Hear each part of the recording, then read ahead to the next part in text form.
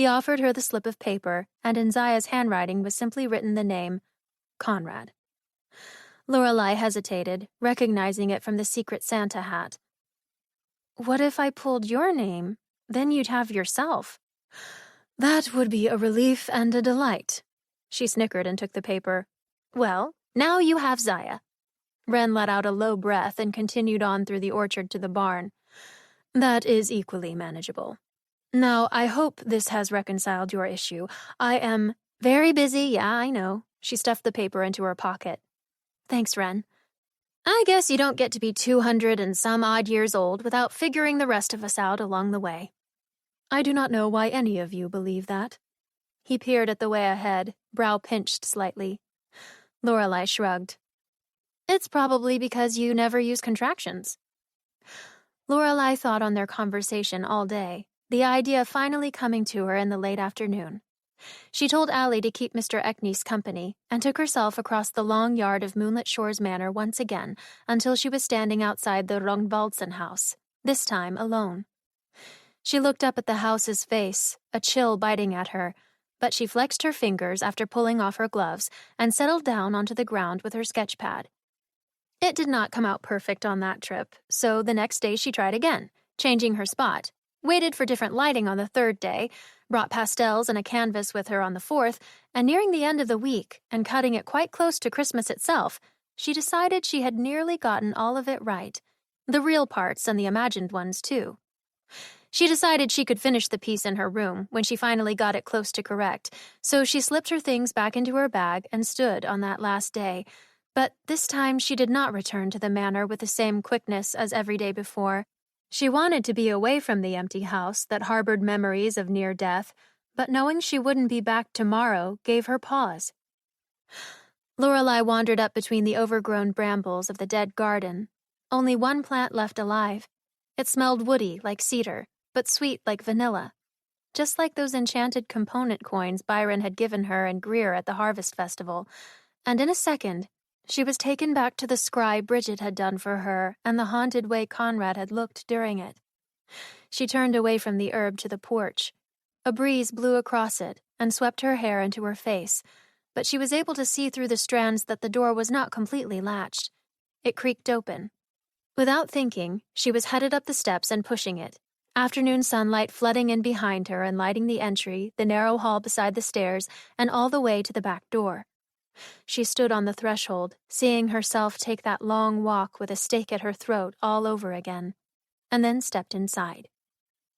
Conrad's satchel and his things were still scattered on the floor, broken shards of glass catching the light, but not everything was damaged. She collected his bag and began to pick up what was salvageable, including both pieces of a long tapered candle, a drawstring bag of stones, a tin of candy, and a glass jar that had survived the fall with something dried and leafy inside. She collected the bits of broken glass, too, and placed them carefully on a side table. The light from the front door reflected off something on the landing above, and she remembered how his bag had hit just about everything it could on its way down when Byron threw it over the railing, so she took a breath and climbed the stairs to find a metal tool of some sort that had clearly been Conrad's, placing it in the satchel, too. On the landing, she looked back down and then up. It was darker upstairs where the bedrooms were, but not as dark as it had been that night. She shivered, even without the winter breeze, but she had to go up there if she was going to get the last thing she wanted. Lorelei climbed the stairs far from silently, each footstep louder than the last. If anyone was in there, and there wasn't, she told herself, because that was impossible, they were going to know she was there too. This also let Magic know she was coming, which, frankly, was never a bad thing. She came to the second floor. Light from the window at the hall's end enough to find both bedroom doors. She went to the one she knew was Conrad's and swept her eyes over it quickly, grabbing the plastic dinosaurs from the shelf beside the door. Into the bag they went, easy enough, and she was free to go. Lorelei turned for the stairs, but across from her stood Byron's door, half open, darkness beyond it. Everything in her body wanted her to back up and away from the room even as she had to go toward it to get to the stairs. But then she was passing the stairs and standing right there, a hand pushing the door the rest of the way open. The room was dark, with the curtains drawn, even with a cloudless day outside. There were many shadows, many places for something to be hiding, to jump out and grab her. But the coldness that took her then was different. It was empty and sad, and as she ran her hand down the door and let it fall at her side, she tried to imagine the boy who had slept in that bed and sat at that desk and had thoughts dark enough to do the things Byron had done. Her eyes fell to the floor, the things half packed away, a life left in limbo.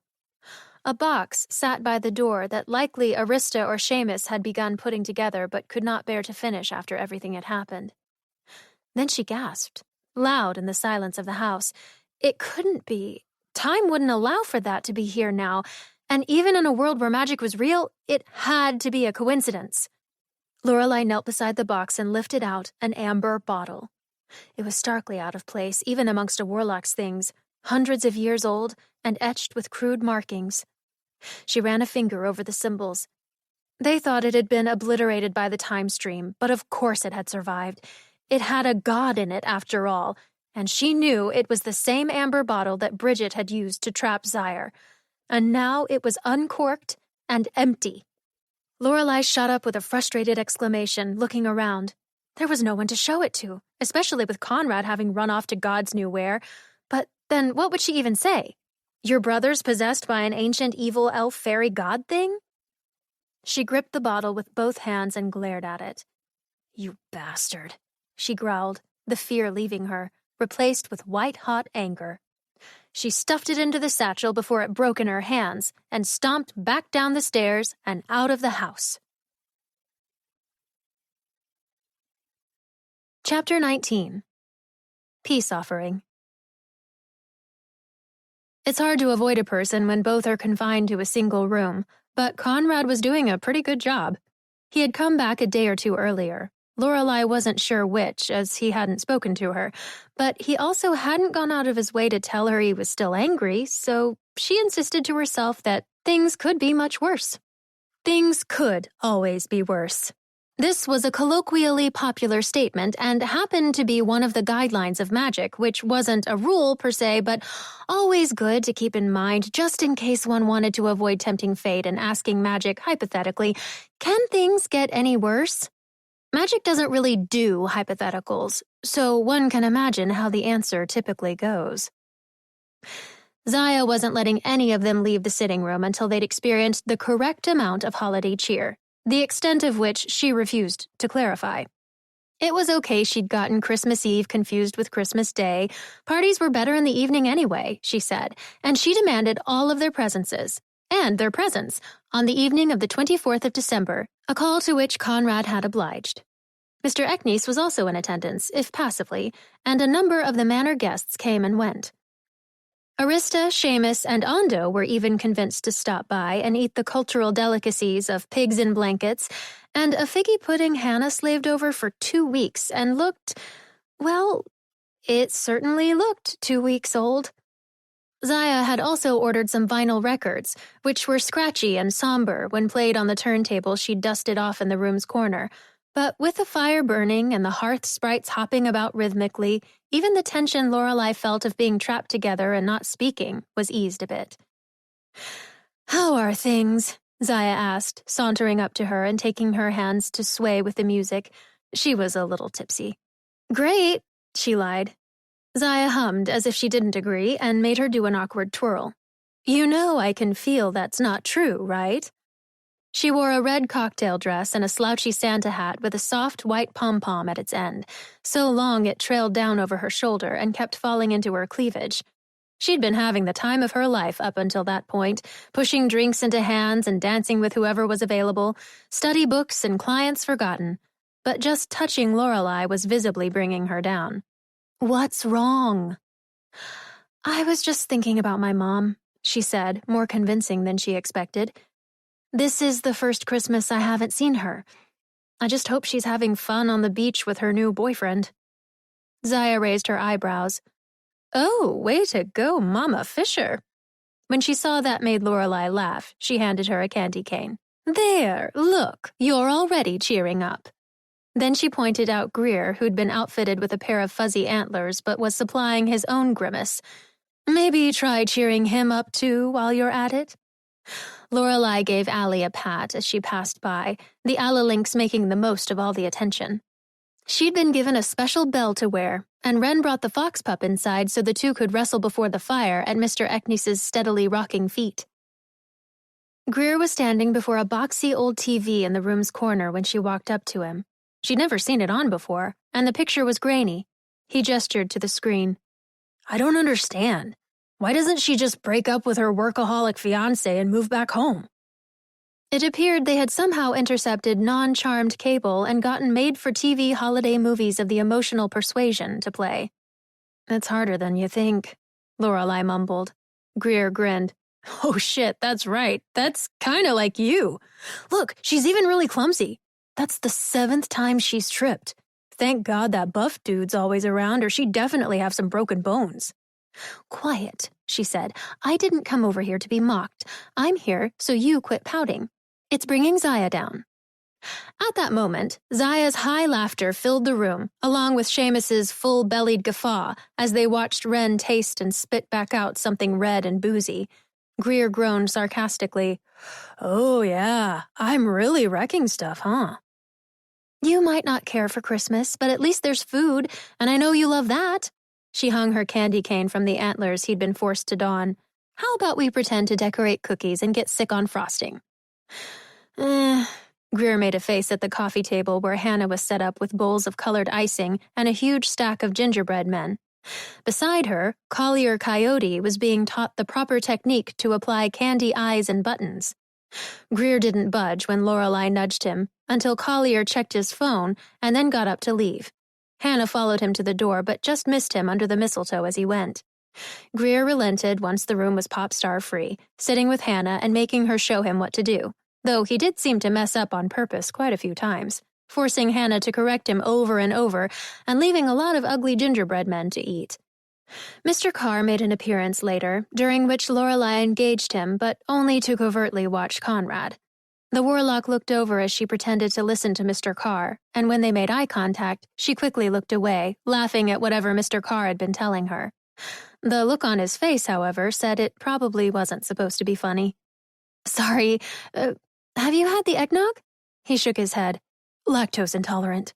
Then he held up a cookie Hannah had given him earlier. This, though, is amazing. Yeah, there's definitely magic in those. Lines formed on his forehead as he shrewdly cast his gaze over her. That's allowed, right? When he squinted even tighter, she swallowed hard. What I mean is, they feel like there's magic in them, like they're baked with love and stuff. Oh, gosh, sorry, I've had a little too much to drink. She fanned at her face and fluttered her lashes, even though she'd actually avoided the very stiff punch Zaya had made.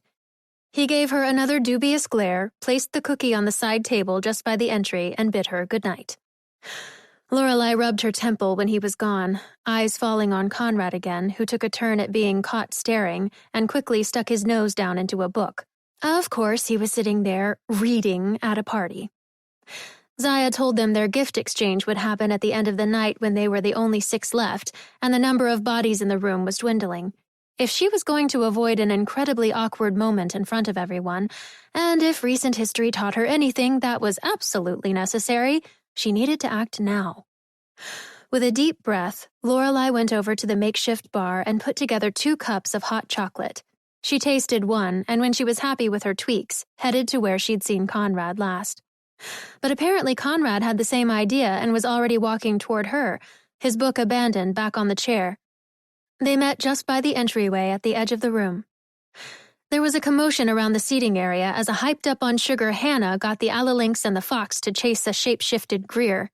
Arista reminded them to be careful from where she stood beside the fire with the others, just tipsy enough to chuckle when Greer's wolf form face-planted into the couch and transformed back into a boy. Here, said Lorelei, holding out the drink. I know Hannah probably made you eat 100 cookies by now, but this is sort of my specialty. I used to be a barista. Not that I was very good at it, but I did figure out the secret to good hot chocolate. He looked down at the cup, his jaw tight, not taking it. God, was he really still that mad? She swallowed, trying to grin. It's supposed to be a peace offering. Do you really think I should be taking drinks from women anymore? Oh my God, Lorelai's eyes went wide. I didn't even— Here, wait! She stopped Greer, who was running by again. Taste this! The boy looked down at the cup and stuck out his tongue. Chocolate makes my stomach hurt. Oh, of course it does, she grumbled, Greer running off as soon as Hannah tried to pounce on him, the Alalynx and the fox right behind. I'm so sorry. She turned back, staring down at the liquid and feeling like it had somehow betrayed her. I didn't even think about that. I just wanted to do something nice and— I'm kidding. Conrad reached for the cup, and when she looked up at him, he was smirking in that familiar, albeit slightly frustrating way again. Well, mostly kidding. You wouldn't spike this with anything, right? I don't even know how, she admitted. Except with nutmeg, which is what I did. He raised a brow, and her stomach twisted. That probably had fatal properties she didn't even know about. But then he took a sip. Well, it definitely doesn't taste like poison. They stood in silence for a few minutes while Zaya changed the record to a jazzy medley of carols that filled the room with a mellow piano and soft saxophone. I'm sorry about what happened. Lorelai put her cup down on the side table with Mr. Carr's discarded cookie. And I'm especially sorry about how it happened, she said a little softer. I didn't think that through. Well, I didn't react great. He hid partially behind his mug.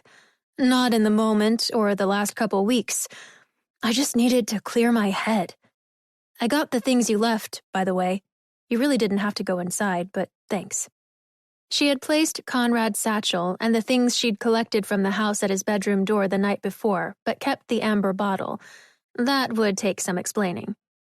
I hope it wasn't too much of an invasion or anything, but I know you didn't really like being in there, and I just wanted to do something to make things better. He put his drink down too and stuck his hands in his pockets, standing rigidly. I shouldn't have yelled at you, Lorelai. My anger was sophomoric and misplaced. His eyes swept across the room to where Wren stood, then his shoulders fell and he sighed. I'm sorry. I was just embarrassed about everything that was said. Mostly the stuff about me being a miserable— Yeah, I remember. She cut him off, not wanting to relive it, then asked coyly, Have you talked to her? Gods, no. He ran a hand through his light hair, mussing it up and glancing out at the room. If I ever see her again, it will be too soon. You know, we were together on and off for almost 3 years, and I've been trying really hard, but I can't remember it ever being very good for longer than a day or two at a time.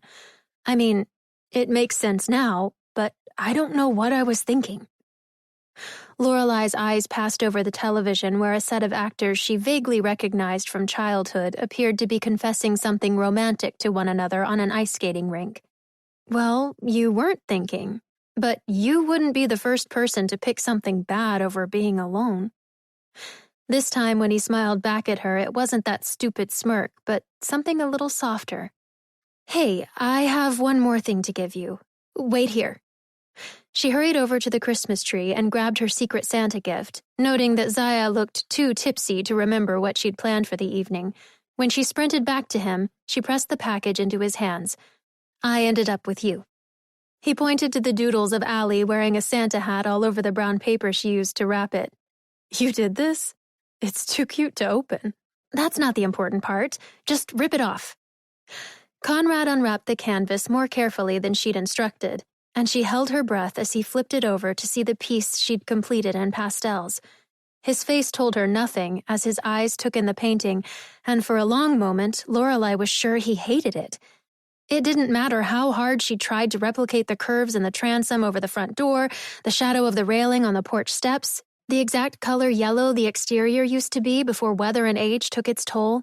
She'd never be able to capture the Rogvaldsen house, and even if she did, he didn't want to remember. Then Conrad looked up at her, green eyes finding hers, and full of none of the anger or embarrassment or disappointment she'd seen in them before.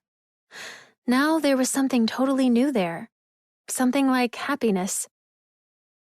This is just like how it was. She held back her excitement. You like it? He nodded, the smile moving from one side of his mouth to the other. He placed the painting up on the side table so that it was propped against the wall and stood back, admiring it. I was a little worried the shutters were wrong, she said quietly, tilting her head to look at her work again and seeing every mistake. I didn't really get the lighting right in the upper left corner either. And I had to guess what kind of flowers would have been in that box under the window, so I chose daffodils, even though... Lorelai felt Conrad's lips just barely brush against the side of her face. If anything would get her to stop pointing out every flaw in her painting, it was that. It's perfect, he said into her ear. She squeezed her hands to keep them down at her side and not shooting up to her cheek. It had been such a light touch and happened so fast, she didn't know if he'd only meant to whisper in her ear or if Conrad had actually just kissed her. But when she lifted her gaze, the mistletoe was the first thing that she saw.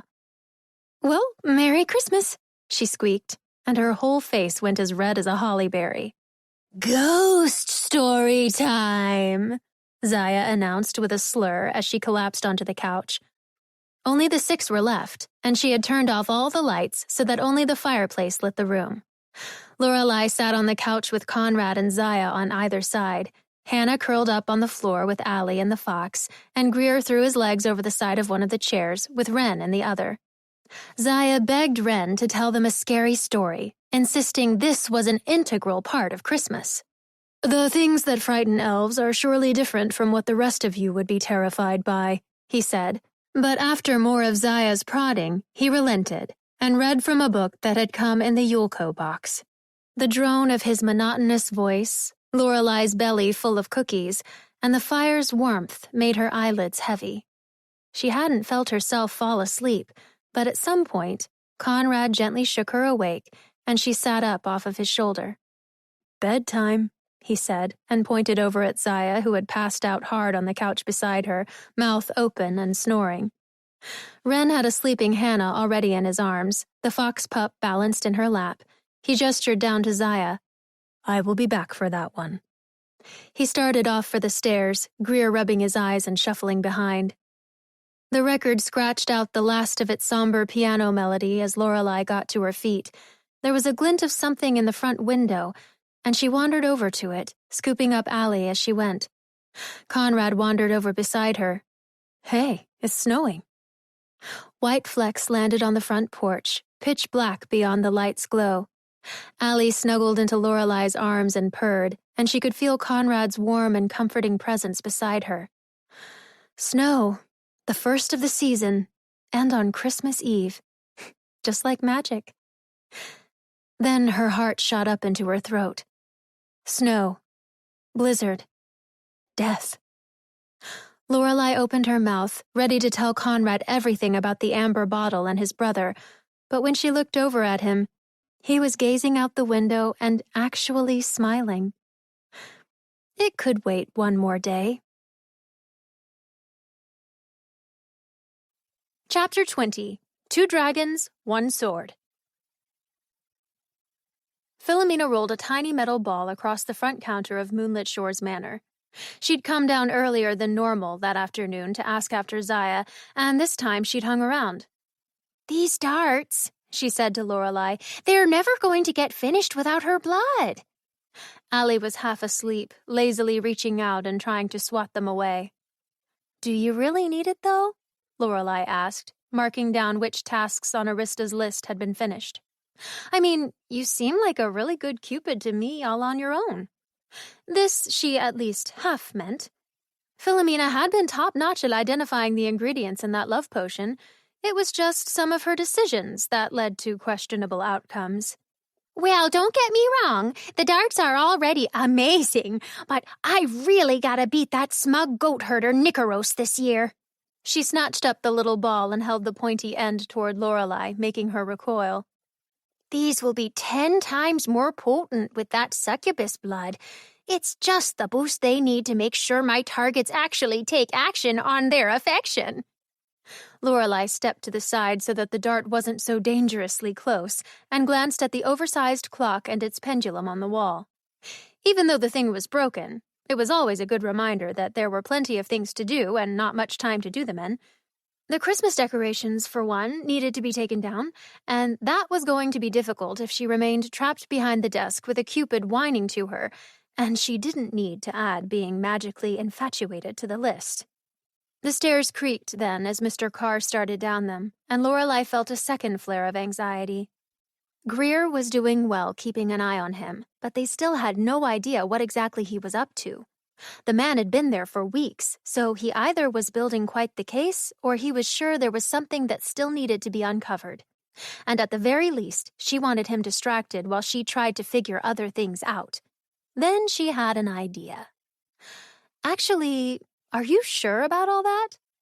Philomena gave her a shrewd look. What I mean is, you obviously have an awesome tool there, and when you get Zaya's blood, it's just going to be a bonus. But you probably need some kind of practice, too, right? I thought you wanted me to stop practicing on people. I do, she said quickly, but no one said anything about reconnaissance. You've done all this work on the weapon, but what about the target? Philomena's eyes took on a sparkly cast as Mr. Carr passed behind her and into the dining room. Lorelai leaned in conspiratorially, voice just a whisper. I think what you need to do is find the loneliest, saddest, utterly gloomiest person in here and study the hell out of them. Interview them, figure out what they're looking for, what they really like, but don't use spells or anything. Just talk to them. Good old-fashioned, boots-on-the-ground research. That way, when you go to shoot somebody, you know for sure you understand your prey. For a moment, it looked like it wasn't going to work. But then Philomena's face lit up like she'd been struck by an epiphanous lightning bolt. You are absolutely right! She spun around just as Conrad was coming into the foyer, inspecting a piece of copper pipe in his hands. Oh, speak of Hades, and he shall appear. I'll start with him. He froze, looking up at the two. Oh, nope, definitely not. Lorelai skittered around the desk, intercepting the Cupid before she could pounce. I already know exactly who. She guided her around Conrad and pointed out Mr. Carr in the dining room. That one, okay? Trust me, he's perfect. Philomena puffed up her chest and set her sights on the man, strutting toward him. Lorelai turned back to Conrad, grinning. 2 dragons, 1 sword. That had to be a saying, she was sure of it. But he was looking very confused. You're not supposed to do that anymore. Technically, they never came off the endangered list. He glanced around her to see where Philomena had gone. What were you and that Cupid talking about? She waved her hands and went back to the desk, not wanting him to ask any questions about Mr. Carr. She's just trying to stay busy. It's nothing. How are the chores coming? Lorelai held up her copy of Arista's list.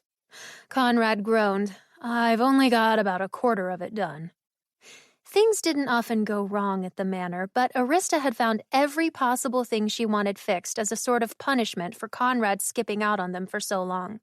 He likely didn't bother explaining to her what happened with Bridget, and Lorelai wasn't sure how sympathetic the woman would even be.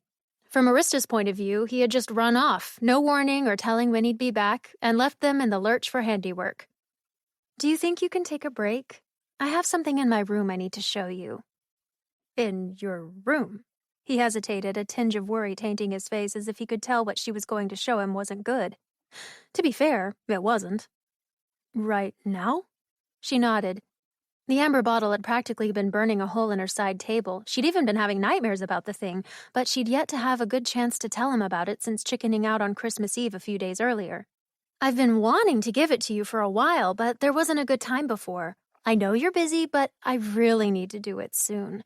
Do you have a couple minutes to come upstairs with me? His Adam's apple bobbed as he looked back at her, unblinking. She didn't realize she'd made it sound so grave and tried to lighten things with a smile. Then, in one quick movement, he dumped the copper pipe on the counter with a thunk, making Allie trill at him. Yep, definitely. Plenty of time. She grabbed the overnight bell that would tell her if someone new walked through the doors while she was gone, and she led him up both flights of stairs to the staff quarters. I just got out from under the cottage's crawl space, Conrad said as they went down the short hall to her bedroom. His voice cracked, and he cleared his throat. I was transmuting some of the plumbing so they'd get better hot water downstairs. So I'm pretty gross right now. She looked him over as she unlocked the door. He mostly wore black, so he didn't seem that dirty, and she really didn't care if he tracked dust all over the place anyway. She just needed to hand the bottle over. I'm sure you smell fine, she joked, going inside and right to the nightstand. Shut the door behind you. Pulling out the amber bottle was strange. The thing was always lighter than she expected, but it still felt as though it carried something within. Like it were coated on its inside, her fingers couldn't touch whatever made her so uneasy, but she could sense it from the exterior as they grazed over the marks Bridget had made into its neck. If Burr were back, she would have taken it to her as well, but the fairy was still off on her own journey, according to the others. It may have been better, she supposed, as Burr could have spilled the secret Lorelei was human in front of Conrad, and so far that lie was still intact. She took a breath and turned back to him, holding the bottle out. Conrad was standing against the door stiffly, eyes tracked on her, but then he squinted. What's that? The thing I need to give you, she said solemnly, not sure how to go on. Oh! He dragged out the sound, then his shoulders relaxed. He crossed the room, chuckling. There's actually a thing. Of course there's a thing. What did you think I meant? Conrad's face changed the moment he took the bottle, unable to answer if he had even heard her question at all. He marveled at it, turning it over in his hands, then spat out, Where did you get this? Lorelei explained finding it in Byron's room, then cautiously reminded him of Zaire and how they had bound him in an amber bottle. With those markings, it just has to be the same one. I don't know how. We thought it was obliterated, but there it is. You traveled almost 400 years in a few seconds, he said.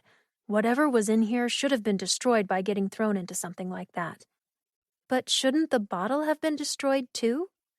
He grunted, still staring at it, running fingers over the etchings. Voice low, Lorelei watched his face.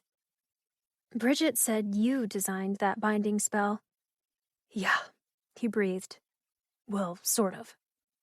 She didn't suppose she should be surprised. He was always reading some ancient-looking book, hinting that what he was up to wasn't usually above board. Do you think your brother found it while he was in the house this fall? His jaw clenched, obviously not wanting to hear that, but it fit together. He looked up at her finally, opening his mouth to tell her something, then deciding against it. There, again, always holding back. She wanted to shake whatever it was out of him. Can I have this? He finally asked. Please, take it. She held her hands up. I can barely sleep with it around. It's literal nightmare fuel. He assessed her a moment, then weighed the bottle in his hand. I have to think about this. A lot. Of course he did. Not talk. Think. Conrad put the bottle in his satchel and readjusted the strap, shaking his head like he was just removing the last minute's discussion from it completely. So, he took a look at the room as if realizing he was in there for the first time. Did you also need any handiwork? He stepped around the foot of the bed toward her desk. Nope, my pipes are fine. He stopped, glancing back over at her. Last time you came to help me, there was that leak because of Hannah, remember? Her eyes widened as he casually looked over the sketches on her desk. She managed to keep everything else embarrassing, including her underwear, put away, but she forgot about her practice illustrations. What's this? He reached for one of the drawings. She jumped up on the bed and ran across it to save time, hopping down just in front of him and slamming a hand on the page he was trying to uncover. Nothing. In truth, she had no idea what it was. The desk was sort of a mess, but it didn't matter. He cocked his head, smirking. My spells can bind a god, apparently. A changeling should be no problem. Lorelei's eyes flicked to the bed, then back up to him, hopefully too quick for him to notice. But something about how his brow arched told her he saw. She relented just to change the subject, moving the papers. The drawing he grabbed was of flowers with ribbon scrolling through them, a mock-up of what was already on the freightage cart that she intended to touch up. Oh, these are just plans for a project I want to do when it's warmer. He looked it over, nodded, and placed it back down. And what about... As he started to reach over her, she grabbed his arm, holding him still. Nope, that's it. We trade one picture for one threat. That wasn't a threat. That... She huffed, predicting what was about to come out of his mouth next. Threat, promise, whatever. When he continued to just look at her, she suddenly wished he would be interested in the illustrations on the desk again. But she could have taken a step back. Could have let go of his arm, too, but instead remained there, close to him. And then the overnight bell vibrated from her pocket. She jumped with a yelp, pulling it out. Back to work. Chapter 21. Context Clues. Lorelei tried to recount exactly how she ended up at the Rattler's Tail. It started with the persuasion of a 17-year-old, of which very few good things ever came. Hannah had knocked, quietly but with rapidity, on her door that night. It was late, and the others were getting ready for bed. The holiday rush had finally ended around the new year, though the changing of the human calendar affected the charmed folk very little. In their opinion, it was simply the middle of winter, and exhaustion took most of the staff in the wake of the guests. But there Hannah stood, dressed in black, and had on the shade of lipstick that she'd let Lorelei borrow for her fateful date with Zaya's brother Malachi, one she normally kept buried at the bottom of a drawer. Lorelei knew from the beginning it was all a rather bad sign. I need your help. Lorelei pulled her into her room, every bad thought floating through her mind despite Hannah's mischievous grin. What's wrong? Nothing's wrong, she whispered, drumming her fingers against one another and looking like Allie spying a lizard's tail. I just want you to come with me somewhere. Looking at the clock was all she needed to do to reply. I know it's late, but we're cutting it close, so we have to leave now. Lorelei certainly wasn't going anywhere, braless and in her paw-printed pajama shorts. She crossed her arms. Where, exactly? Just this club-type place. It's in Bexley. Collier Coyote's doing a secret show there tonight. She was wiggling around like she was waiting in line for a bathroom. If it's a secret, then how is anyone supposed to show up? Hannah held up her phone, flashing her the screen of the app in her private messages, but only for a second. These things get around. Plus, he told me himself and said he'd put me on the list. I can get you in too, probably, even though he said I should come alone. Lorelei raked her fingers down her face, regretting ever encouraging her to talk to the pop star. Of course that however old tattooed-covered baby-faced musician wanted Hannah to show up alone. But then Hannah had started begging, citing that her uncle would never let her go in a million years. He never let her do anything at all, in fact, and this was her only chance to do anything fun ever, probably for the rest of her life. Lorelei tried to convince her to bring along someone else, too, maybe Conrad, but she only stuck out her tongue and said he would complain the whole time, which was painfully accurate. Then, when she suggested Zaya, Hannah said she was too old. Please don't ever tell that to her. I don't mean it like it's bad, said Hannah with a sigh. I love Zaya, but she sort of acts like a mom, and that's okay, but not tonight. Tonight, I need a big sister to come with me. That's you, Lore. Please. Lorelei twisted up her lips and snorted. With that, she'd gotten her, and she'd gotten her good. The girl couldn't know about the opportunity Lorelei hated missing out on in the life she'd abandoned, but magic did. And sometimes magic gave its users the tools to get what they wanted without even letting them know it had done it. Hannah wielded the pseudo-wrench like a professional, and so, as a responsible adult and stand-in sibling, Lorelei sneaked out into the night with her. They headed to Bexley on the advisement of what she increasingly felt like was a predator, but at least if they were together, nothing bad would happen. But the Rattler's Tail was gross, and Lorelei was regretting trading her comfy pajamas for the layers needed to be outside at night in the dead of winter. Her only solace was the fact she knew Hannah would have eventually plucked up the courage to go all on her own, and she'd rather be there with her. The less of a club, more of a bar sat down a narrow and empty road, set into buildings that stood right up against one another. Easy enough to find with the directions on Hannah's phone, it otherwise would have been impossible. All of the signs were faded or missing keywords, and it reminded her of the district she and Greer had followed Mr. Carr into in Moonlit Shores, only vaster and more dangerous. The cold at least afforded fewer people on the street, though she didn't like the look of anybody she saw. While walking, they had heard a set of shouting voices and seen a blast of colorful light coming from around a corner. There was a scuffle happening somewhere, an errant spell shooting off into the night, exploding overhead, and then quiet. They stopped and waited, but no one stuck their head out a window, and there were no sirens, as if that sort of thing was expected around there. When the commotion didn't start up again, they continued on. At the door, there was no list. The bouncer with eyes that blinked the wrong way and a forked tongue only looked them both up and down before gesturing vaguely with his head to go inside. The floor was sticky, and the bar top was worse.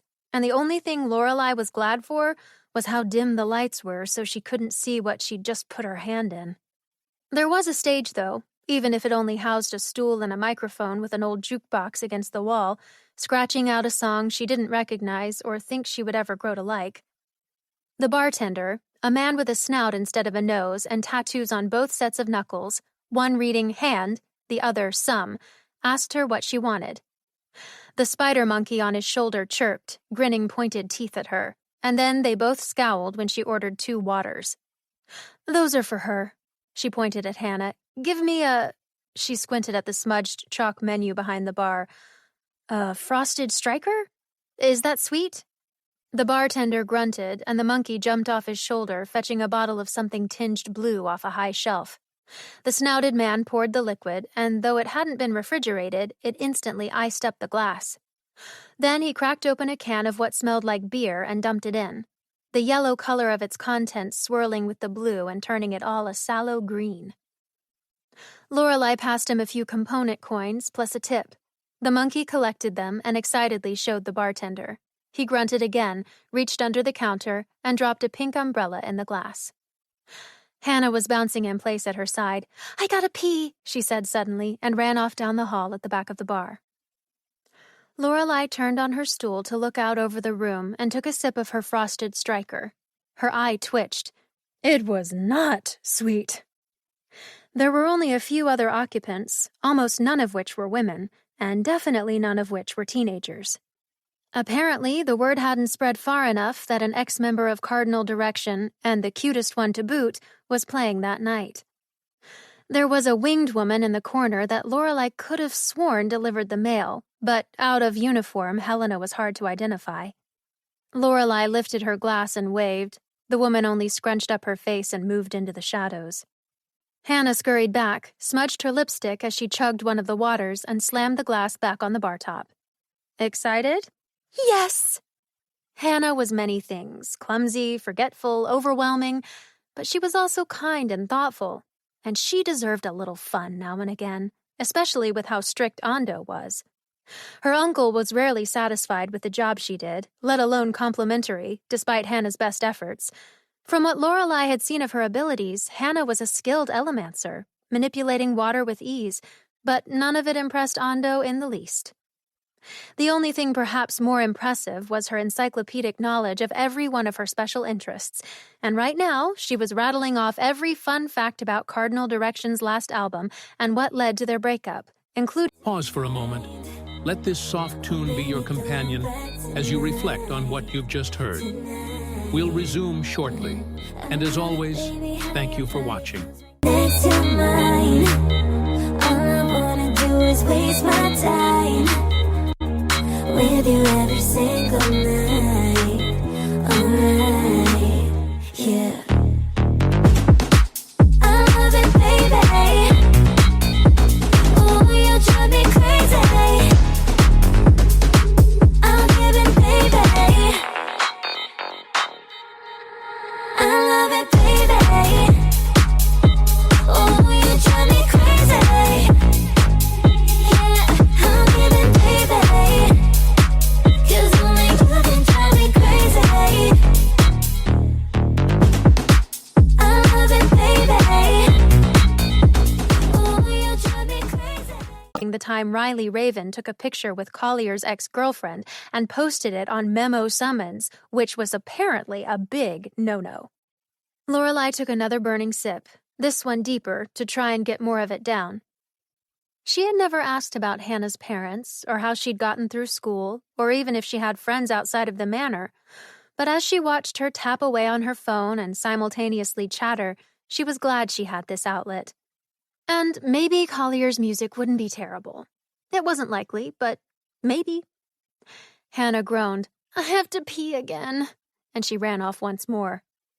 She left her phone on the bar, so Lorelai scooped it up, more easily taking another sip. She knew she shouldn't look, but the girl had dragged her all the way out here, and she was bored. The screen displayed the messages between her and a friend, presumably the one overseas that Greer had mentioned. The last message was just confirmation Hannah was at the secret venue, waiting for Collier to come out. Hannah, ever sweet and thoughtful, promised to send as many pictures as possible. Lorelai continued to sip on the drink as her thumb thoughtlessly scrolled through the messages. They were mostly nonsense about favorite songs and new releases, but peppered in were more personal notes. Hannah never appeared to have revealed her real name. She was smart enough there, her online pal always referring to her by her username, Wolfchick. However, Hannah might have given away a little too much information to this stranger accidentally via selfies and context clues. Sure was a good thing they were all the way on another continent. Of course, Lorelai wasn't exactly sure where she herself was right now. Bexley, yes, but where was that again? Looking deeper into the messages, Hannah had talked with this stranger about her job, how frustrated she was with her uncle, the weird dreams she often had about the ocean, and how disappointed she was in herself for her total lack of skill. Hannah had manipulated an entire pond to nearly drown a pack of lichens, rescuing Lorelai and Greer from what was almost certainly death, if not painful dismemberment. She had passed out right after and forgotten it, but that wasn't a total lack of skill in Lorelai's opinion. Lorelai scrolled further back, stopping to chuckle at a very cute picture Hannah had taken of herself with a flustered Greer. He was scrawnier in the photo, and they were sitting together and eating ice cream on the front porch at what looked like the tail end of summer. She realized she'd gone back all the way to the beginning of the conversation, which happened to coincide with Lorelai's arrival at Moonlit Shores Manor a few months prior. The online acquaintance had reached out to Hannah first and was very amicable. Hannah mentioned a new girl at her job and how much she liked her, and Lorelai was overcome by warm fuzzies that were quickly flushed out by guilt for invading so much of her privacy. Then she realized she'd skimmed over 3 months of messages, and Hannah still hadn't come back from the bathroom. The bartender was cleaning out a cup with a rag that looked like it might have been white at one time, the spider monkey mimicking him with a shot glass and a cocktail napkin that had almost certainly seen the floor first. Sir, can you tell me when the show's supposed to start?" His voice came out like a shovel being dragged over pavement. What show?" Lorelai hopped off the stool, falling forward and catching onto the stranger beside her. She apologized, louder than she meant, garnering some glares from across the bar. She wished she hadn't chosen a pink sweatshirt and light-washed jeans. But no, why not add the sequined snow cap with a bauble on top Zaya had given her for Christmas to complete her very innocent and totally incapable of defending herself look? Thankfully, the scaly man she'd used for leverage seemed to decide it wasn't worth the trouble of throwing her off and allowed her to walk unbothered to the bathrooms at the back of the bar. At the hall's head, she got her bearings. The frosted striker packed a stronger punch than she expected, but she was able to travel in a mostly straight line. She sniffed and focused on the walls, papered with posters that peeled up from the corners in an array of colors that would have been much more dizzying had the lights not been so dim. At the end was a metal door with a long bar across it and a blacked-out window. To the right was an open, empty office. The symbols on the 2 doors to the left weren't any she recognized, but they had to be bathrooms. The smell of bleach trying to cover up piss was another nice, if not actually nice, indicator. She carefully pushed the first door inward. A person stood inside, facing the back wall beside the single stall. Hannah? The light was brighter than in the hall, but one of the bulbs over the sink was blinking like a strobe. The form turned over its shoulder. Decidedly not Hannah. He grinned back. "Sorry," Lorelai jumped, bumping into the wall of the hallway and covering her face. The second door had to be right, she thought, and she pushed herself fully into the other bathroom. Here the light was full and bright, and there were 2 stalls on the back wall. Taking a wide stance, she got low to the ground and peeked under the crack for feet. One was empty, and the other housed 4 tentacles, one of which was tapping, its suckers sticking to the tile every time it raised up to slap back down. Lorelai said a silent thank you to whoever invented shoes and stood back up, less wobbly on her feet now. She turned to the mirror over the sink and rubbed her face, then gasped. Hannah wasn't there. Lorelai burst back out through the door into the hall. She looked up and down it, but the fact there was really nowhere else to go made her heart quicken. Why would Hannah take her there just to run off without her? She should have just sneaked off on her own if that was what she really wanted. Lorelai's panic made her brain sharpen. Hannah had come this way, and there was nowhere else to go but out the metal door at the hall's end. She threw herself at it and outside. The alley was dark, but of course it was. They all were, and it smelled of rotting garbage because, of course it did. They all did. A freezing breeze funneled through it, blowing her hair in front of her eyes. She shielded her face and went to call Hannah's name, but it caught in her throat. Hannah's form stood just at the edge of the darkness. Her fuzzy rabbit backpack caught the light coming from a window in the building across the narrow way, but she wasn't moving, just staring up the alley, her hair whipping around her in the wind. Lorelai tried to stand straighter in the cold, coming around the dumpster just beside the bar's back door for a better look. There was a spark in the darkness from the alley's far end, at least 20 yards down the cobbled stones, and it lit up two more figures. Collier Coyote was there, beside him, a taller figure with a lithe build and a form-fitting swath of black fabric. Her hair fell in long black sheets on either side of a pale face, and she extended spindly arms with fingers so thin they may not have had skin at all. The spark illuminating them appeared attached to the thin woman's fingertips by silky threads, and as she pulled her hands apart, the threads grew taut, and the light expanded. Hannah still didn't move, though she should have. The thing was horrible, but it was as if she were paralyzed. Lorelai dashed out into the alley, her heart thumping. Whatever this was, even if it were some kind of show opener, there was no way it was going to be good. She reached out for Hannah to pull her back, but the light that had been created suddenly condensed again, and a voice filled the tunnel of the alley, high-pitched and scratchy, echoing off the backs of every building as more filled in to join it. Lorelai had heard a voice, or voices, like that before. One being with the voices of hundreds, and she was struck still. Collier closed the space between where he had been and where Lorelai tried to end up faster than humanly possible, but of course he had. There was no way he was human. Lorelai's fingers only grazed Hannah's backpack when arms folded around her middle and tackled her to the ground. She closed her fist as she went, jerking the bag as she slammed into the cobblestones. The wind knocked right out of her. Lorelai tried to suck in a breath, her lungs refusing to fill. Collier's face loomed over her, not like how it had been, now twisted into something animalistic, his eyes beady and angry, his mouth elongated, with pointed teeth and bristles poking out of his cheeks and chin. It was terrifying, but whatever his face was turning into, Lorelai remembered at that moment that he'd tried to convince Hannah to come to this thing alone. She wheezed out an expletive and hauled her fist into his jaw. Collier reeled only for a second as Lorelai tried to scramble away, but he grabbed her again and yanked her to her feet, his formerly tattooed arm now completely obscured by ruddy fur.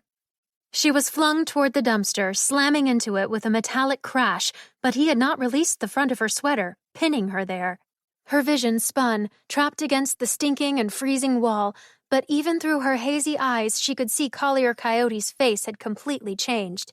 Narrower, with a small pointed nose, it was covered in fur now, his eyes black and his jaws long and full of fangs curled into a smile. The pointed ears really did it, though. His name wasn't subtle, just slightly off. Hannah had apparently been shaken out of her paralysis, if only a little. She rubbed her head, her backpack dangling by one arm. She didn't seem to know where she was or what she was looking at. "Hannah!" Lorelai coughed out, finally getting a full breath. "Run!" Chapter 22. Tricked. Light filled the alley, brighter than it had been before as it arced up into the sky. Lorelai's eyes were burnt open as she watched it plummet back down and crash into Hannah. The girl fell on her knees, long strands of silvery thread attaching themselves all over her chest and arms, and then they arced back to the spindly form. The high laughter of 100 voices echoed off the alley's walls and up into the night sky.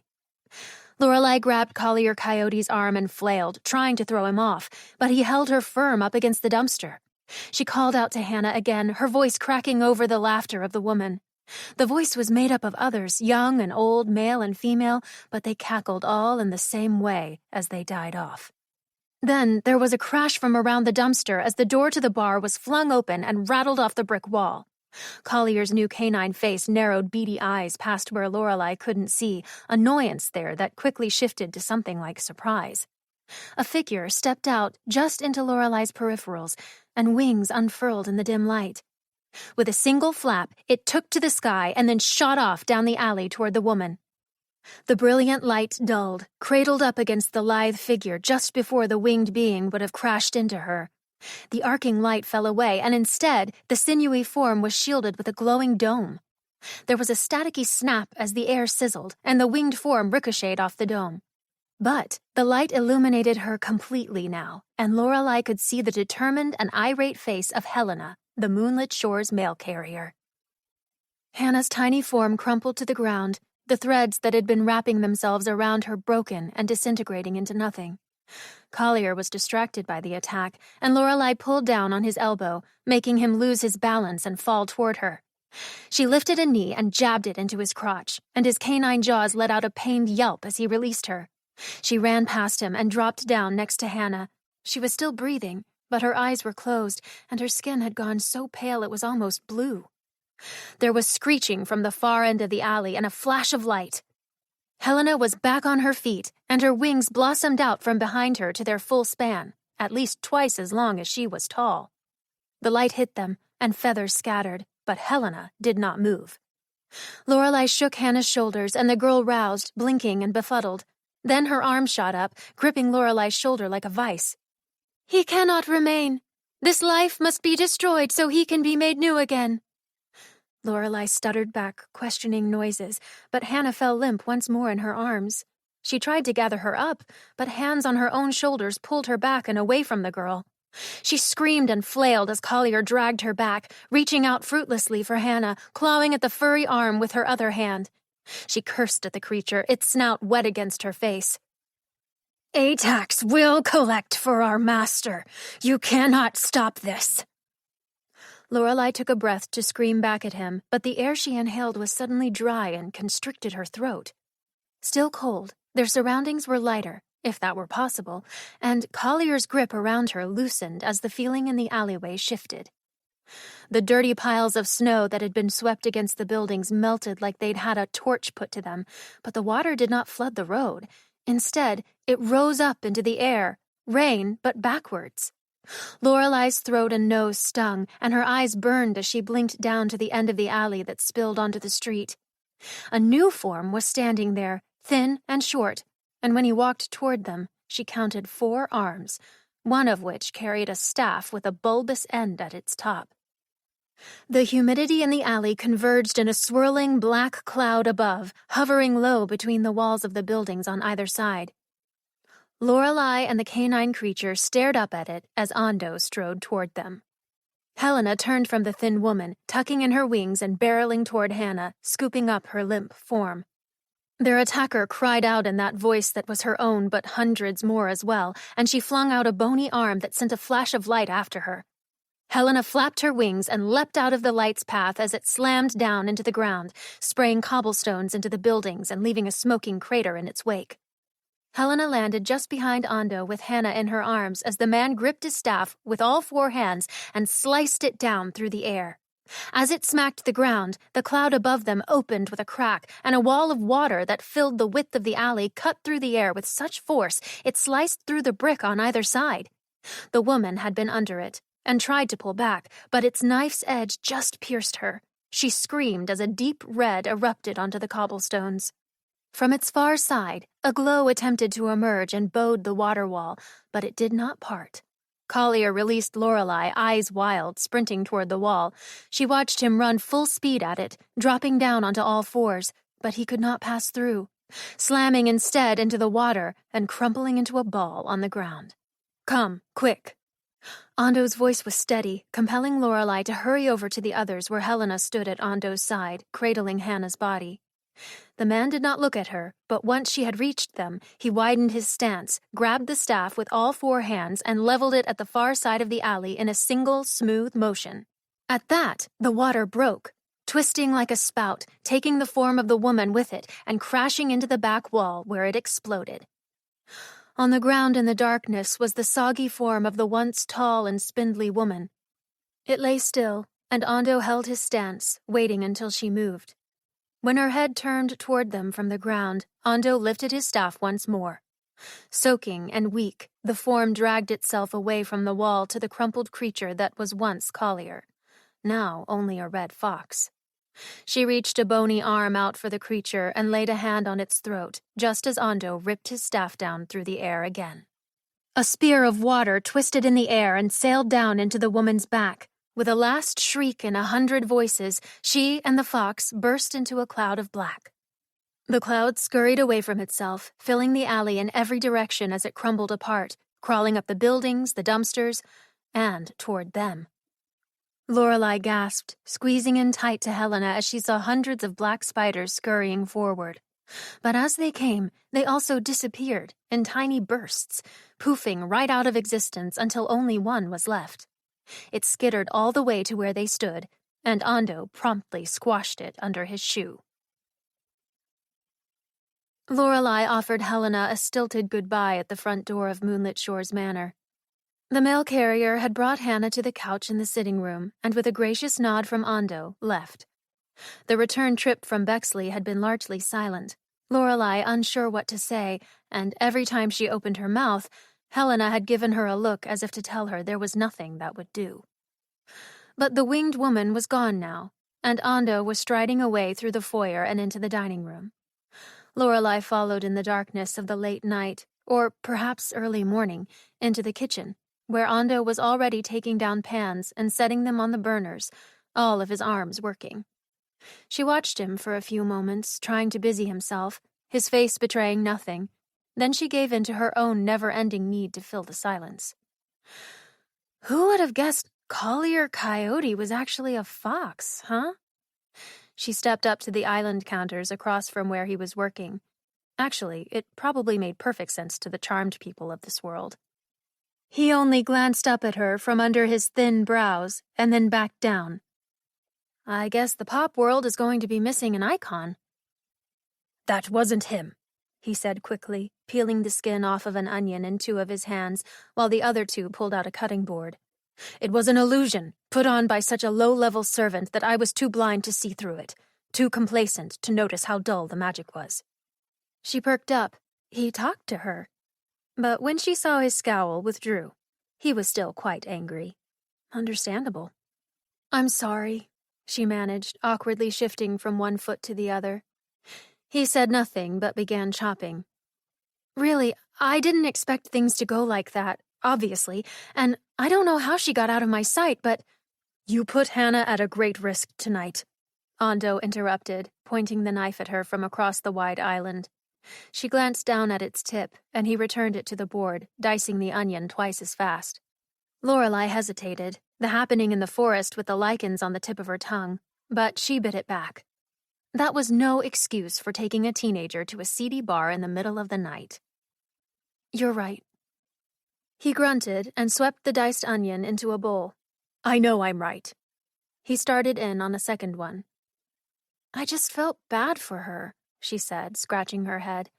She really wanted to see the show, which I thought was real at the time, and you never let her do anything, and— Ando stabbed the knife into the board so that it stood straight up. Did you ever think there was a reason why? Well, yeah, she swallowed, then let out a breath. Overprotection, she's 17. Lorelei suddenly remembered what that was like, being on the verge of adulthood but seemingly unworthy of anyone's trust, and stood a little straighter. But if she never gets a chance at doing things on her own now, when she actually does go out into the world, you're practically throwing her to the wolves. Ando's eyes took on an even angrier scowl. Clearly, that was a bad choice of words.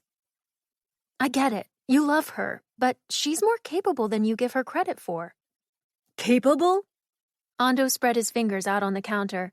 She is far too weak to protect herself from what's out there. You saw what happened, he said, his words biting. What you let happen. Lorelei crossed her arms. I knew something was up with Collier, but I just thought he was a sleazeball, and I was prepared to protect her from that. I didn't think she could end up... Lorelei stopped abruptly, the word lingering in her mouth.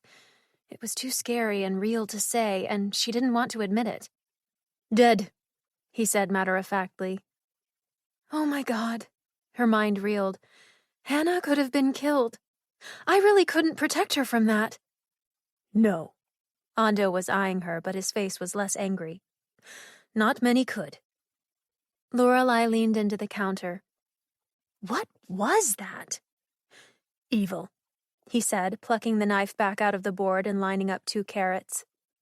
Lorelei still had Hannah's phone, and she pulled it out. She scrolled through the app to the messages from her supposed pen pal, but the conversation was completely gone, as was every instance of her anonymous online friend. They tricked her. Exactly. But her... Lorelei pressed around on the screen for anything else, but the rest of the app for the real Collier Coyote, who actually was having a surprise show the next day in Tokyo, seemed legit. This wasn't an accident. It wasn't random. They targeted Hannah. Why? Hannah is special. The words came out reluctantly, with much less force. I know. Lorelei pocketed the phone again. I've seen it. But she doesn't seem to know. In fact, she doesn't believe she's capable of much at all. If that's not true, and if she's in danger because of it, don't you think you should tell her? Ando glanced up, though his hands never stopped chopping. No. She lolled her head to the side, frustrated. But that's where the real danger is, isn't it? I mean, if she knew something like that was out to get her, she wouldn't go sneaking out at night. Probably not, anyway. These walls are the safest place I know. If she is here, she is safe, and she doesn't need to know anything more. You don't understand what has happened, what will happen, if she... Ando paused his chopping once again, eyes tracing over the countertops in thought until he landed on something different. Though it may seem like the last place we should have come, Moonlit Shores Manor is truly the safest place. Things like the creature that attacked her in the city cannot come here. Only their weak servants can pass through the wards and try to lure her away. Servants, all of them. He muttered, chopping more furiously. Serving a false god. It was a fox, she said quietly. Ren told me about something attacking a fox in the woods. He said it was a weird magic that did it. That's why he has the pup. Ando said nothing but grunted. And Estrid thought we were animals too, she whispered mostly to herself. Talked about us breaking through wards and thought we were servants of him, of a god. Her head snapped up to Ando, who had stopped chopping to look on her as she mumbled. What do you mean this seems like the last place you should have come? I've said too much. Ando threw up 2 of his hands. Go to bed. You're already up too late. He turned away from her to the sink, rinsing his knife. Her heart jumped as she stared at the back of him, and she blurted out, Is it because of Zaire? Ando's form froze before the running water. He looked out the pitch-dark window into the yard beyond, and the faucet turned itself off. Where did you hear that name? I came across it in some old documents when I was cleaning out the office, she lied coolly.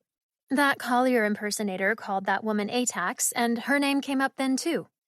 She hoped the Lorelei's supposed penchant for gossip would fill in the gaps.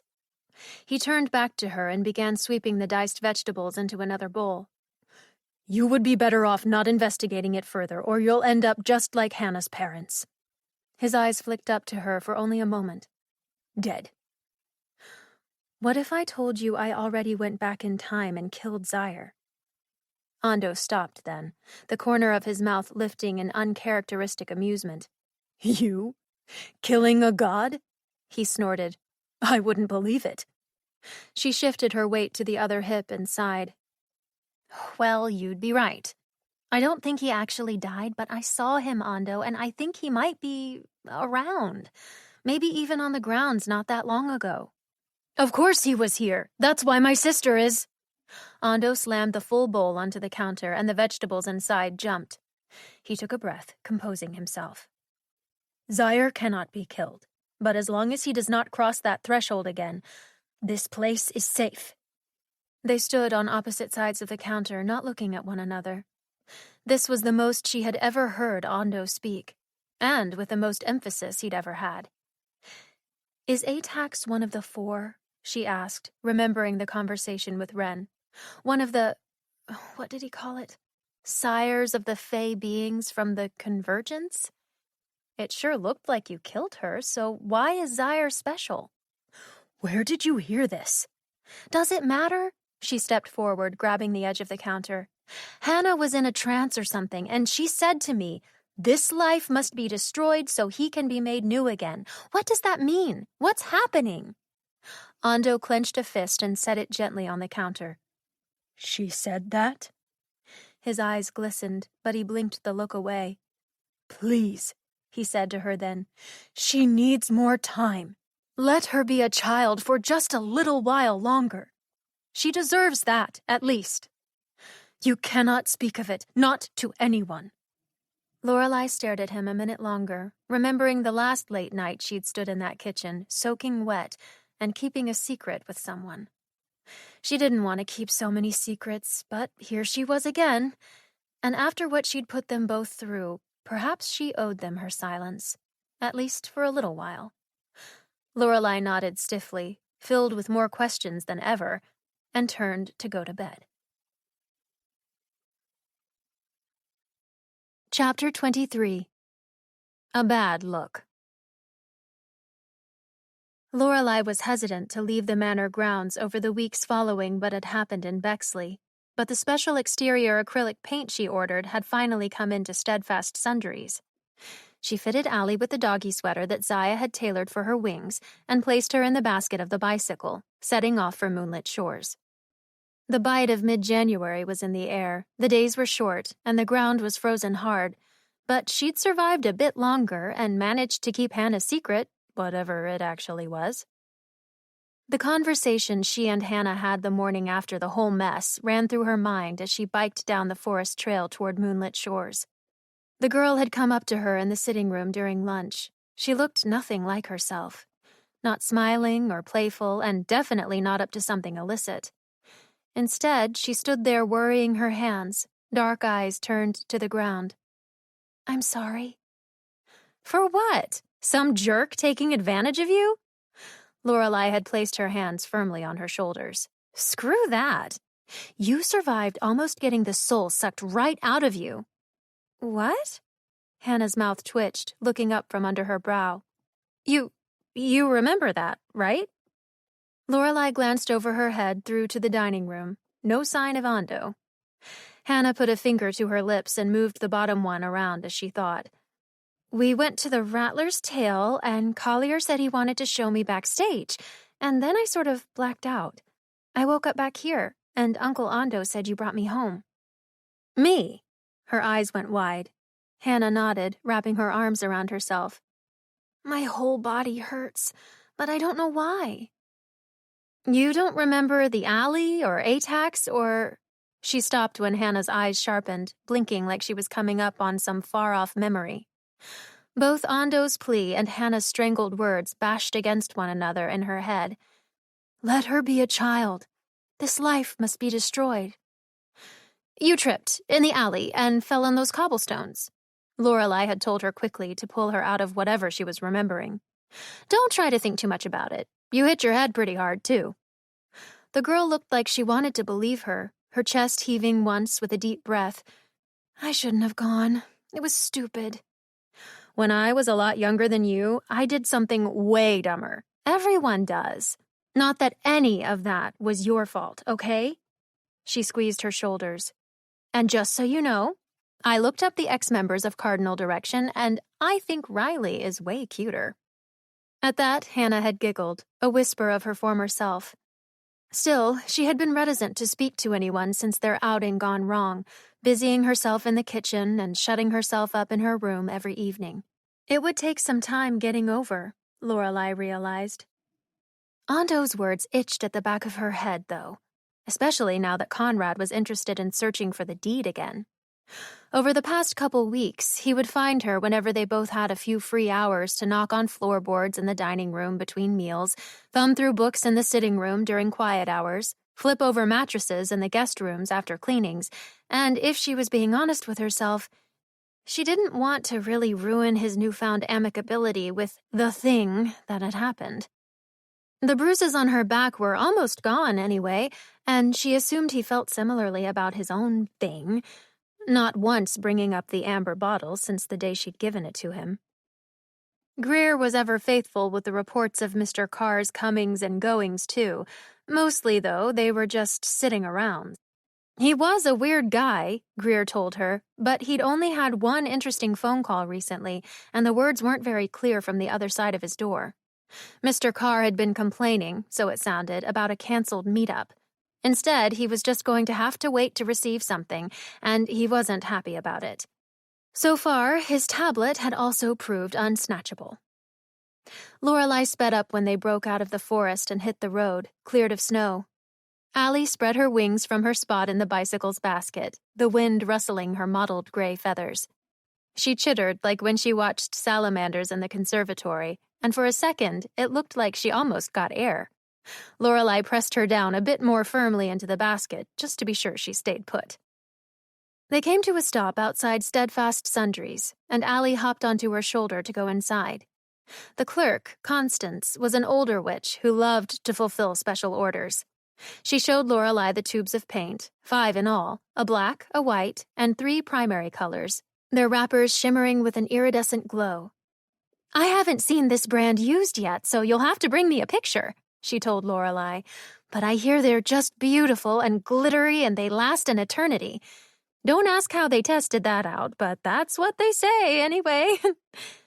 Lorelei promised to show the woman come spring, when she could bear to be outside long enough to complete the job. But for now, she was just excited to hold paints, magical ones, in her gloved hands. The freightage cart was going to look like new when she was done with it. She headed back to her bike, and Allie hopped into the basket just as a flash of pink from across the street caught Lorelei's eye. She made the unfortunate decision to glance over and caught the gaze, which quickly shifted into a death glare, of its wearer. Bridget stood there just between the postbox and the streetlight, like it was the most normal thing in the world.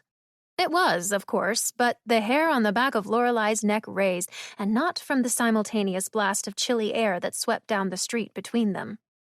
Steamy breath swirled before Bridget's mouth like a tiny dragon snuffling in the grass, eyes never leaving Lorelei's as she stepped off the far sidewalk. Lorelei's face blanched. She was coming right for her, but she couldn't will herself to hop on the bike and pedal off. Running away suddenly felt dirty and rotten, and as she watched Bridget walk over with all the cool confidence of a woman who had not admitted to drugging and manipulating her ex, she was at least a little intrigued as to what the witch was about to say. And there was also the tiny problem of the very weird, very misplaced, but very incessant guilt Lorelei had about the whole thing. "Hey!" Bridget crossed her arms and took a sip of her hot cup of Mundo's. Fitting. Hi?" Allie growled from the basket and laid her ears flat. "Oh, you too, huh?" She rolled her eyes at the winged cat, then settled her face back on Lorelei, smirking. "So, like, congratulations, or whatever." "Bridget, I didn't—" "Ugh, spare me." She held up a flat palm. "I do not want to hear about how you didn't rat me out because you give a crap about Conrad's poor little fifis or whatevs. Take the win like a real woman. You earned it. I actually came over here to say thanks, anyway." Lorelei balked. Of course the witch would want to save face, but this was weird. Thanks? I was, totally bored with him. He's not even my type, and it was just so much work. She bounced her head to the side with each word. Seriously, sis, good luck dating him because that guy has problems. Is it really so hard to believe I told him everything for his own good and not just because I have feelings for him? Lorelei heard the words come out like someone else said them, then covered her mouth as if she could lock them back up into the deepest recess of her brain. Somewhere, magic cackled, and Lorelei thought she heard a disembodied voice say, "I knew it!" Bridget scoffed, then raised her brows, the thought bouncing around for a moment until she shrugged like it was hardly worth dwelling on. "Well, whatever. Be all noble and miss out on how vulnerable he probably is right now. Your loss. I'm just glad you got me a way out. I'm like so much better off now. She was really laying it on thick. You already had a way out. I know he dumped you, so why didn't you just leave things at that? She sighed, pulling out her phone from her back pocket and making a face as she texted back whoever had just sent her a message. Yeah, that was a nice break for like a week, but you wouldn't understand. Lorelai crossed her arms. I can guess it had something to do with the manor and wanting a piece of it. Oh, please, as if I'm the one who ever cared about that musty old place. She tapped again on her phone, each time her thumb pressing a little harder. And it's all pointless now. In fact, I get to go on a fun little vacay to someplace warm with my newfound freedom. She jiggled the bag over her shoulder. Leaving tonight. Lorelai scowled, but then a new thought occurred to her. Philomena had hinted that Bridget's actions were odd, different than someone who was trying to ensnare the heart of someone else. She dosed herself with the same components, like she had to be convinced to go along with everything, with a plan that might not have really been her own. And if there were someone else coordinating the whole ordeal, and she'd ultimately failed, what she was calling a vacation might actually be a euphemism for something worse. The source of Lorelai's guilt had a pinprick of light shined upon it, and she tried to casually lean on the pole she'd set her bike against. Hey, since you're, cool talking about it and stuff, why did you go to the trouble of dosing yourself, too? Bridget ran her tongue over her teeth and smirked. Why do you care? I don't, Lorelai said, lowering her voice and looking at her hard. Bridget broke the eye contact as her phone buzzed in her hand again. I just believe you when you say you don't care about the manor. But I bet your dad, super cares. Bridget's eyes flashed up at her from under spidery lashes, apparently not finding her mockery amusing. She bared her teeth. Then her grimace twisted into a smile. You think you have it all figured out, huh? Like it's so complicated. But I doubt telling you that I was just doing what I had to would really change your opinion. And I also doubt Lorelai are held to the same standards witches are, so again, you're never going to get it. Lorelai clicked her tongue. You charmed folk really need to sort out this blood superiority thing. It's, what would you call it? A bad look. Bridget scrunched up her nose. No, this is a bad look. She gestured to all of her, then took a sip of her coffee as if she hadn't just insulted her entire being. The two stood, glowering at one another on the sidewalk.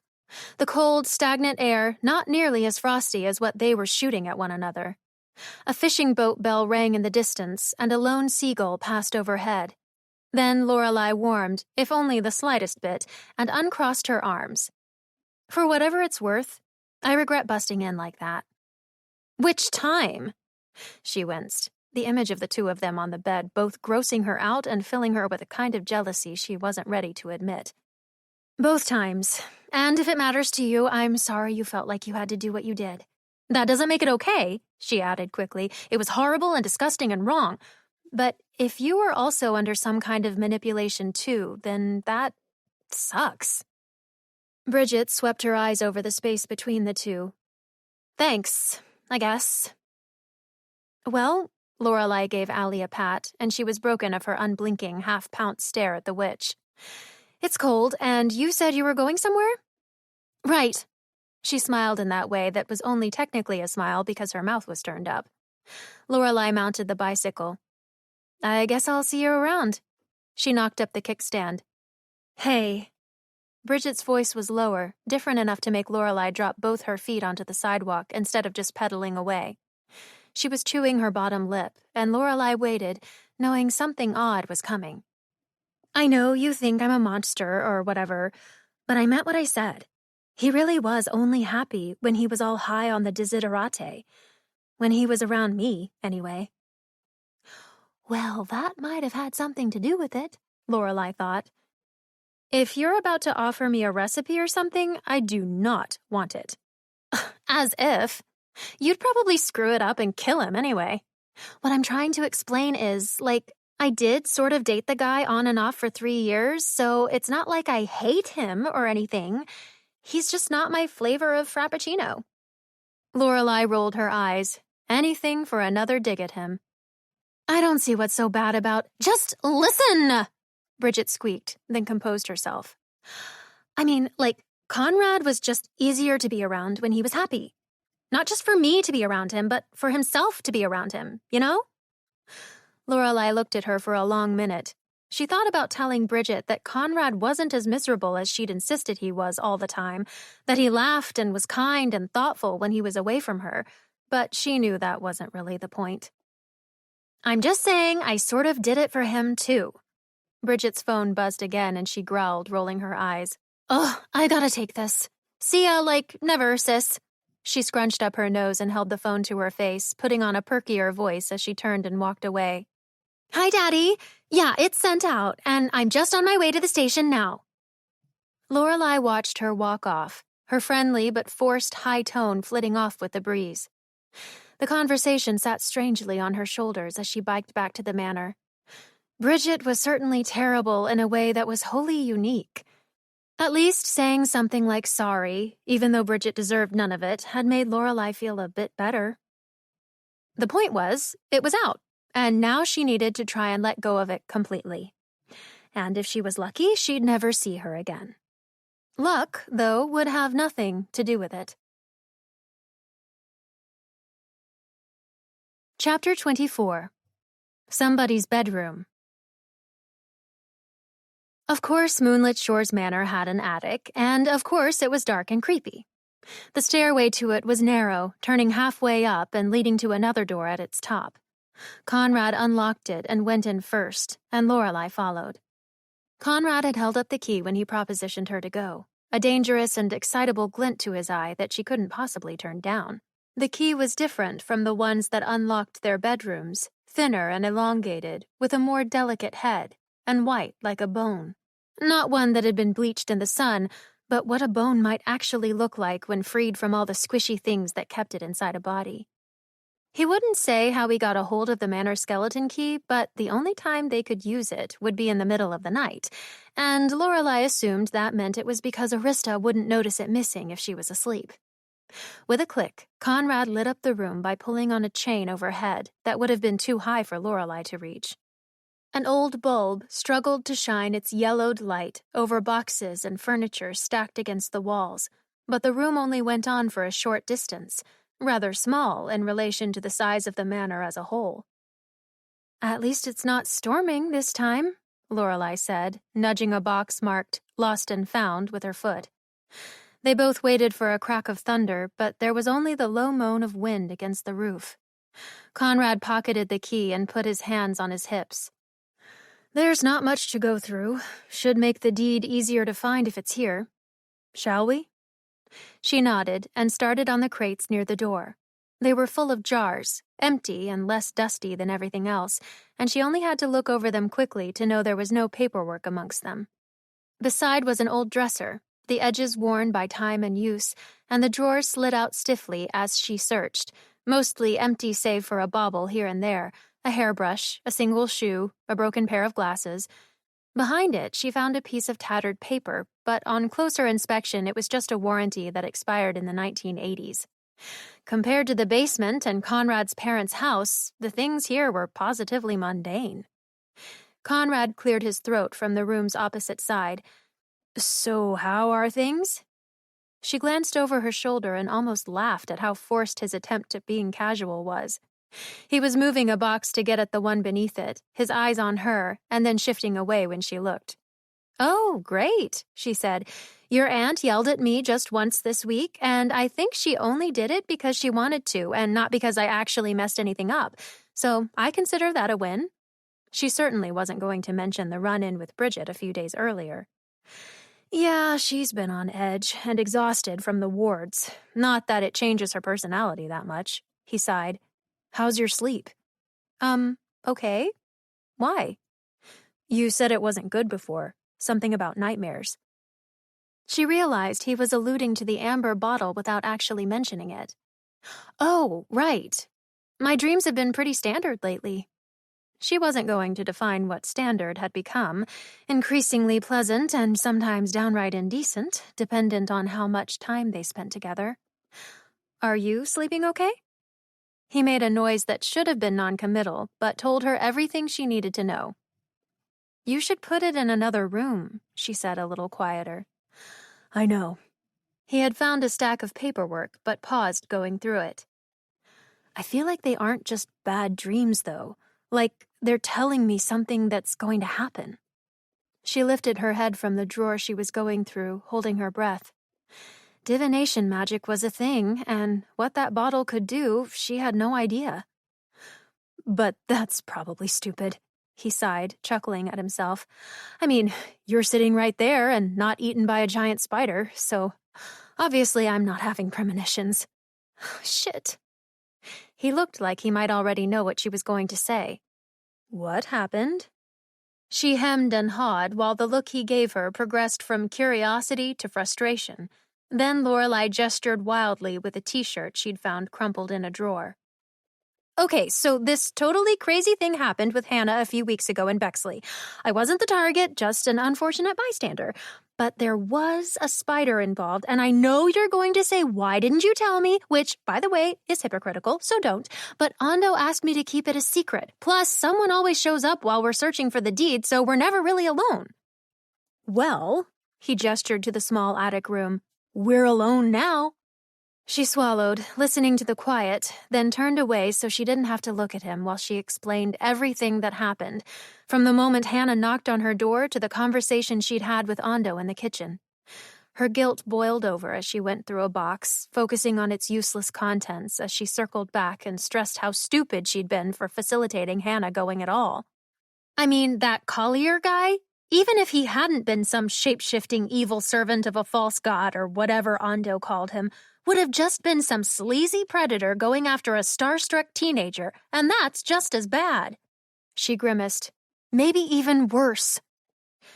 "You can't be serious." Lorelei flinched. She hadn't heard him cross the room, but he was standing right behind her. She looked up at him from her spot on the ground. "No, trust me, boys like that are the worst." "Not that." He knelt down beside her. "You're telling me an animal was enchanted well enough to look and speak and act like a sapient being that targeted Hannah, of all people, tried to kill her right in the middle of Bexley, and was then completely destroyed by Ando. Ando the chef." "When you say it like that..." She scratched her head and looked back down into the box, a handful of warped vinyl records left inside. "It was intense, but maybe my normal meter for this sort of thing is off. I know it's weird, but Hannah's not just well, I don't know what she is at all, but she's not just anything. It was like that spider woman was trying to eat her soul or something, and I practically let it happen." "You said that fox construct pinned you against a wall." He was trying to make her look at him, but she avoided his eyes. "Lorelei, you could have died too." "Well, I got away. I need him in the crotch." She half grinned. He didn't grin back. "You have to stop kicking things." He grabbed her wrists and held her hands up in front of her face. "You need to start using these." She balled her hands into fists. "Oh, I punched him too, but I don't have a lot of upper body strength." "You're a Lorelei," he said as if she should have known, but truthfully she'd forgotten the lie for a second. "Fey beings are powerful, but you're not using it. I've heard changelings have a lot of trouble tapping into what's inside them, and if you can't figure it out, that's okay, but this world is dangerous. If you can't protect yourself, just don't go anywhere without me. Please." His grip on her wrists tightened, his brows knitting. Then he released her. "Or without someone else, like Zaya. I saw her trap a guy in a ring of fire once." He got up then and went back to his side of the room to search, mumbling, "I think she used to be a nether assassin or something." Lorelei's heart was beating fast. She looked down at her hands and could still feel the warmth of his on her skin. She imagined conjuring water in her palms and it slipping uselessly out between her fingers. Short of learning some stage magic, she'd never even be able to do that. Conrad started asking her more questions about what Ando had said, and as they continued to search, the two tried to piece together what they knew about Zaire, Atax, and the amber bottle from Byron's room. They were all related, if Lorelai's intuition about their voices was correct. But if Ando destroyed Atax, then either he was vastly stronger than any of them could even understand, or it was something else entirely. They worked their way around opposite sides of the room, but there was very little to go through, and met at the back where a huge armoire sat against the wall, the last piece to investigate. They each grabbed a door and tugged, the piece old and sturdy. The inside was filled with garment bags and coats, smelling musty and old, but no boxes, no paperwork, and not even a shelf at the top to hide anything upon. Defeated, Lorelai took one of the coats down, a brilliantly turquoise piece, even under the terrible lighting, and held it up. It was meant to be floor-length, but for someone even smaller than she was, with violet embroidery along the lapels and gold buttons made to look like eyes. Somebody around here had style. Conrad raised an eyebrow at her, then his face changed as he looked back into the armoire. He reached in, pushing the clothes to the side to reveal the back, dark stained wood and the slightest sliver of light running straight down the center. He pushed against the back panel, and it swung open. The yellow light from the tiny attic space just illuminated the entry into a whole new room that glowed with its own silvery light. "I know I shouldn't be surprised," Lorelai said, "but I really am." Conrad stepped up into the armoire to go through. "Wait!" She grabbed him. "It looks like somebody's bedroom." There were windows on either side of the long room beyond the armoire, moonlight streaming in to illuminate the typical trappings of one of the guest rooms if spread out a bit more sparsely in the large open space. "We're living in a B&B. It's all somebody's bedroom." He climbed the rest of the way through. Lorelai clicked her tongue, but smirked at the back of him, following and hopping down the short drop to the floor on the other side. The rest of the attic spread out before them. Where they stood was dimly lit in yellow from the light behind, and the far end was enveloped in complete darkness. The roof angled inward on either side, but there was plenty of room down the center to walk upright, and there were cubbies on both walls where the dormer windows jutted out straight from the pitched roof. "This place just keeps getting bigger." Lorelai didn't tack on the "and creepier" she was thinking, but figured it was implied.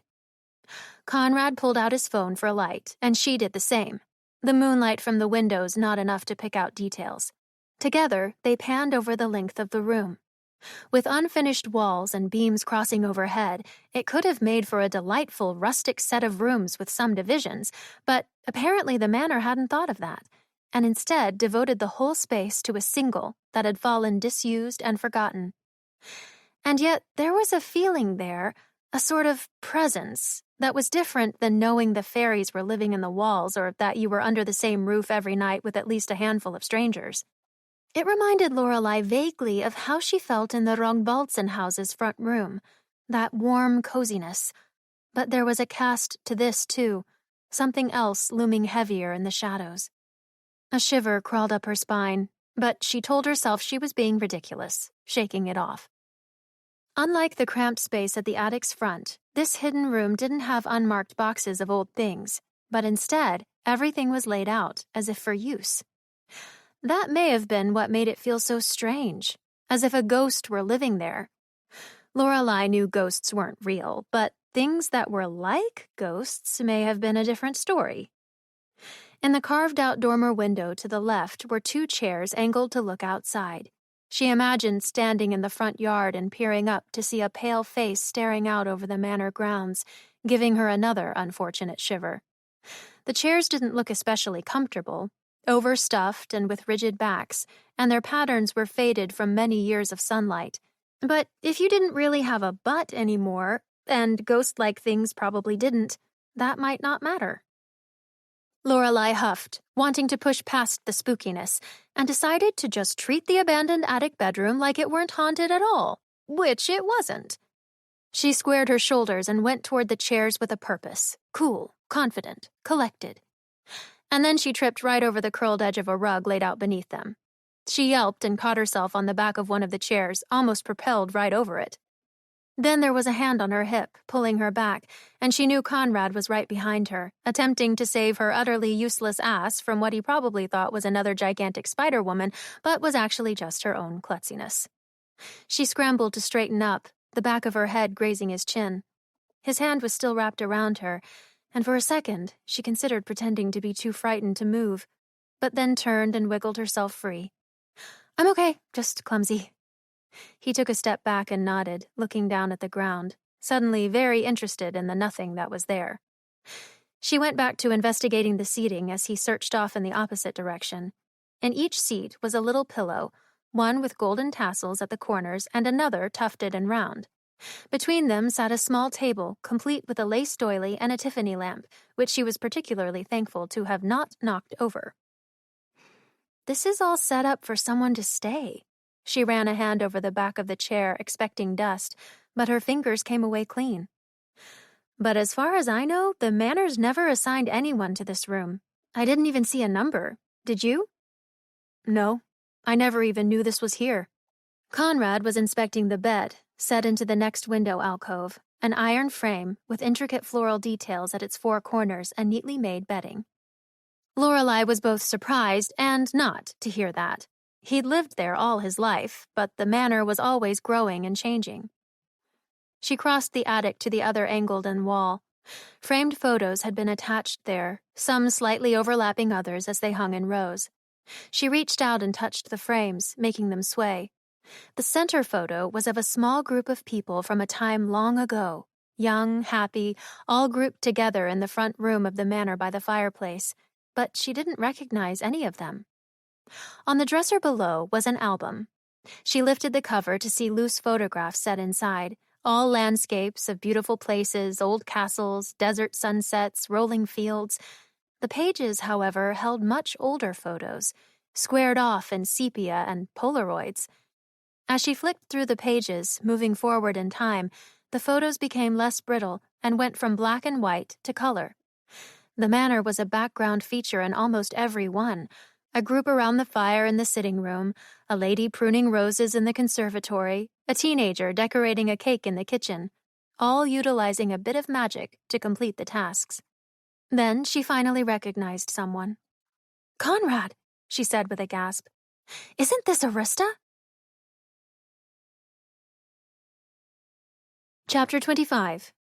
Charmed Blood. Conrad popped his head up from where he was peering under the bed. For a moment, he looked distressed at the suggestion Arista might be in the hidden attic room with them, but then he saw the photo album Lorelei held up. The picture she had come upon depicted a smiling woman in a red dress with bell sleeves standing at the front desk. She looked happy, odd on a face that Lorelei was used to seeing sneer. Beside her stood a young, handsome man in high-waisted checkered pants and an open vest over his patterned shirt. Laughter bubbled up out of Conrad.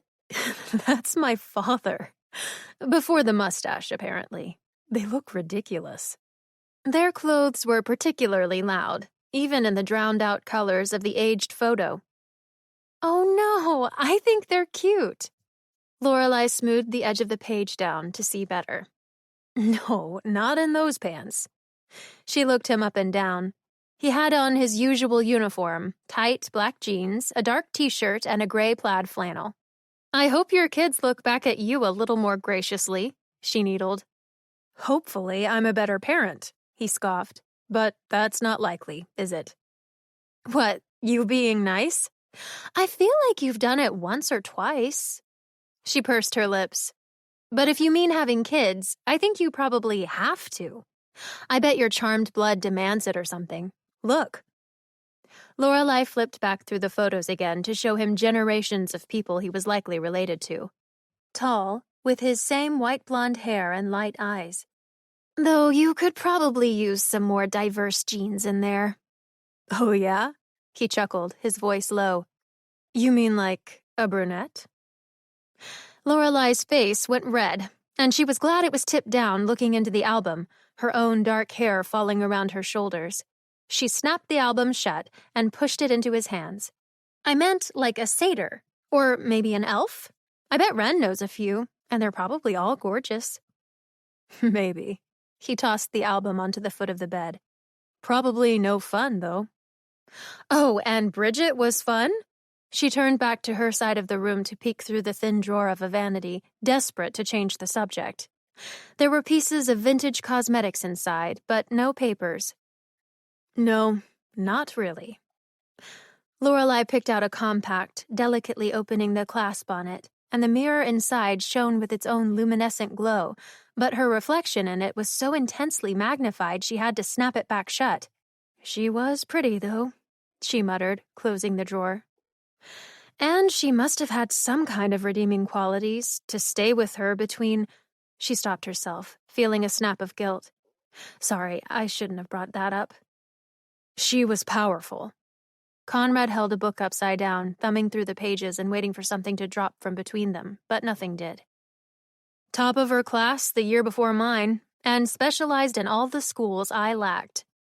I thought about it a lot, and if I'm being honest with myself, I kept her around for the wrong reasons, too. Lorelei considered asking him if being with someone powerful was crucial, but she didn't really want the answer. Instead, she moved into the darkest part of the attic, her phone's light casting over the mostly empty space. There was only another wardrobe there, and she glanced quickly up its length before tugging one of the doors open by its brass knob. Inside, it held only jackets, a few hats, and no false back. I'm a little disappointed, she said, slipping a newsboy cap off the hook on the inside of the door. I thought maybe this one would take us into the forest or something. Just back half a century. Conrad stood beside her and started to go through the shallow pockets of the old jackets, coming up with nothing.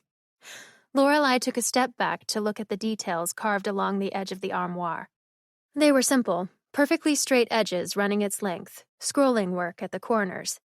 Then she noticed a shadow different from the others on its top. Getting up onto her toes, she struggled to reach for whatever was there, but her fingers only grazed the corner of the wardrobe.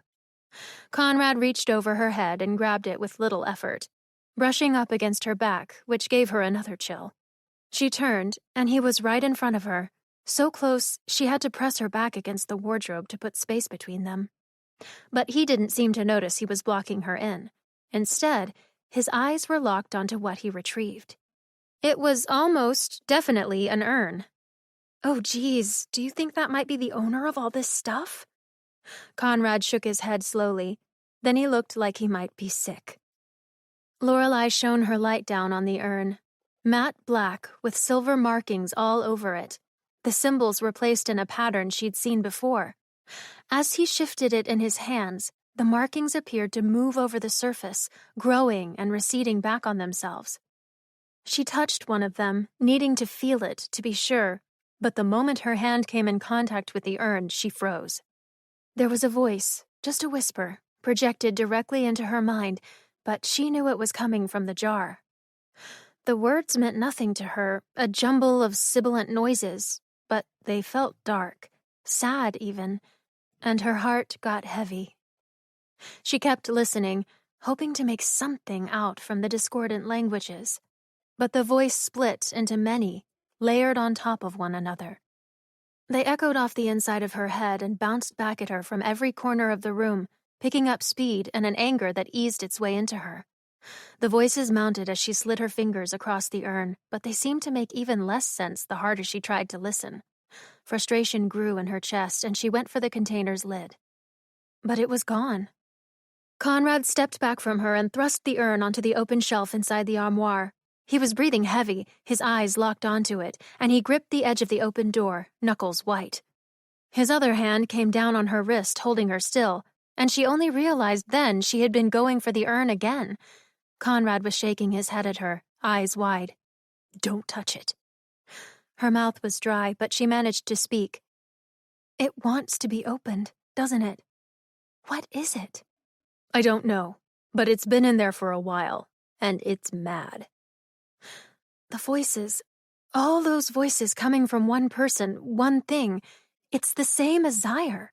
And Atax too. And those symbols. Lorelei could see the amber bottle in her mind as clearly as the urn in front of her. Those are just like the ones Bridget used to bind Zaire. The marks were moving still, more frantically, but then they slowed. It had been frightening, but she wanted to touch it again, and she shivered at that thought so intensely she knew she was shaking. All those binds, those are the ones you created, she said. Conrad snapped the armoire door shut, breaking her line of sight on the urn. She was glad for the separation from the thing, but Conrad's intention was concerning. Did you do that? She asked quietly. Did you trap that thing in there? No. Then how are they the same? Bridget said you designed the spell, and Estrid said she'd never seen anything like it. Now the symbols are here too? How? Conrad still had a hand on the armoire, hunched over, but he took a deep breath and straightened. He gestured with his head as he started across the room to one of the window alcoves where there was more light. Lorelei followed, apprehensive, glancing back at the armoire only once to make sure the doors stayed shut. He shrugged off his flannel and dropped it on a table. Then he reached over his head and grabbed the collar of his shirt to tug it off. Lorelei almost told him to stop. Not that she wanted him to, necessarily. She just had no idea what the hell he was doing until she saw the moonlight fall on his back. The marks there, the tattoo she'd only seen briefly months before that he always wore multiple layers to cover up, were laid bare. Once, she had uncovered too much of his upper arm, and he'd gotten huffy about that, even though she was technically saving his life at the time. But now, he was standing there completely shirtless, and heat flashed across the back of her neck. Oh God, it was not a good time to realize how good he looked half naked. I've had this thing since I was 5, but it's grown since then. He turned so she could see the entirety of his back. I've been copying the symbols and experimenting with them for years, until I finally figured out some of the patterns and made them good for something, but I have no idea what a lot of them are. This sequence here, he lifted an arm and pointed to a line that went down his side and the geometric shapes that sprawled off of it over his lower ribs, is the part I taught Bridget that she used on that bottle with Zyre. You're right. It's almost exactly the same as what's on that urn. Lorelei took an unsteady step toward him to close the space. It was clearer now that it wasn't a tattoo like she had always thought. The marks were instead burned into his skin, the detail very fine, like a thin lightning scar with black lines running over raised welts. She moved slightly to better see his back and how far they went, webbing out from a central point just below his left shoulder blade and crawling up and over to stop at his collarbone and down his left bicep. The tendrils continued downward, too, from their origin spot, reaching his side and down to his hip, extending only to the hollow of his spine and leaving his right side completely unblemished. Along each jagged line were geometric shapes, some overlapping, some only half-finished, written out like a language made up of triangles and half-circles and hexagons. He didn't move, letting her look. The lines were dark, but in the moonlight there was a silvery strand running through them that shifted like liquid across his skin. She reached out to the point where it all seemed to originate from, a series of interlocking circles, in their center something like an eye that sat just under his shoulder blade, then hesitated. Does it hurt? He shook his head. Lorelei brushed the central symbol with one finger. He didn't flinch under her touch like she expected, so she traced over the lines, the skin raised but smooth. When I saw the edges of this before, I thought it was a tattoo, she said quietly, but it's not. It's the remnants of a spell, but I'm not sure what kind. Nothing he should have been able to do. He was glancing back at her over his shoulder. Who? She flicked her eyes up to his face. Byron. Lorelei let the rest of her fingertips touch his skin, then spread her hand until her palm pressed fully against his back. How could he? He was 12, and he'd never shown any signs of being able to cast before. Conrad moved then, just a step away, and pulled back on his shirt. I have no idea how he mustered up something so permanent and so alive, but it knocked me out for months. Our father stopped it midway, so I don't know what it was supposed to do, but it blocked my ability to cast for about 3 years. Lorelei meant, of course, not technically how did he do it, but how could Byron bring himself to do something like that to his own brother? But then she remembered what Conrad said in the park in Bexley. I thought Byron was like Seamus? Doesn't this prove he had a spark all along? It was the only thing he ever did. Conrad shook out his flannel, shrugging. Until, the thing. Right, the thing where he killed both of his parents. Lorelei had assumed that had been done with magic too, though she hadn't wanted to imagine the details. So, she said, pursing her lips, the bind used on the bottle to trap Zyre came from your magic tattoo thingy, which came from a spell that Byron cast, even though he supposedly can't cast spells. Maybe Byron learned to cast that spell from the exact same bottle that had the bind on it. Conrad rubbed a hand over his face. Are you saying I might have done this to myself? In a sort of roundabout way? But no, I actually think it's all Zyre. We thought Byron collected the bottle recently, but it makes so much more sense if he got it way back then. We trapped Zyre hundreds of years ago, but he wasn't thrown out of the time stream at the exact same time as us. He probably got tossed out, she counted on her fingers, about 18 years before Bridget and I did. Conrad looked back at the shadows where the wardrobe holding the urn was. You think he found it when he was 12? A sad kid who just wants to fit in with his family finds a magical, whispering bottle. It tells him it can help him. He believes it. It tells him to kill his brother, so he tries. The emotions had fallen off of his face as he recounted the likeliest scenario. Then it tells him to kill his parents for stopping him. So he does. Lorelei folded her hands before her. It's a theory. She remembered looking into Byron's eyes and seeing something else there, something more than just him, something dark. And that darkness had been eerily similar to the same thing inside Zyre. And not to start a ticking clock or anything, but it's been a while since you sent him away. Do you think he's still in the Nether? In the Trowel Labyrinth? Conrad stared into the darkness for another moment. I don't know, but there's a way to check. Arista will have to do it, but she can scry on him, and we can know for sure. I feel like we have more questions than answers right now.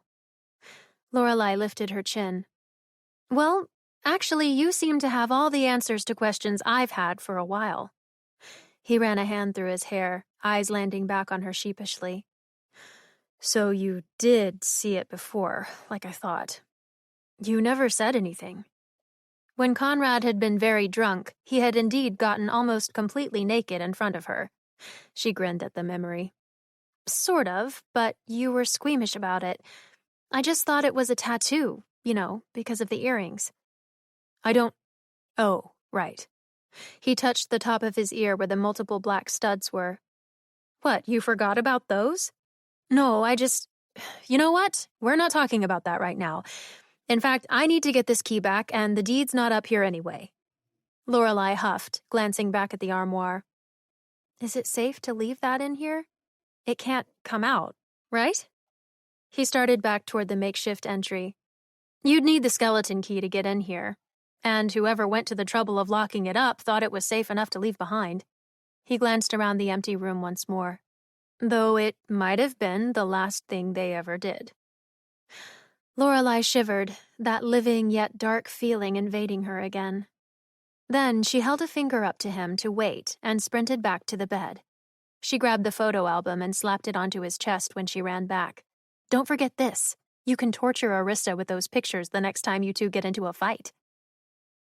They crawled back through to the smaller storage room and closed up the wardrobe, leaving it as they found it with the room hidden behind old coats and tightly sealed doors. The two looked on the armoire for a moment, awkward in the silence. Lorelei, uncomfortable enough to turn to Conrad and say the first dumb thing that came to mind. I have a tattoo, too. It's not a tattoo, he said. And no, you don't. How do you know? He looked her up and down. I can just tell. Plus, I've never seen it. She frowned. Of course you've never seen it. I've never transmuted so much alcohol into myself that I stripped in front of you. She turned from him and went to the door. "No fair." He followed her, but she was already on the stairs. "I showed you mine." She glanced over her shoulder and smirked. "Yeah, you sure did." Chapter 26. Favor. Early the next morning, Lorelei yawned from behind the counter and stared down at the guest book, absently flipping through the pages until she reached the layout of the manor cut open like a dollhouse. She let her eyes lazily scan the rooms and the tiny, indiscernible figures, mostly unmoving and asleep. The kitchen was bustling, though, and it looked like there was movement in the basement, too, which Lorelei expected after the late night with Conrad. He would be tired, but undoubtedly push himself to do more research. Then she squinted. The attic wasn't on the page at all. She flipped to the next, where the guest names were written out on the rooms, a set of 4 on this page and 3 on the next, and so on, some empty, some much bigger than last she saw them, some smaller and cozier, all based on what the manor thought the guests wanted. She went through everything until she found it. The attic room, spread out above their own staff quarters. There was never a need to look at these pages, so she didn't, but now she could see the long room all laid out and was surprised at the guest's name already marked down. "Miss Pennycress," she said to herself, smiling as if she should have known it would belong to the elderly woman in the peacock-feathered hat she met on her first morning at Moonlit Shores Manor.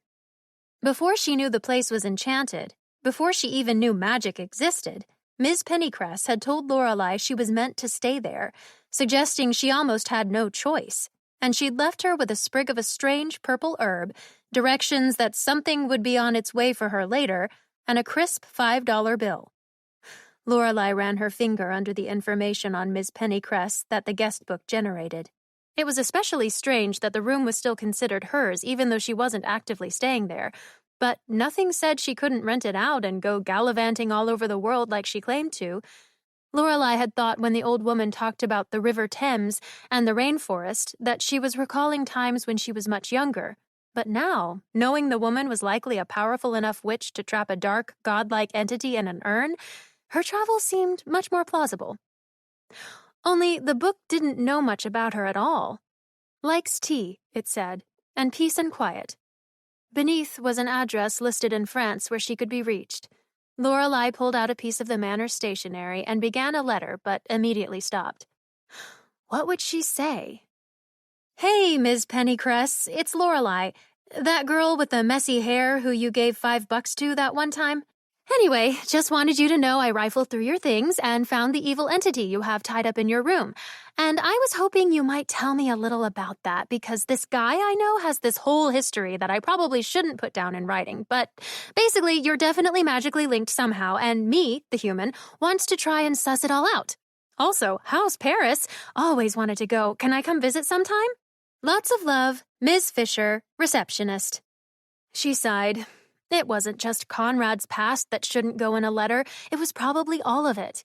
Still, she needed something from the woman, and so she wrote vaguely, if not simply, that she was still at the manor, as promised, and she had a lot she needed to discuss, but didn't feel safe writing it out, so she asked for a better way for them to communicate. Witches were full of surprises, so she assumed there had to be something. She stuffed and addressed the envelope just as Helena came in, a frigid burst of air behind her. Lorelei smiled brightly, and the winged woman gave her a brief nod of acknowledgement before leaving with the outgoing mail. The two were getting closer. She could feel it. Surviving a monster together did that to people. Lorelei shuffled through the mail, sorting out what was theirs and what went to guests, stopping when she came upon a puffy envelope tied with twine and addressed to Jordan Carr. She flipped it over a few times, feeling its weight. It hadn't just been the name that made her pause, but the feeling overall. Something inside was warm, maybe even alive, though she wasn't sure how she knew that, and she had the desperate desire to rip the package open. "Ms. Lorelei." She looked up to see Mr. Carr standing just at the counter. Mr. Carr!" She smiled. "Did a package come for me?" She glanced right down into her own hands and quickly back up. "Don't you just have perfect timing? I'm sorting them right now." She handed off the thick envelope reluctantly, and he turned. Do you want me to see if there's anything else for you here? He waved a hand as he went right back for the stairs. There won't be. And then he was gone. She pouted after him, wishing he'd opened it then and there, but of course he hadn't. The door to the manor opened again with another blustery gust. Lorelei put on a welcoming smile as the young man who entered took a few slow steps into the manor, pulled off his sunglasses, and looked around.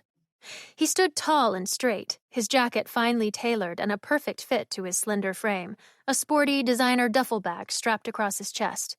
His hair, cropped very short and coiled tightly, was a shock of electric blue, standing out starkly from the muted professional gray of his suit under a black coat. Lorelei greeted him in the standard way, and he put on the most charming smile, brilliantly white against the umber brown of his skin. "Hello there!"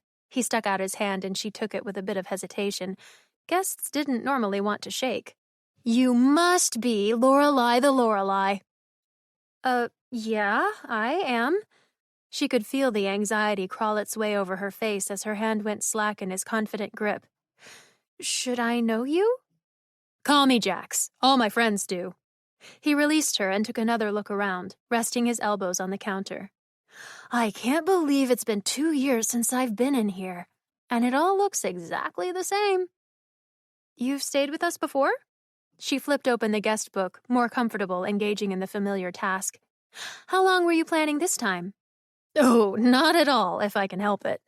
He scratched his chin, and the patch of hair there also dyed brilliantly blue. "But it all depends on if our boy's skills are up to the task." He waggled his eyebrows and grinned again. Lorelei had no idea what he meant. "Conrad is here, right? Something else hasn't scared him off on another surprise sabbatical from the responsibilities of real life?" "Oh, yes. You're here to see him?" "Maybe I should have called first." Jax pulled his phone from his jacket, typed a quick message, then pocketed it again. He rested his chin in his hand and set dark eyes on her. "So, how are things with you?" "Me?" She practically squeaked out. Things are okay?" He tipped his head to the side, sizing her up with a playful squint. "Better now, I bet. Oh, hey, how's the ex?" He leaned in even closer. "I don't know. Fiancé," he said a little quieter. "You haven't had any trouble with him, right? I mean, I'd love to hear all the drama in regard to the fallout, but if you need help getting rid of a real clingy guy, I've got about 100 ways." "Oh, no, How do you know about that?" Lorelei looked around the foyer, but thankfully no one else was around. "Are you a diviner or something?" He stood straight and laughed. No, I don't dabble in soft magic." Jax picked up a pen from the desk and twirled it around his thumb, enveloping it in a shock of violet light. In its place, a thin snake coiled between his fingers, tongue darting out. Allie perked up and chirped, eyeing the newly conjured creature, and Lorelei mimicked her with her own gasp of surprise. From the hall that led to the basement, the sound of heavy boots came up at them at a run. Conrad skidded into the foyer, grabbing the door to stop himself, wide eyes instantly narrowed when they fell on the two. "Jackson!" Conrad tried to pretend like he hadn't just sprinted at top speed up the stairs, sucking in a sharp breath and slapping his chest. "What are you doing here?" "Conrad!" The man dropped the snake onto the counter, and it turned back into a pen just as Allie pounced on it. Jax threw out his arms and went for the warlock, pulling him into a tight hug. Conrad stood stiffly under the embrace, his eyes drifting over Lorelei for an anxious minute. He raised a single hand and pat the man on the back. Jax pulled away but didn't release him, leaving an arm slung over his shoulders as he turned back to Lorelei. "It's always so great seeing this guy." He took his free hand and thwacked Conrad's chest, making him wince. Conrad crossed his arms over the spot of the not-so-friendly tap, but didn't shrug him off. He did, however, stand to his full height with a purpose, having a few inches on the other man. "So," he said, "what do you want?" "Can't I just come visit my very best bud?" "No." "Man." Jax clicked his tongue against his teeth, releasing Conrad and sauntering back over to the counter. "That's fine. We don't have to hang out then. I'll just spend some more time with my new friend. So, Lore, tell me your exact thoughts when you first met that idiot at the train station and he was a total jerk to you." Lorelei opened her mouth to again ask how he possibly knew all of this, but Conrad cut in. Okay. Hi, Jax. How's your life? Details about yours only. Marvelous, he said, leaning on the counter, flashing a brilliant grin at Lorelei and then back to Conrad. Just got back from Dubai, where we stayed in an underwater hotel, and you wouldn't believe it, but humans actually came up with that one. You know, with the right enchantments and a big enough tank. The floorboards creaked even though no one walked through the room. Oh, forgot about that. Jax pat the counter. So sorry. Conrad cleared his throat. And where is Rob now? Oh, yeah. Jax's face twisted into something like a frown. Sort of had a death in the family. A couple, actually, but you know Lycans. He's not real close to any of them on account of, well, a whole lot of things, really, but he figured he should check in with his pack. He'll probably be gone a week or so, at least through that time of the month, which makes for a great opportunity for us to catch up. Too bad. Why, you like him better than your best friend? Jax pressed a hand against his chest and fluttered his lashes. Conrad scoffed. Obviously. Jax laughed, an infectious, joyful sound, and a bit of a smile even played on Conrad's face. Oh, all right. I gotta spill it, I guess. I do have an ulterior motive. I mean, why else would I come here, right? Conrad gave the foyer a once-over, its damask wallpaper and dark wainscoting glaring back at Jax as if to defend the place without words. I knew it. I'm calling in that favor you owe me for those 2 weeks you spent heartbroken on my couch last month. Jax gestured to Conrad with his thumb, looking to Lorelei. I rescheduled a job for this guy so I could listen to him whine, force him to eat, and knock some sense back into him, and this is how he acts when I show up? It's deplorable, really. I mean, you should see my couch. It was really nice, and now it's got a Conrad-shaped divot in it. That's where you were? Lorelei grinned, glad his disappearance after the whole debacle with Bridget hadn't been spent alone. Technically, Rob did all the listening and cooking. Conrad's face was going a little pink, and he fidgeted. Come on, show me already. Jax hefted his bag onto the counter, and it landed with a thud in front of Lorelei. All right, but prepare yourself. It's some of my best work. He unzipped it to reveal a solid gold statue of a long-haired Shih Tzu, perfectly to scale with a live dog, a bow at the top of its head and the tip of its tongue hanging out. Allie crouched low and eyed the dog-shaped thing, wings twitching. Conrad lifted his chin and the corners of his mouth as he strutted over, bending so that his face was level with the statue. So, you need my help, huh? For the first time, he smiled fully, but in that too satisfied with something not good way he usually did at someone else's expense. Jax, on the other hand, set his jaw a little tighter and eyed Conrad with just the slightest hint of contempt. Why else would I come to you? I thought you just said it was for my company, Conrad mumbled. This looks like a pretty good copy, I'll give you that. What's wrong with it, the tongue? I can chop that off if that's what you want. The statue vibrated then, and there was a tinny, high yap that echoed from inside it. Lorelei jumped, and the Alalynx growled. Conrad's eyes flicked up to Jax, mouth open. This is alive? When Jax nodded, he did so with hesitancy. Conrad flicked the bow of the statue, and it clanged. You really screwed the pooch this time, huh? Can you fix it? Jax's face had gone tight.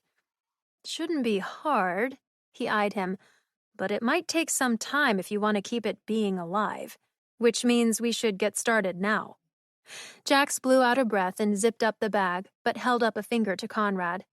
Before we head down into the dungeon, aren't you forgetting something? Proper introductions? Conrad's eyes flicked over to Lorelei. You already met. Come on, bro. Please don't make me. Jax turned back to Lorelei. When he was 17, he had this crush on a Valkyrie who was way out of his league, so he thought it would be a good idea to transmute his Lorelei, Conrad said with so much volume she jerked. This is Jackson Clay, brother of the Cordon of the Reclaimed Embers, conjurer adept of the 2nd degree, consultant to somebody he'll refuse to name unless you get him very drunk, and I guess he's my friend too. Did I leave anything out? Jackson tugged on the lapels of his jacket. I'm pretty good at Tamerlane chess, too, but once I beat someone at it, they seem to forget the game exists. And Jax, this is Lorelei Fisher, artist, receptionist, kind of a busybody, and He uncrossed his arms, clearing his throat. Well, she tolerates me without wanting something in return, so she's a better friend than you, Jax. Better to look at, too, said Jax, grinning at her. It's a pleasure. Let's go fix your screw-up already. Conrad turned away quickly, and Jax followed, saluting Lorelei just before he disappeared around the corner. So Conrad did have at least one friend, and apparently he talked to him a lot. As strange and fast as the meeting had been, Lorelei was overwhelmed with a warm, fuzzy feeling lingering in her chest at what Conrad had said. He'd called her an artist, for God's sake, and was probably the first person who ever had. A busybody, too, but that had been playful in a way that made her blush for a whole different reason. But then, she twisted up her face, he called her his friend, didn't he? It wasn't bad, but something about that word friend poked at the part of her brain that said it wasn't exactly good either, not all on its own. Being someone's friend was important, she reasoned. She'd had to earn the title with Greer, and even though it came much easier with Hannah and Zaya, it was no less treasured. And she even considered Ren a sort of arm's-length friend. He just had a funny, elven way of showing it. But Conrad? If any of the others took their clothes off around her, she wouldn't want them to keep going. And if one of them touched her hip like Conrad did in the attic, she would have pulled away a lot faster instead of considering leaning into it. Are you unwell? Lorelei blinked, Ren suddenly before her, the elf silently appearing at the desk as he so often did. She jerked back, then sighed. No, I was just... She huffed as he stared stoically back. Ren, why are boys so complicated? The elf's brows raised higher than she'd ever seen them go. Lorelei, I implore you, please do not request this conversation of me. She laughed as Allie jumped off the counter for the ground where the fox pup was waiting at Ren's feet. The two ran off through the foyer and into the sitting room. Thank the gods, Ren mumbled and floated after the two.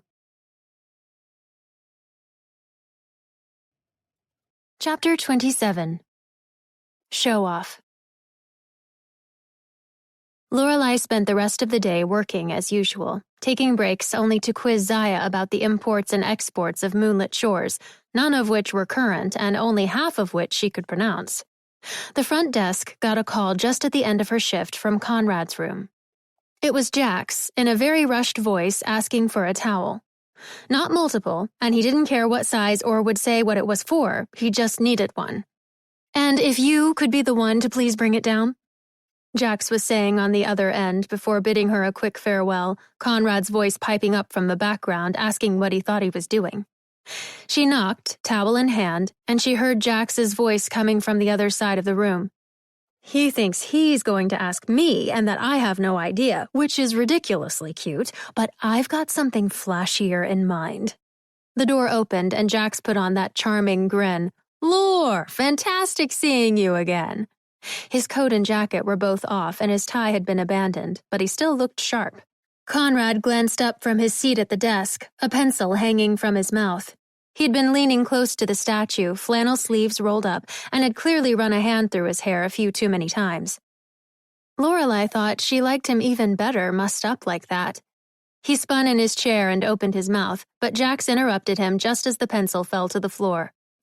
This might be exactly what we need. A phase perspective. He pulled her into the room. Conrad bent down to get the pencil. She doesn't want... Ow! He banged his head off the bottom of the desk. She can tell us what she wants. Jack sniffed, looking at her expectantly. She held up the towel. You said you needed... Right, thanks. Jax took it from her and immediately tossed it onto Conrad's bed. Now, our thing. With an arm over her shoulders, like they'd been friends forever, Jax guided her to the desk and right next to Conrad so that she bumped into his knee. Conrad was rubbing the spot he'd banged, blinking up at her. The statue looked out cross-eyed on the room. What happened to it? Completely out of the bag now, it had all the fine detail of a real dog, and a very fancy show one at that, with luxurious fur that completely eclipsed its paws. If not for the eyes and silly tongue, the thing looked like it belonged on the bag of some fancy dog food, sitting on a satin pillow and eating out of a crystal bowl. Papers covered with symbols in Conrad's messy handwriting were strewn all around it, and a couple piles of dried herbs were lined up in shallow tins. Transmutation mistake. Jax waved his hand in the air like it had been nothing. Honest mix-up. Jax was doing a job for a human, Conrad said with a bite, twirling the rescued pencil around his fingers. He turned their apparently very expensive pet into this, and she's stuck. Pretty hard to explain to charmed folk, let alone someone who doesn't know magic exists, that your dog isn't strictly a dog anymore. You, of all people, chastising me for dealing with humans. That's rich.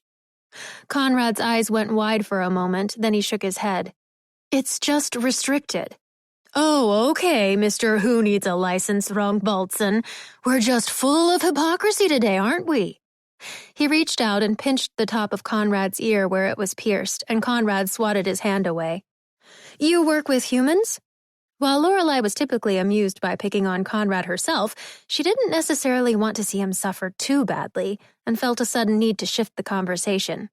He thinks he's an artist, too, said Conrad, leaning back in his chair and throwing his hands behind his head. Thinks? Jax pouted. You conjure duplicates of things, then transmute them into marble or gold. You're more like a printer making cheap copies. You don't have any real talent like she does. Lorelei's face felt like it was on fire. Well, they're certainly not cheap, that's for sure. Jax grinned like the whole thing was true, and he wasn't bothered by it in the least. And since humans don't know it takes me all of a day to knock one out, I can charge a lot more than what charmed folk are willing to pay. Only problem is when you accidentally transmute the real thing and not the conjured copy. Conrad dropped a hand onto the statue, then quickly pulled it back at the tinny growl that emanated from inside. What can I say? It was a really good copy. Jax took Lorelei by the shoulders and pushed her half a step even closer so that she was standing right up against Conrad's thigh, boxed in by the two. So, Miss Fay, any thoughts on how we might return Duchess Bianca to her physical, fluffy form? Lorelei clammed right up. She really hoped she wasn't supposed to know how to do that sort of thing. She's not a Sylvan, she's a Lorelei, and this isn't even a fish, Jax, said Conrad, saving her. And she doesn't owe you anything. Too bad. But I do need a break from all this work, so hang out with us for a while. He guided her back over to the bed and pushed her down, dropping in beside her. Conrad glared at him from across the room. You said you had to get this thing back by tomorrow night. Yeah, I do. So no break for you. He waved, and the warlock reluctantly went back to work as Jax turned to Lorelei. So, what's it like being a changeling? Must be weird, right? I mean, I've met tons of humans, but I can hardly imagine any of them lasting if they were just thrown into all this with no prior experience. How do you know? I have an amazingly detailed memory, and Conrad tells me everything, said Jax. I do have to pry it out of him, though, sometimes with cajolery. Lorelei's eyes widened, the sheen of the love potion sloshing in its petri dish in her mind. Oh no, I know that look. I'm not like that vile sorceress, don't worry. Pretty dumb to be duped by the same potion over and over, though, if you ask me. But I guess a nice rack can get a man to do a lot of dumb stuff. Not that I would know. By the way, I tried to get him to end things with her about 100 times, but he never listened to me, so thank you. Jax offered her a high five. Lorelei glanced over to see if Conrad was looking.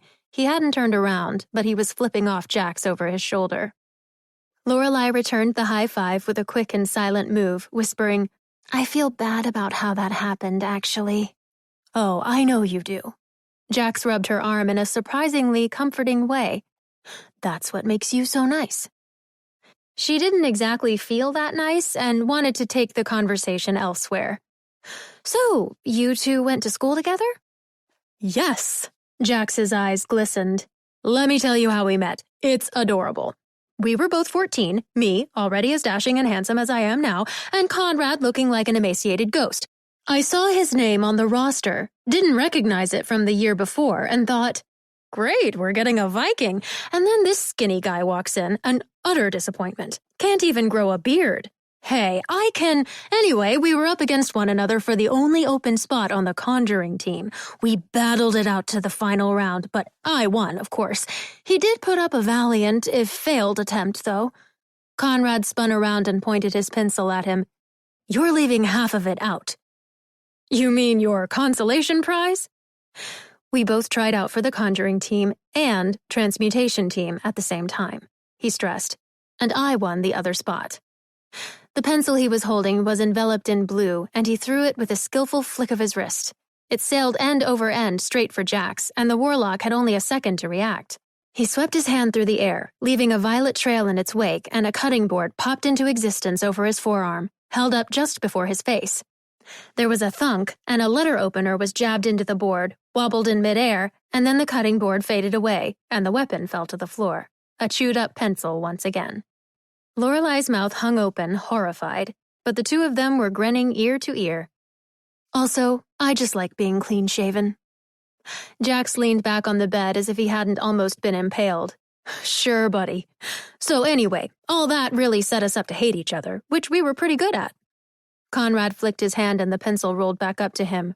Were? He turned back to the desk. Jax rolled dark eyes. A year or so later, some of our classmates decided to make me the target of their ire. Can't imagine why. He admired a well-manicured hand and snickered. I didn't feel much like fighting back, but someone else certainly did. Lorelei glanced across the room at Conrad, but he was busy scribbling, his other hand digging with frustration into the back of his scalp. He really terrorized those little jerks, transmuted their backpacks into things with teeth, got their books to fly around and walloped them. He even made them apologize, which I thought was a pretty nice touch, if completely unexpected, from someone with a burned name, who I figured would have just joined in with the teasing by the looks of him. I mean, have you ever seen a blonder, paler... I got it. Conrad turned around again, holding up a page. This has to do it. Jax jumped up and went to him, plucking away the paper. This is my bit, here? Your screw-up, yeah. This should undo it, though. And what's this? Conrad shrugged, grabbing the page back. The part that keeps it alive. I've never seen anything like that before. Jax watched him pick up the statue and place it on the floor near the foot of the bed. It wouldn't happen to have anything to do with that envelope you left in my mailbox, would it? I still haven't opened it, you know, per your directions. Good. You're only supposed to hold on to it for me anyway. This guy, said Jax, always so cryptic. I know, right? Lorelei threw up her hands. What neither Jax nor Lorelei realized was that a person could forget they were keeping so many secrets when they did it for too long. That, and too much exposition at once, really bogs down a story. Do not kill this dog, Rogvaldsen, Jax paced. She might be inbred and incapable of taking a full breath, but I'm pretty sure her owner's in one of those human crime syndicates and will definitely send someone after me if I don't bring her back. Plus, they owe me $50,000. Lorelei got up on her knees and crawled to the foot of the bed to watch Conrad draw a chalk circle around the statue on the stone floor. I know what I'm doing, he told Jax, then glanced up at Lorelei with a grin. And I also know how you like to touch things you're not supposed to. So I'm telling you now, don't cross this line. She leaned back, still watching. Conrad hadn't been willing to turn Seamus back from his temporary toad form. The risk was too big, so she realized this was no small deed. Conrad sat cross-legged on the ground, rubbing his hands together. Jax bent over his shoulder, lips drawn into a straight line. Conrad moved his hands over the statue, focused, and a trail of blue was left wherever his fingertips had been. Unlike other spells she'd seen him do, this was not quick work. Geometric shapes layered over one another in the soft blue light, suspended until the pattern was complete. Then he laid a palm on top of what he'd made, a net of glowing threads hanging taut in midair over the statue, and pushed it downward. As the light slid over the figure, the gold began to bubble and shimmer and then break away, melting to the floor. Hair sprouted up, gray and white, from the tuft gathered in the bow at the top of its head. And then more was revealed, That ridiculous face, its collar, its tail, until there was only a fluffy Shih Tzu standing there surrounded in a pool of evaporating gold in a circle of chalk. The dog let out an ear-piercing bark, and all three of them jumped back. "Your Highness!" Jax grabbed her from under her front legs and held her at arm's length. "You survived!"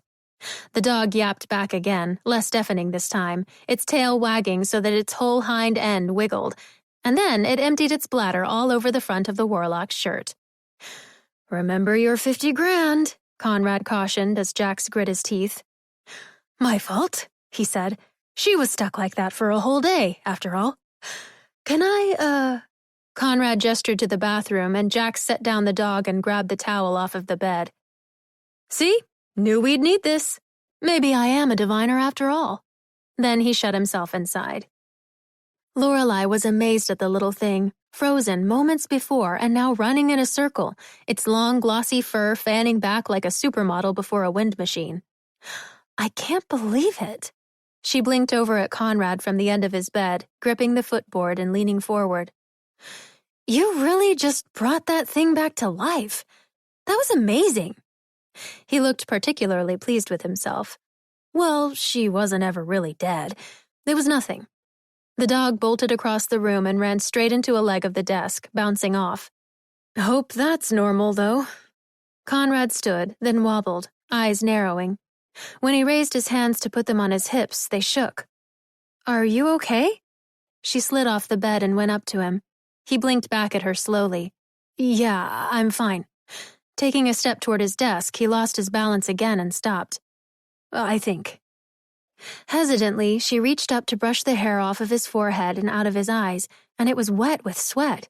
Lorelei gasped, pressing her hand against his temple to feel how hot it was. "Conrad, you're burning up." "No, your hands are just cold." As she ran her palm down to his cheek, his skin red underneath it, he smiled in a dopey way, eyelids heavy. "Feels good, though." "Sit." She pushed him into his chair easily, despite his weak protests. Over at his desk, Lorelei picked up the page with the test pattern he'd made. There were symbols there she didn't recognize, but as she suspected, there were at least a few in an arrangement that she knew she'd seen before. "Is this what I think it is?" "Maybe." He rubbed his neck and squinted up at her. "Does using a piece of that thing on your back always do this to you?" When he didn't answer, she put a hand on each of the arms of the chair and leaned close to his face so he couldn't look away. "Tell me the truth." "I don't usually transmute things that started out alive. This was just..."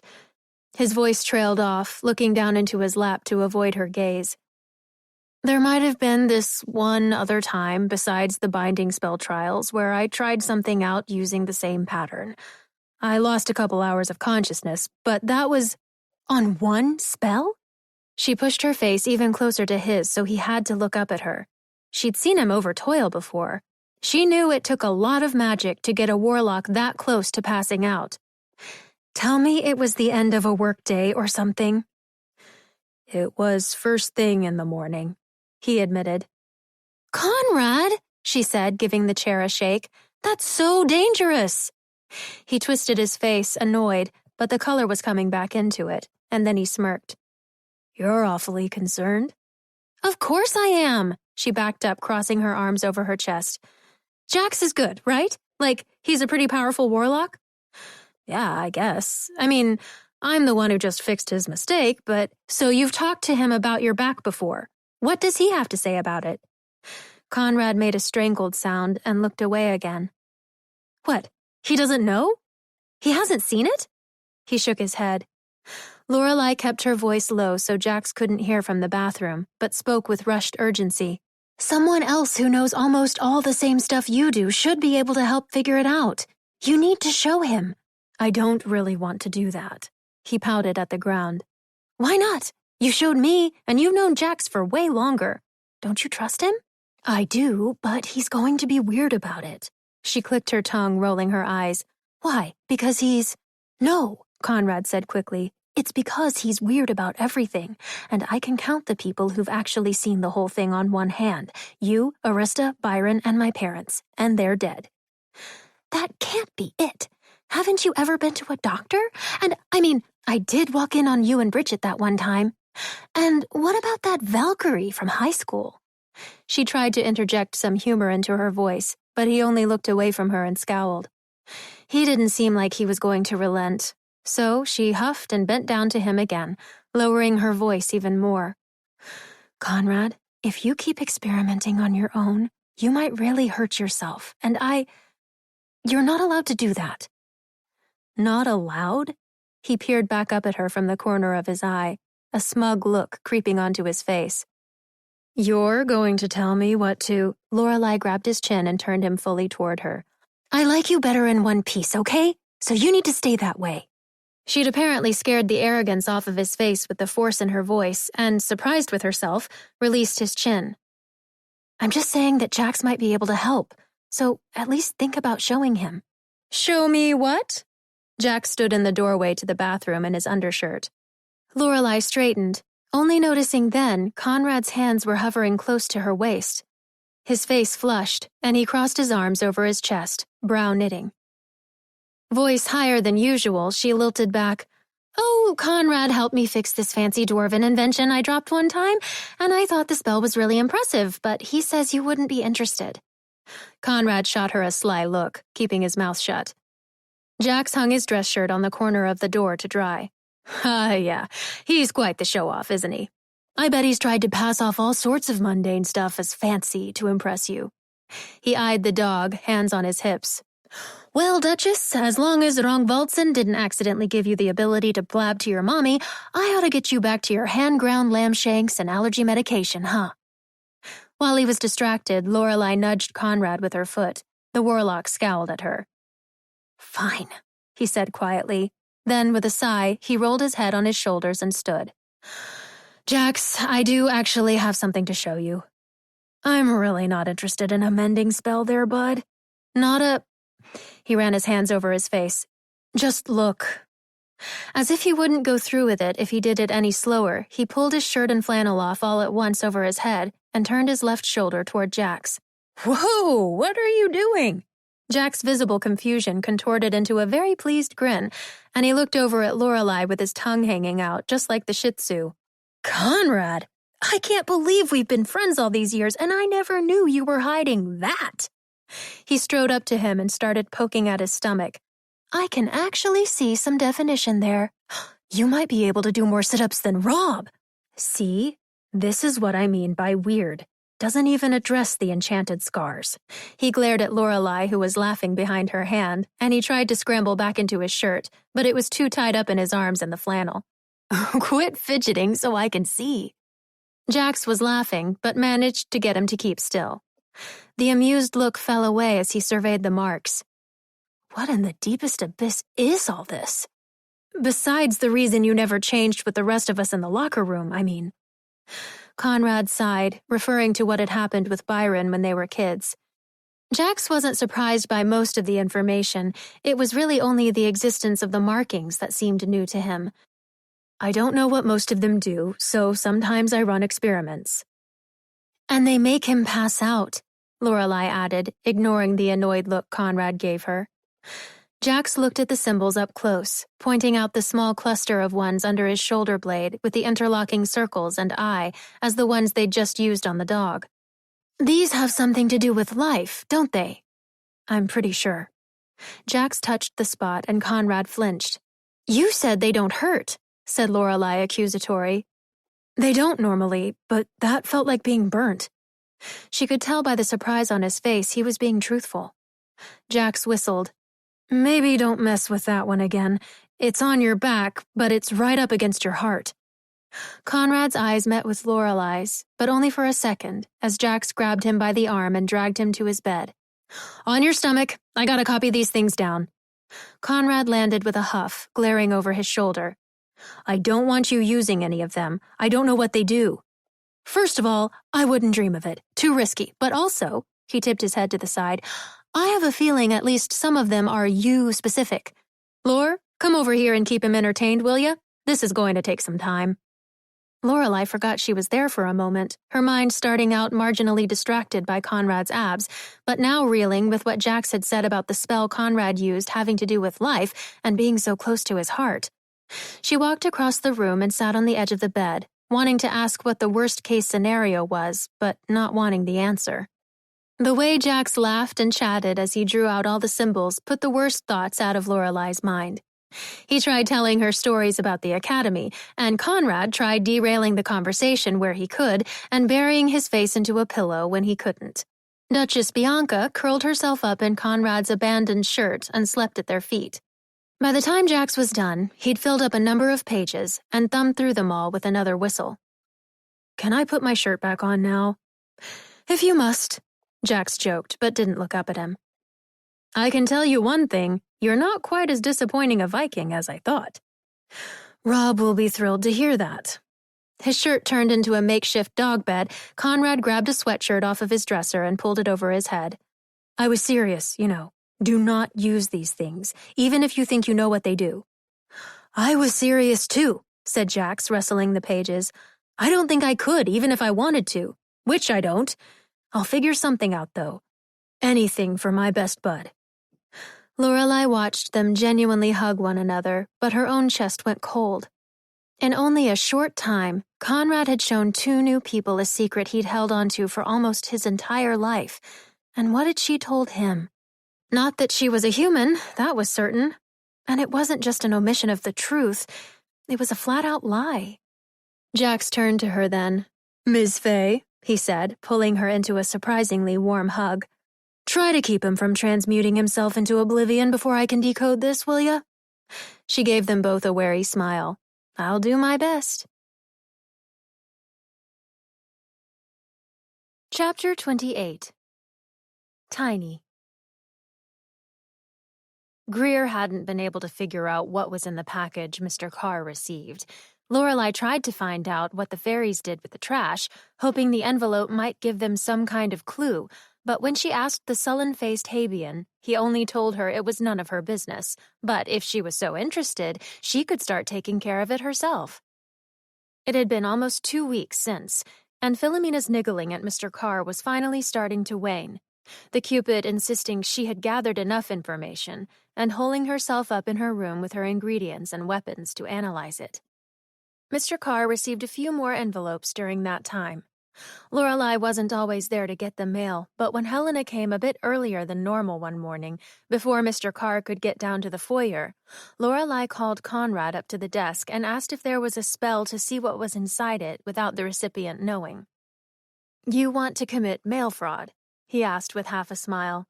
"That comes with a pretty stiff penalty." "Oh, like you're going to rat me out," she said, handing the envelope across the front desk. Conrad looked intrigued, excited even, until he read the addressed name. He squinted up at her. "Isn't this the guy in 210.5? "Well?" She really didn't want to tell him, knowing his next question would be why, and she'd have to come up with something that didn't involve the stranger being a possible human hunter.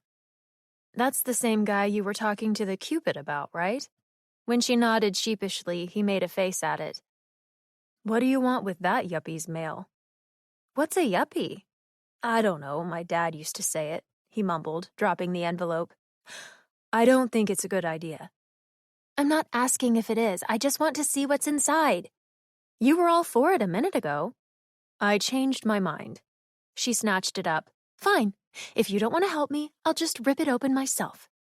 "I didn't say I don't want to help you," he grabbed it back. "I just don't want to help you do whatever this is." Mr. Carr started down the stairs at the same moment. Lorelei's eyes flashed and she reached over the counter to get it back, but Conrad held it out of her reach, grabbing another small pile of mail at the same time. "Conrad!" she hissed, but he ignored her completely. And when Mr. Carr finally made it to the foyer, she put on her brightest, cheeriest face. "Good morning, Mr. Carr." He greeted her as uninterested as he always seemed to be, but before he could ask for the mail, Conrad stuck the envelope under his nose without a word. The man raised a brow at it, glanced at Conrad only a second, then took it and headed back up the stairs. She glared at the warlock and told him he could deliver all of the mail then if he was going to be that way. "Fine, I will." he quipped, as if he'd won some competition she had no idea they were even in, and he left with an armload of envelopes. Lorelei was salty for the rest of the day, until that evening when Mr. Carr came into the sitting room with his tablet, settling in to take notes in a chair with its back to the wall. She tried her key on his door once, when she'd seen him start a meal and knew it would be vacated long enough, but the manor didn't seem to believe that allowing her in was a necessity. With her shift ending and Greer wandering in at the same time, she realized this was another chance. She pulled the lichen into the back hall instead of the foyer. After ensuring it was empty, she grilled him on what he'd seen that day, but he confirmed it was nothing yet again. Damn. Lorelei tugged on the end of her braid. This investigation is going nowhere, Greer. I should have just ripped that package open when I had the chance. He looked comfortable in there. He should be out of his room for at least a little bit. Unless there's a way to sneak in that doesn't involve the keys. Wait, what about the fairies? Jerks, said Greer, rubbing a cheek. One of them pulled my whiskers when I was turned last. My face still hurts. No, I mean, they're tiny and have access to this whole place. They could go in there and do some snooping for us. They must do that all the time, right? It's like a trick, and they love tricks. Greer made a pained face. Are you kidding? They might love playing tricks on us, but Burr makes sure the guests are totally off limits. Burr's not here, she grinned, happy about that fact for the very first time. She was already headed over to the golden intercom beside the door to the conservatory. Greer was looking conflicted, but Lorelei pressed the button beside the grate and called for Tuatha, the kindest fairy she knew. A breathy, dreamlike voice answered her, and moments later a dusty glow of light shot toward them from the other end of the hall.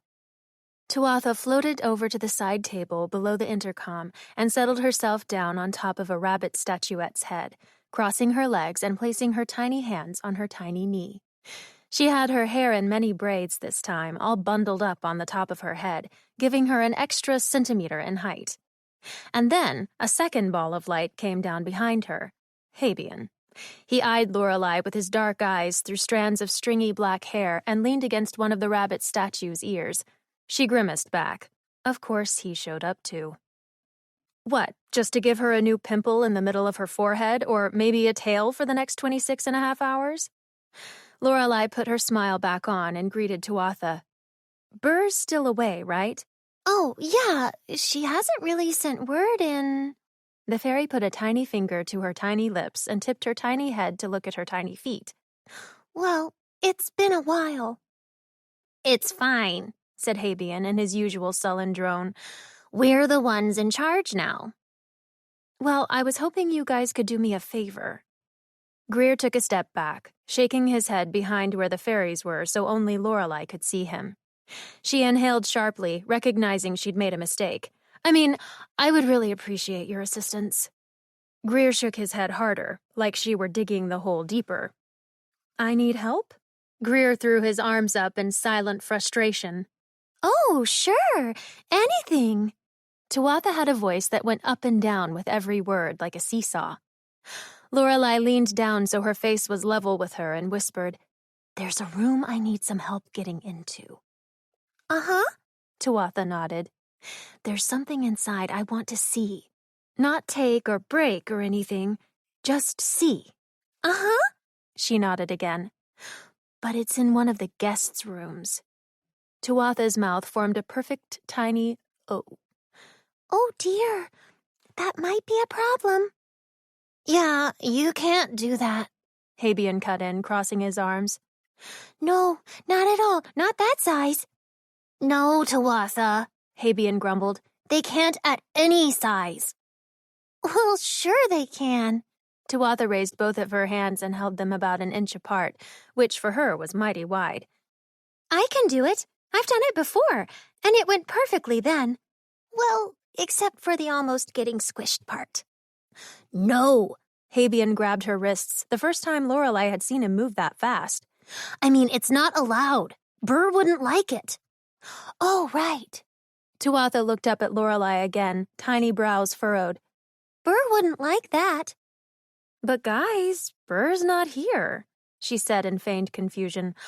And I thought you two were in charge. Oh, she's right, Tuatha bobbed her head. "She's being sneaky," said Habian, though there was a tinge of amusement to his normally sulky voice, "and she's not even good at it. Unless you're willing to make a trade." Tuatha's dreamy voice went a bit sharper. "Ooh, a trade!"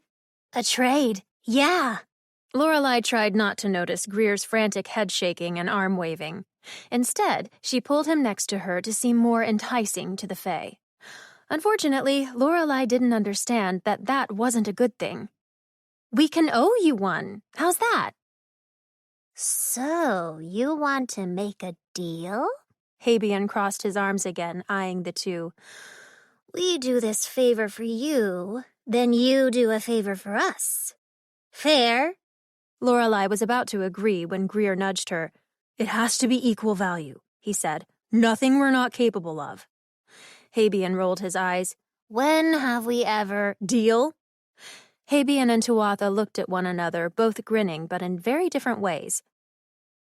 "Deal," they said in unison, and Tuatha raised her dainty hands again to clap. Lorelei was falling.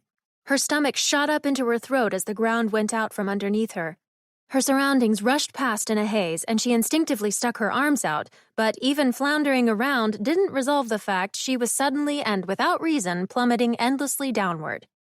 Then there was a pinch under her arms, and the world slowed. Her shoulders jerked painfully, and she felt a presence on her back as a breathy but strained voice said in her ears, "Oh, gee, I sort of forgot that that's what happens."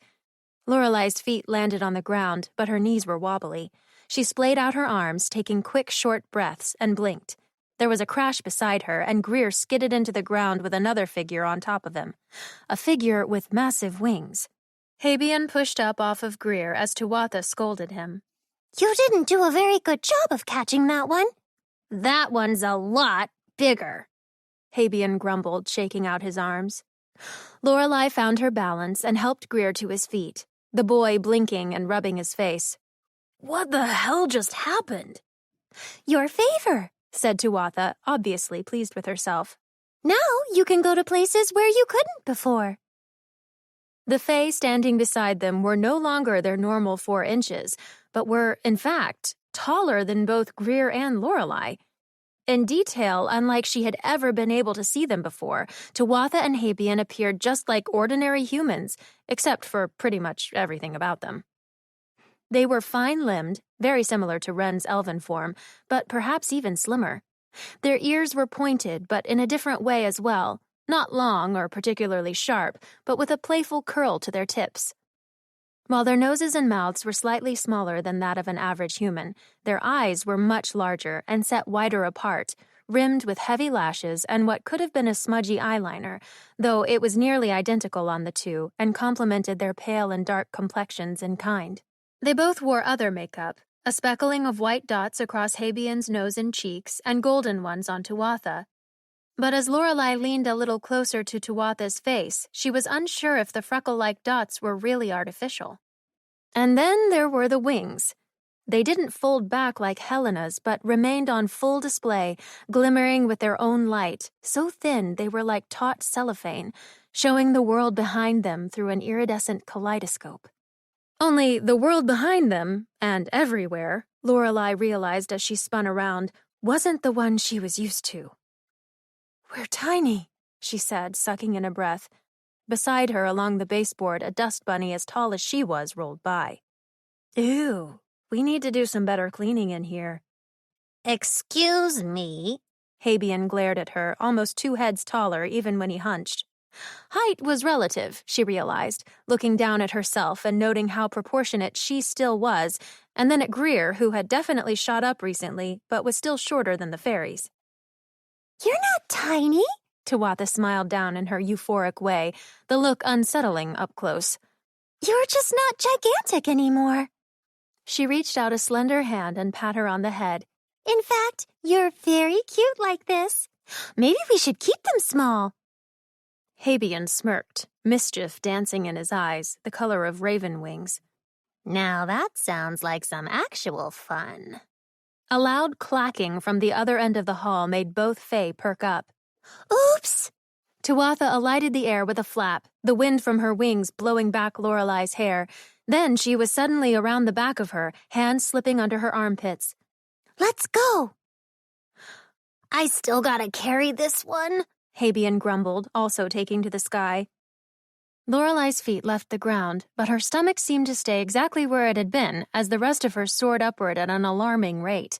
The floor, the side table, the rabbit statue all fell away, and there was Zaya walking toward them from the end of the hall, her head turned down into her planner. The woman didn't notice either fairy flying off, and for a moment, Lorelai thought to yell out to her, but they were so high so quickly that she couldn't even muster the words, and then everything was gone as they were enveloped in darkness. Lorelai's eyes adjusted as she felt ground beneath her feet again. She blinked, her senses filling up with dim light and the smell of something woody, like cedar, perhaps a bit of must, but also a clean and bright something she couldn't quite place. Greer groaned as he was dropped again at her side, Habian letting go a few seconds too soon so that the lichen stumbled onto his knees. Lorelai's mouth hung open. The way ahead went on forever into darkness, a narrow cavern so tall it disappeared above as well, but she'd been placed down onto what she could only call a road. Not of asphalt or gravel, but a woody, chipped-up substance like mulch, serpentining pleasantly down the center of the space. At each side of it, there was a deep green sprawl of something grass-like but softer, folded over on itself. Beyond the grass on either side were doors and windows, all to scale with her current height and set into a flat wall. Some had signs hanging above them, and there were even little mail slots on the doors. And when Lorelai glanced up, there were more doors and windows set at seemingly random intervals as the entries went on forever high above, a platform jutting out from each doorway and a tiny light set above them, each a small glow in the ascending darkness. One of the overhead doors opened, and out stepped another fairy onto the short platform, beat her wings once, and, with a flash, took off down the long, narrow way ahead. Lorelai looked at Greer, shocked. They really do live in the walls. Well, yeah, droned Habian. What did you think we did? Chapter 29. Peak. It seemed obvious now, staring at their suburban street built into the walls of Moonlit Shores Manor, but Lorelai had never really considered what the fairies' lives were like outside of popping in and out of the cracks in the crown molding when they were needed. It was humbling, but also disconcerting. How many were there really? Okay, let's get going. It's a long way to that one's room when you don't have wings. That one? Lorelai hurried to keep up with Tuatha and Habian's long strides, impressed they were walking along with them. You know where we want to go already? I saw you with your key trying to get in, Habian said, but Lorelai couldn't remember any orbs hovering around when she had done that. In fact, she had double and triple checked that she'd been alone. What else do you guys see? Habian only snorted and kept walking. Tuatha skipped up between her and Greer. Oh, this is going to be so much fun! When they reached the end of the long, chipped path, they came to a sort of crossroads. Before them, studs and insulation made passing impossible. But to the left and right were sets of stairs tucked in beside the last houses of the makeshift lane. On the wooden beam directly across from them was what looked to be an old business card that had been painted over with arrows pointing up, left, right, and down, but the words alongside them were totally illegible to Lorelai. Habian led them to the left, and she hoped he wasn't taking them somewhere they had fashioned little prison cells out of something adorable but menacing when you were only 4 inches tall. The stairs actually opened up into a much bigger expanse than she could have imagined, but this time they could see the ceiling, perhaps twice Habian's height with thick beams running across it. Strung up along the beams were lights, a mishmash of strings that could have covered Christmas trees, illuminating specific spots like bright stars and color-coding the huge expanse. The place was like a garden, the ground covered in more of that deep green, rolling grass, and when she stepped on it, Lorelai discovered it was soft and spongy underfoot, like moss. Mushrooms sprouted up here and there, but at this height they were trees. their stalks thick and lined like white bark, and the tops spreading out like leaves. Some red and spiky, some blue and ribbed, and others were full of holes, the top spiderwebbing outward. More roads were laid out with the mulchy wood, pathways snaking all over. Standalone buildings were here and there, running from the floor to ceiling and breaking up the landscape, but the place was largely flat, to be taken all in with one glance, save for the farthest out, darkest spots. It was, in so many ways, just like the park in the center of Bexley, only shrouded in an eternal night by the ceiling overhead. Here there were more fairies, most walking, as the airspace wasn't high enough to fly. They chatted with each other and went about their business as normally as any of the people in Moonlit Shores. Then there was a rumbling like thunder, far off, but it came on them quickly, until it was directly overhead, shaking everything and rattling Lorelei's brain. She gasped, as did Greer, surveying the ceiling for where the culprit would surely break through and crush them all. But then the noise fell away just as it came, and none of the fairies even acknowledged it. Tuatha giggled. Footsteps, she said. You get used to them. Only a few fairies gave them odd looks as they crossed the expanse of moss, most either ignoring them completely or just whispering to each other, their wide eyes following as they went. Lorelei supposed she should recognize them, but up close it was hard to tell, and most of them never spoke to her anyway. One ran up to Tuatha, pointing at Lorelei and Greer, and spoke in a thickly accented language that Lorelei thought she recognized Burr using hundreds of years prior. Tuatha answered in the same language, though breathy as always, and looked a little appalled, then laughed. When she ran off, Greer asked what it had been about. She wanted to know what we were going to do with the two of you, and if we'd share. Lorelei bit her lip. You are going to turn us back when we're done, right? Before Tuatha could answer, Habian snickered. If we feel like it. And he went off ahead of them. At the center of the mossy park was a structure of sorts, an odd gathering of things that, if it had been in a pile on a table, would likely have been swept into the trash. The once discarded things sat against one another with something like a purpose, an old lipstick tube, a toothpaste cap, a threadless spool, but they had all been polished up and adorned with paints. In the middle of the sculpture stood a frame. It was a bit taller than Habian, the right fit for a wallet-sized photo, and behind the glass, a torn bit of paper was displayed prominently. Lorelei stopped to admire it, the paper inside yellowed, ripped along one edge from its origin, but featuring only some scrollwork and a bit of a single scripted letter. What's this? The Great Contract, said Tuatha, looking up at it with loving eyes. She clasped her hands together and sighed. Even Habian stopped to look on it with something like adoration. It's just the ripped-up corner of an old piece of paper and a stack of trash, said Greer, face screwed up. These guys are nuts. Quiet. Lorelei smiled at Habian when he glowered down at them in his mopey, constantly begrudged way. It's art. She surveyed the trash stack, reaching up to their floorboard ceiling and quite wide across. The painted and adorned cast-off things were set against one another in a pleasing enough way, though there was a pin cap that jutted out a little oddly, as if misplaced. Lorelei shook her head. She may have appreciated modern art, but understanding it was a whole other thing. It was like magic in that way, and also, in the same way, the stack emanated a vaguely enchanted aura. It's the reason we can come here and be safe in this realm. A physical manifestation of the big trade made many years ago. Tuatha gently touched the edge of the frame, then crinkled up her nose. All right, let's take care of your favor now, Just across the way and up through the cantilever passage. We can cut over the stairwell and skip Exerbia Way if Habian has another lift in him. Habian scoffed and said of course he did. Is it possible to go anywhere from here? Greer asked before they started off again. Tuatha nodded with a pleasant sort of hum to her voice, but Habian complained that whatever he was about to ask wasn't part of the deal. Greer shuffled in place, ignoring him. We could even go to the staff quarters?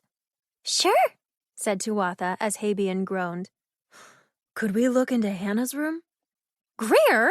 Lorelei slapped his arm, and he recoiled from her in surprise. You said she's your best friend. You don't peep on your best friend while she's changing. Greer grumbled. I didn't say I wanted to watch her do that. That is sort of what it sounded like, said Tuatha, and Habian even agreed. Well, I don't want to spy on her. He clutched fists and snarled, almost too much of a protest. It's just that she's been weird lately, like sad, and she won't tell me why. I mean, I can't get her to come out of her room hardly at all between shifts, and I really need someone to play Federation of Fables against to keep my skills up, you know?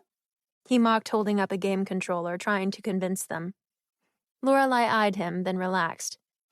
He was right. Hannah still hadn't shaken off what happened with Collier, but Lorelei hadn't realized it was as bad as he said. He has a point. Can we check in on Hannah? Tuatha beamed and told them, sure, as Habian gave them a definitive no, which was promptly ignored.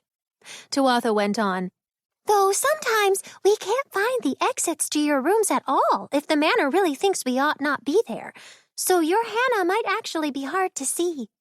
But if we've got good enough intentions, I think it'll be all right. The fairies brought them to another set of stairs built just for the Fae, and then another narrow passage. They were again flown up and deposited on a ledge that jutted out near the very top of the passage. Only wide enough to walk on 2 by 2, Lorelei scooted as close to the wall as possible, with Tuatha on her other side against the edge that fell off into a drop about 10 feet down, bad enough at Lorelei's normal height and horrifying now. Flying, she thought, might have been preferable to this. They passed a notch in the wall where light poured out, and she stopped short, Greer bumping into her. The hole was only wide and tall enough for one to squeeze through at an angle in what looked to be the corner of the crown molding of her own room. Hey, that's where I sleep and get dressed and do all sorts of private stuff. We know, said Habian, nudging her. Tuatha giggled wickedly. We don't peek. After all her own practice, Lorelei knew a lie when she heard one. They walked a bit farther and came upon the next crevice, where they could see into Hannah's room. Lorelei knelt down, feeling safer on her knees as the exit bowed out with the pitch of the molding. It was a long way down, even if she would likely land on one of the many fuzzy pillows and stuffed animals strewn about. Beside her, Greer shoved himself in to see too. Hannah was laying on her stomach, flopped onto the bed. A book with a fiery-looking woman and a shirtless man on its cover was abandoned at her side. She was writing in a journal, but the words weren't legible from this height and in her loopy handwriting. Photographs were laid out beside her, older and faded, of people with Hannah's features, a woman with black straight hair, and a man wearing a topknot and holding a baby. Hannah's hand moved across the page and she sighed, picking up the photo and tucking it into the journal. Beneath it, there were other photos, a landscape of snow-capped mountains rising above the mist, and a temple built into it with streaming, colorful banners hanging from the roof. Hannah grabbed the water sprite plushie she'd won at the Harvest Festival and squeezed it, rolling onto her back. Lorelei and Greer pulled away from the opening, but Hannah didn't notice their tiny figures in the crevice of her ceiling. She was instead staring straight up, eyes rimmed red as she hugged the water droplet to her chest. Oh, she's real sad, Tuatha whispered. Lorelei sat back, away from the hole.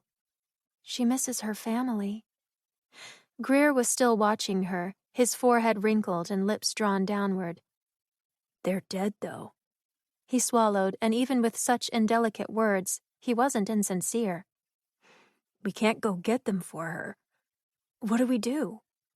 He looked to Lorelei for the answer, and the light from the room reflected in his white eye, his scar painful-looking in how it was highlighted. We'll think of something. She touched his shoulder, and he just glanced back out the opening at Hannah. You want into that guy's room or what? Asked Habian, arms crossed and looking extra annoyed at the whole thing. They were lifted again and taken down the length of the interior wall to be deposited on another street. The fairies led them to an exit and a baseboard, and they came out in the hall just outside room 210.5. Looking up at the door from the ground, it seemed to go on forever, the knob impossibly high, yet the crack at the bottom was still too small to squeeze through. Tuatha and Habian grabbed them once again and raised them upward just as Lorelei saw Allie sprint down the hall at full speed. She jumped, gave her wings a flap, and hung in the air, barely missing the lot of them with a swipe. Allie, no! Lorelei squeaked as Tuatha pulled her just out of claw's range. The Alalynx glided back down to land safely in the hall, muzzle chittering with a confused look like she wasn't sure how she got where she was or how she was hearing her person's voice. That thing's a menace, shouted Habian as they reached the ceiling and an entrance there. She just wants to play, Lorelei insisted as she was deposited again, but admitted silently it would probably be a death sentence to engage with the Alalynx when she was the same size as a salamander. The interior corridor had arches carved into the studs and room numbers drawn above them so the fairies could pass through, presumably to get from room to room, but the space here was even narrower and the ceiling lower. Thankfully, there were plenty of exits where light poured in, and they soon came upon the opening to Mr. Carr's room. It was still empty, even after their detour, and Lorelei immediately eyed the envelope on the room's desk. She pointed, and Tuatha, suddenly giddy, scooped her up and flew across the room. The desk's top was glossy, and when Lorelei took a step on it, she slid. It wasn't made for walking on, she supposed, and she took a moment to get her bearings and glance about. The room was the same as when she'd seen it upon check-in, the paisley maroon wallpaper, the modern headboard, the sleek side tables.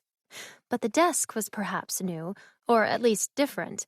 It appeared antique, though free of wear, a rich, deep mahogany.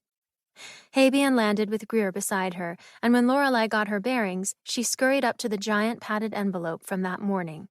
It was torn open with little care, and she tried to lift it to fully look into its dark insides, but it was heavy in her tiny form and awkward. Habian fluttered above her and grabbed the top, raising it so Lorelei could actually walk inside. She felt for her phone in her back pocket, thrilled it was there, and had been shrunk along with her, and she stepped in after her light.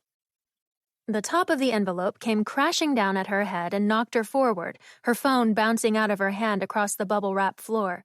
Its light still shone, wedged into the narrow, closed end of the parcel. Well, this was one way to get into the package, but it would have been a lot easier if Conrad had just magicked the damn thing open when she asked. It also would have been full, then.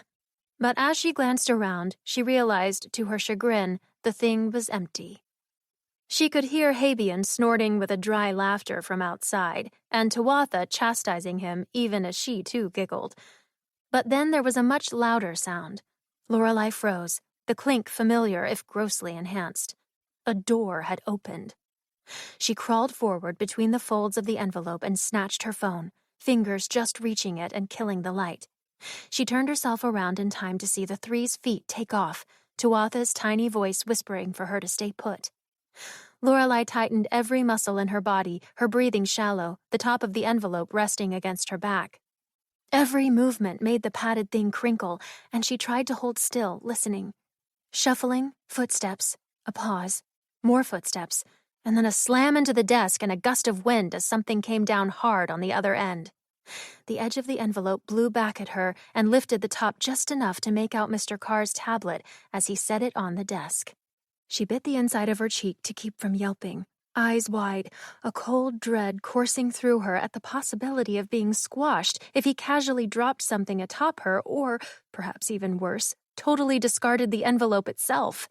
She had a moment of panic where she considered running, but then Mr. Carr let out a sigh, and she saw his hand trail the desktop. His fingernails were clean, if bitten and worried, the skin around them torn, but there was also that mark on his palm, the one she'd seen when he checked in. With this magnification, it looked as if he had been burned, and even though she knew he had the wound months ago, it still seemed angry and new. She watched his fingers drum, feeling the vibration across the desk, and then he dragged his hand down to the edge and pulled open the desk's shallow drawer. Mr. Carr lifted out a glass container, round with a tiny stopper in its top.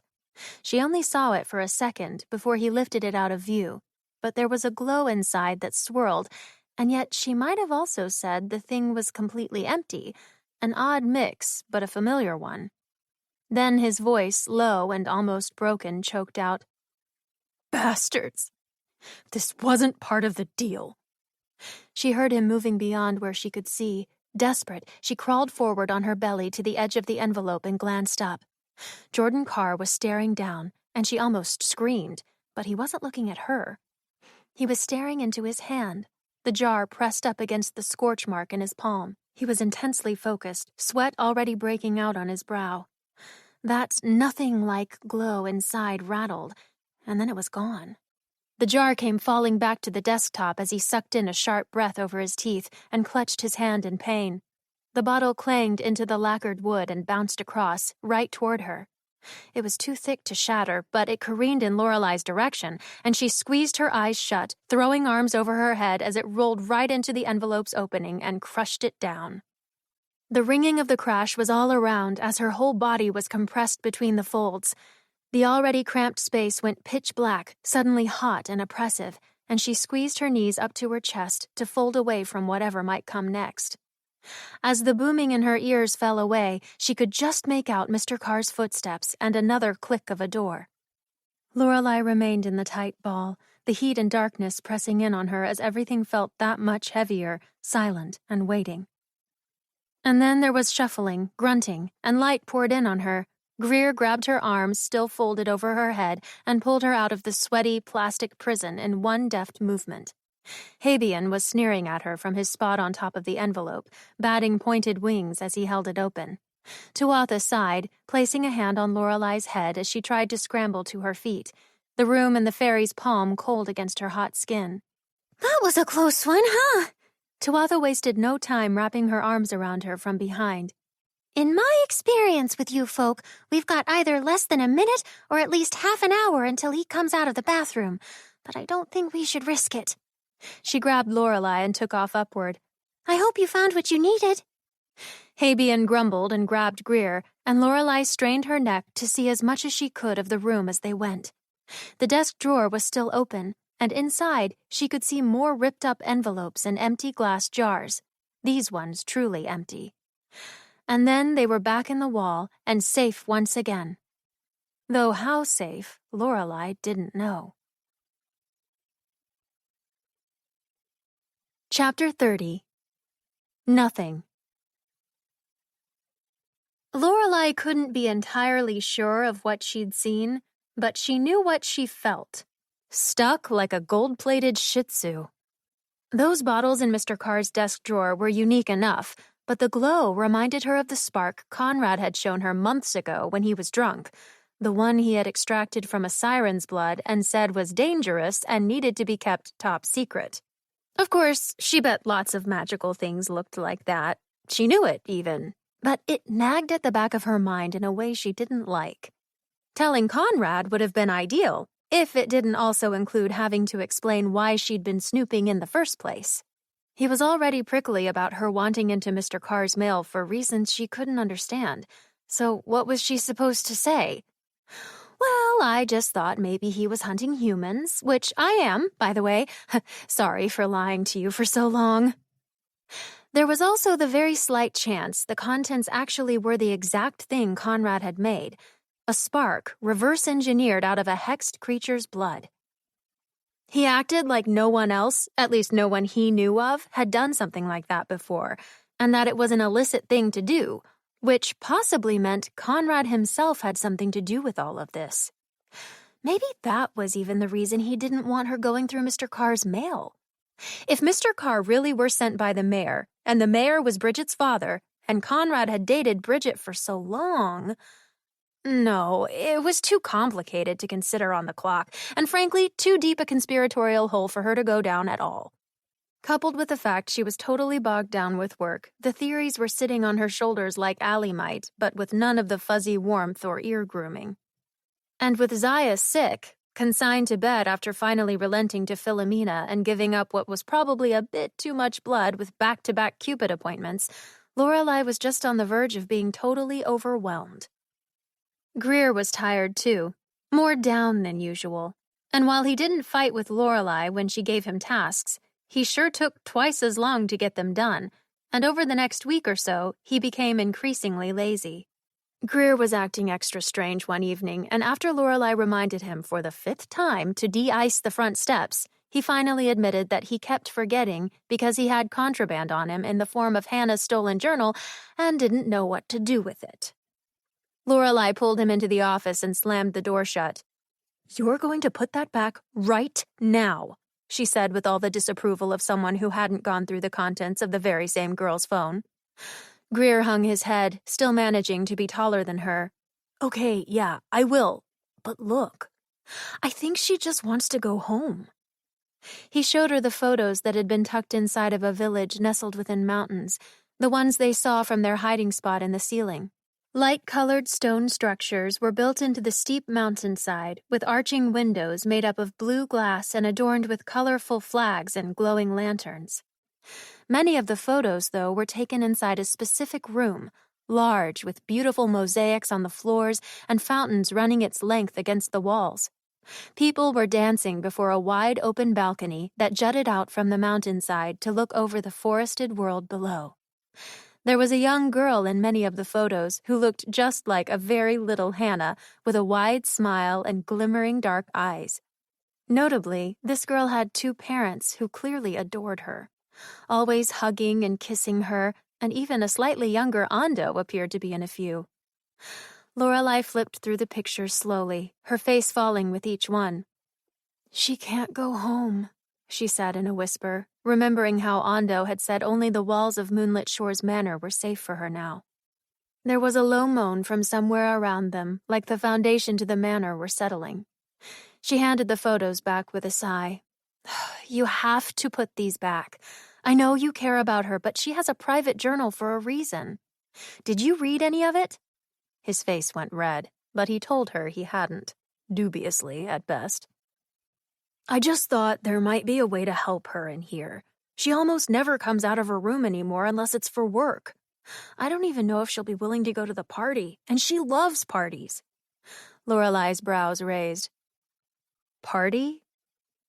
"Yeah, it's in like a week or something. Zaya has one every year. You know, she hates winter, so she has a thing around Valentine's Day when it's coldest." "Valentine's Day? You guys don't do Christmas, but you're cool with St. Valentine?" Lorelai stepped out of the office for the foyer to check for guests, but it was empty. "It's all Zaya's idea. You shouldn't be that surprised. You know how she is. Maybe she forgot to tell you." Greer pointed to Zaya's planner nestled safely under the front desk. "But I know she sent out all the invitations, like 2 months ago. They're in these bright red envelopes. She makes a real big deal about it." "People are already invited?" Lorelai snatched up the magenta binder and flipped through Zaya's perfectly laid out plans. "Oh, yeah. Arista loves it because the place is always full, and she and Seamus get out of town to avoid all the noise." Lorelai's heart jumped as she finally found the plans for a party that apparently warranted 6 whole pages of Zaya's precious organizational space. Color-coded and handwritten in her slanted but gloriously legible script, all the details were already decided, and if her perfect check marks were indeed correct, most of the tasks were already taken care of. A band had been scheduled, the menu was settled with Ando, Wren had confirmed a shipment of specialty wine, but there was a task, tell Lorelai, that had yet to be marked off. Beside it was a slightly more hastily scribbled, "Next time I see her," with a smiley face doodled in. That made Lorelai chuckle, despite that Zaya had been so busy between bloodletting and studying she'd apparently forgotten altogether. There was one other unmarked task. Venue, White Room. Absolutely must-do test run.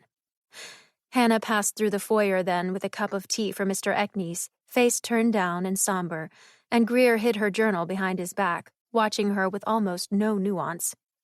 "I gotta go put this back," he whispered, and scurried off.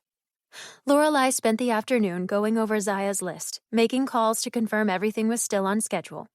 Greer took over the desk that evening, and she scarfed down some dinner before taking the planner to the back hall to pace in front of the White Room's door. She had never gone in by herself, the room giving off such an intense, magical aura she always felt unnerved in it, unless it had already conjured up another place within its walls. She muttered about a venue, no other notes on that, but couldn't exactly be angry with Zaya since she'd gotten everything else done. She tugged on the end of her braid, turning on her heel to pace back the other way, and ran right into a solid wall, the planner clattering out of her hand. Lorelei huffed, feeling defeated as some of Zaya's post-it notes detached and fluttered to the floor. "Sorry." Conrad stood there, hands up, then tipped his head. "You all right?" She looked down at the planner, then back up to him and shook her head. "Isn't this Zaya's?" He picked up the book and the scattered notes, flicking through the pages. She nodded, huffing again and crossing her arms. "Okay, help me out here and actually tell me what's wrong." She pointed at the White Room's door, and it all came out in a sort of exasperated barrage. That Zaya hadn't planned any kind of venue for a party that she hadn't told Lorelei about for the holiday that, frankly, none of them should be celebrating if consistency were a thing around here, which it definitely wasn't, and boy, was she getting really overwhelmed. Conrad looked scared, but just for a second, then clenched his jaw. "We can fix this." The inside of the White Room lived up to its name, stark and bright like a hospital, but decidedly less interesting. Other than the single light bulb hanging from the ceiling center and the switch and timer on the wall by the door, there was nothing else, not even a single window. Lorelei tapped a foot on the concrete floor, clutching Zaya's planner to her chest. "Have you ever done this before?" "A couple times." He rocked back onto his heels. "When I was a kid, mostly. Never went very well, and Arista would get pretty irritated with the places I ended up. I don't think Zaya's going to want this party in the jungle, though, so why don't you give it a go first?" Lorelei glanced at the switch on the wall, biting her cheek. She hoped it didn't take magic, but the buzzing spark in the air suggested the room was full of it already. "Go on," he said. "Okay, I'm doing it." She eyed him, reaching for the switch, then stopping.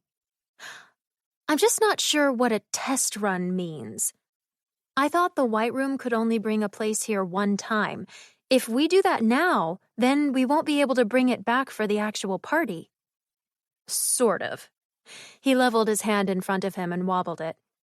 "You can make anything show up with a switch, but it's not exactly real. Once you twist the timer, the space solidifies and you can interact with it. Otherwise, it's more like a set for a play. So it won't feel exactly right, and it won't last much longer than 10 or 15 minutes. So, go crazy."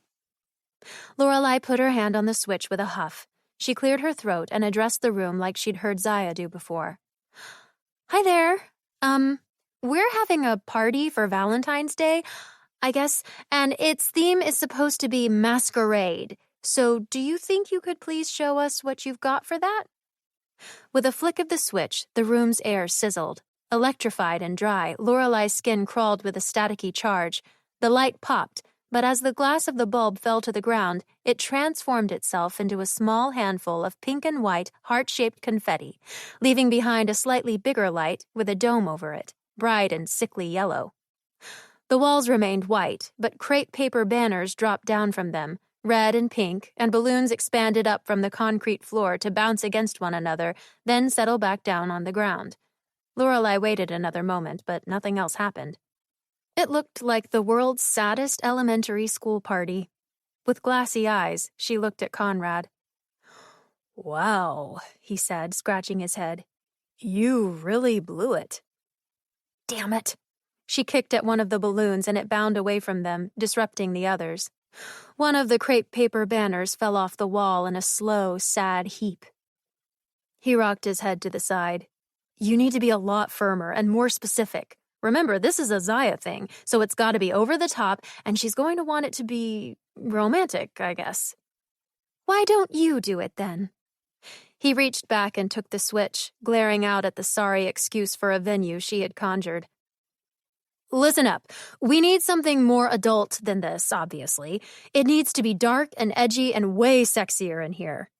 When he flicked the switch, the room's sizzle was decidedly sizzlier.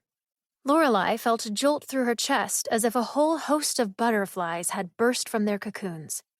The floors darkened under her feet, the color pouring across and climbing up the walls, painting them deep crimson. The crepe paper dropped down, transforming into velvety curtains, and the balloons expanded into tufted cushions in reds and blacks scattered all over the floor. A fireplace bloomed to life at the back wall, before it a tiger skin rug. Paintings grew from single points along the walls, depicting men and women, naked and striking curious poses, and from some unseen jukebox, a bass line dropped, followed by a sultry saxophone. The whole thing felt very much like a basement room you would only be allowed entry in by answering a very specific type of ad and using a safe word. "Too sexy!" Lorelai squeaked, slapping at the wall and landing on Conrad's hand as he flipped the switch again. The room returned to its stark white version, the music petering out as the cushions deflated into nothing, the fire popped and swallowed itself, and the paint splashed to the floor, taking the lewd images with it. She pulled her hand back from his and blew out a breath. "That wasn't what I meant," Conrad grumbled through grit teeth, rubbing his face. Lorelai started laughing then, squeezing the planner to her chest. "I don't know. It was pretty accurate considering the description." "Okay, better idea. Is there a place you know of that might work? Someplace you've actually been or seen?" "Like that?" she coughed. No. "I know you've never been anywhere like that," he said, rolling his eyes, and for a second she felt offended. "It can be any place, just something that's big enough to hold everyone and fancy enough to make Zaya happy." Lorelai's mind filled with the settings of every piece of artwork she'd ever loved. Matisse's colorful interiors, the stained glass in Notre Dame Cathedral. And she even giggled at the thought of conjuring up something from one of Toulouse-Lautrec's Moulin Rouge depictions. But then she had a better idea. "Hey, Manor, I know you were watching when Greer and I talked earlier.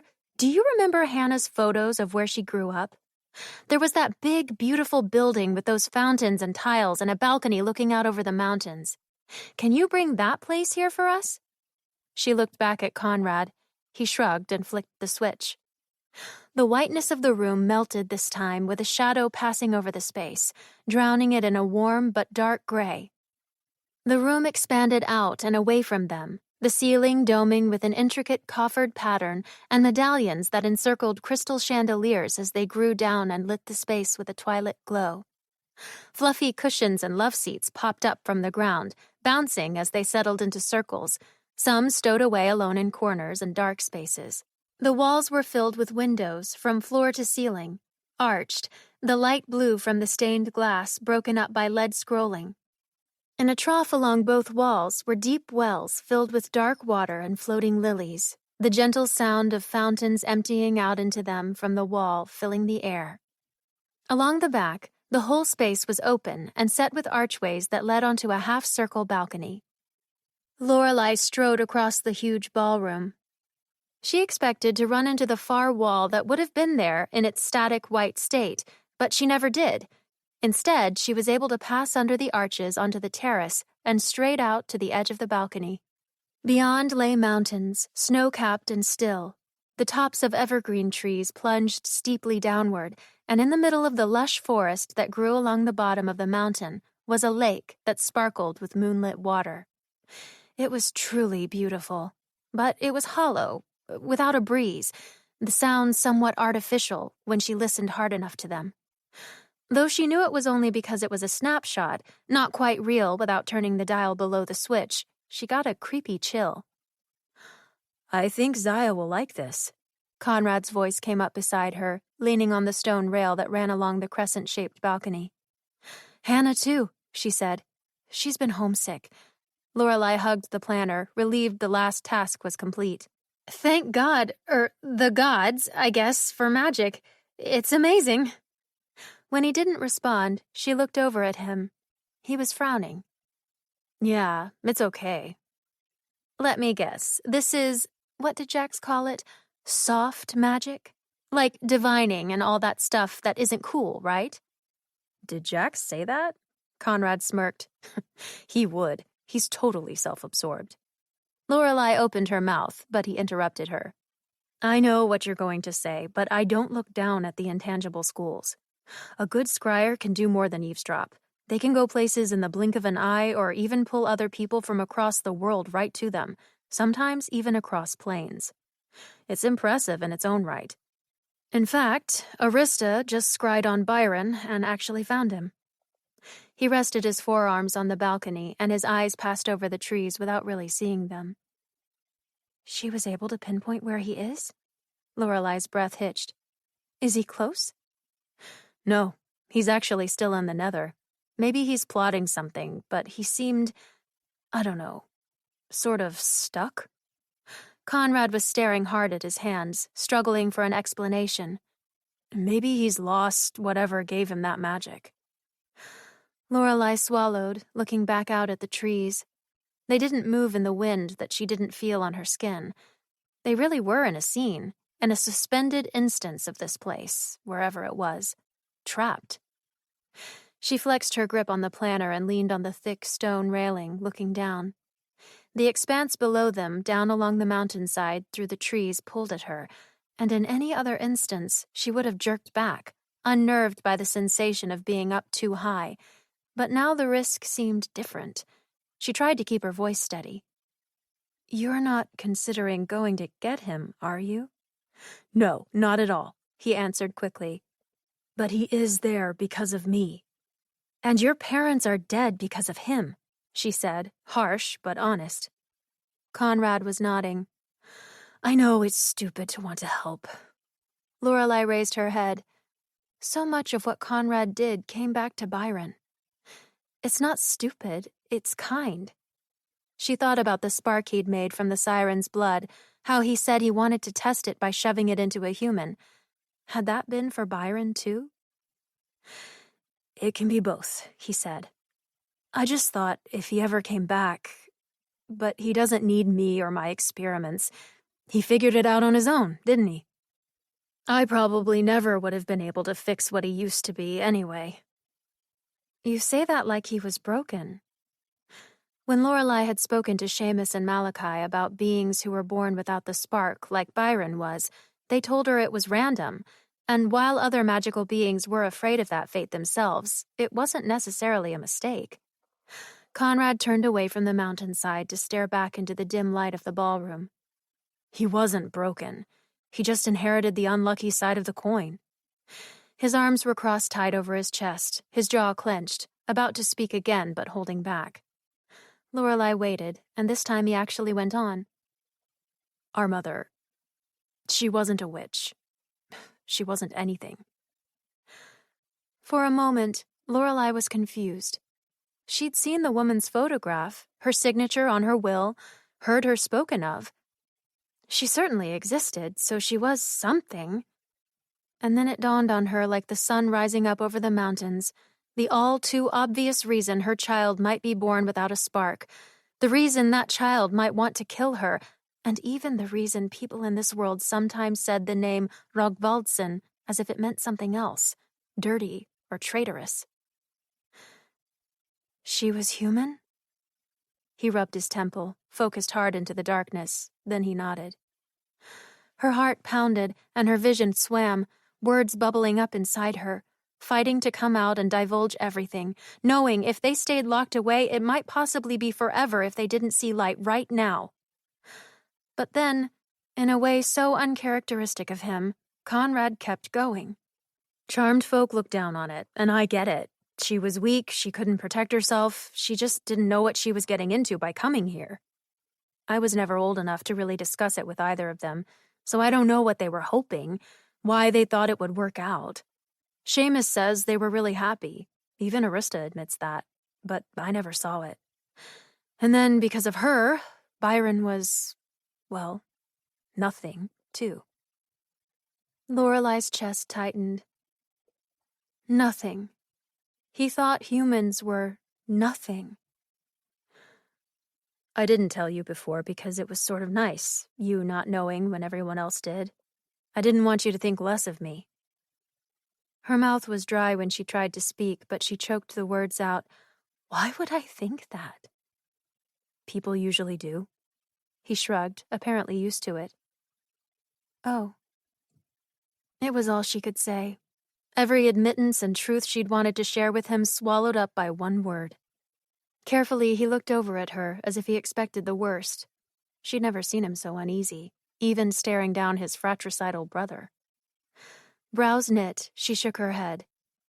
"Well, I don't think that. I'm not like the people from here." She took a breath. "I'm a changeling, I know.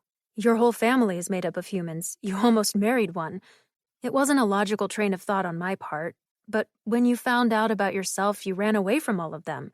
You broke off an engagement, and you don't even seem to want to go back and visit them. I'm sorry I tried so hard when we met to get you to talk about it, but it was just... I thought I would get some kind of answer to my own weird feelings about it all through you. When he glanced back over at her, there was relief on his face. She wished she could feel an ounce of it herself. Thanks, he finally said, though she had no idea for what. He laughed lightly under his breath. That actually does feel better.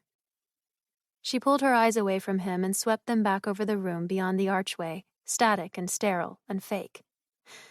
She wasn't going to undo a lifetime of thoughts like that with a single admittance, but if she could point out to him that things and people change, it might be easier.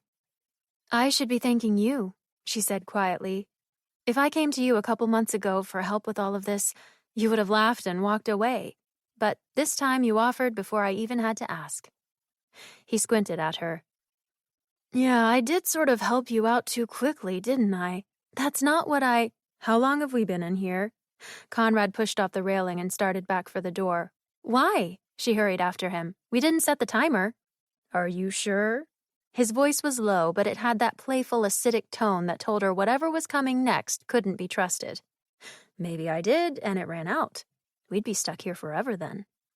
She craned her neck toward the switch and the timer as they made it to the door, and sighed when she saw it predictably was indeed not set. Jerk, she muttered. He took the door by the handle and smirked at her, flicking the switch again. The room flashed away into stark whiteness, taking with it the entire moment like it hadn't even happened. What else did you expect? Chapter 31. Nowhere.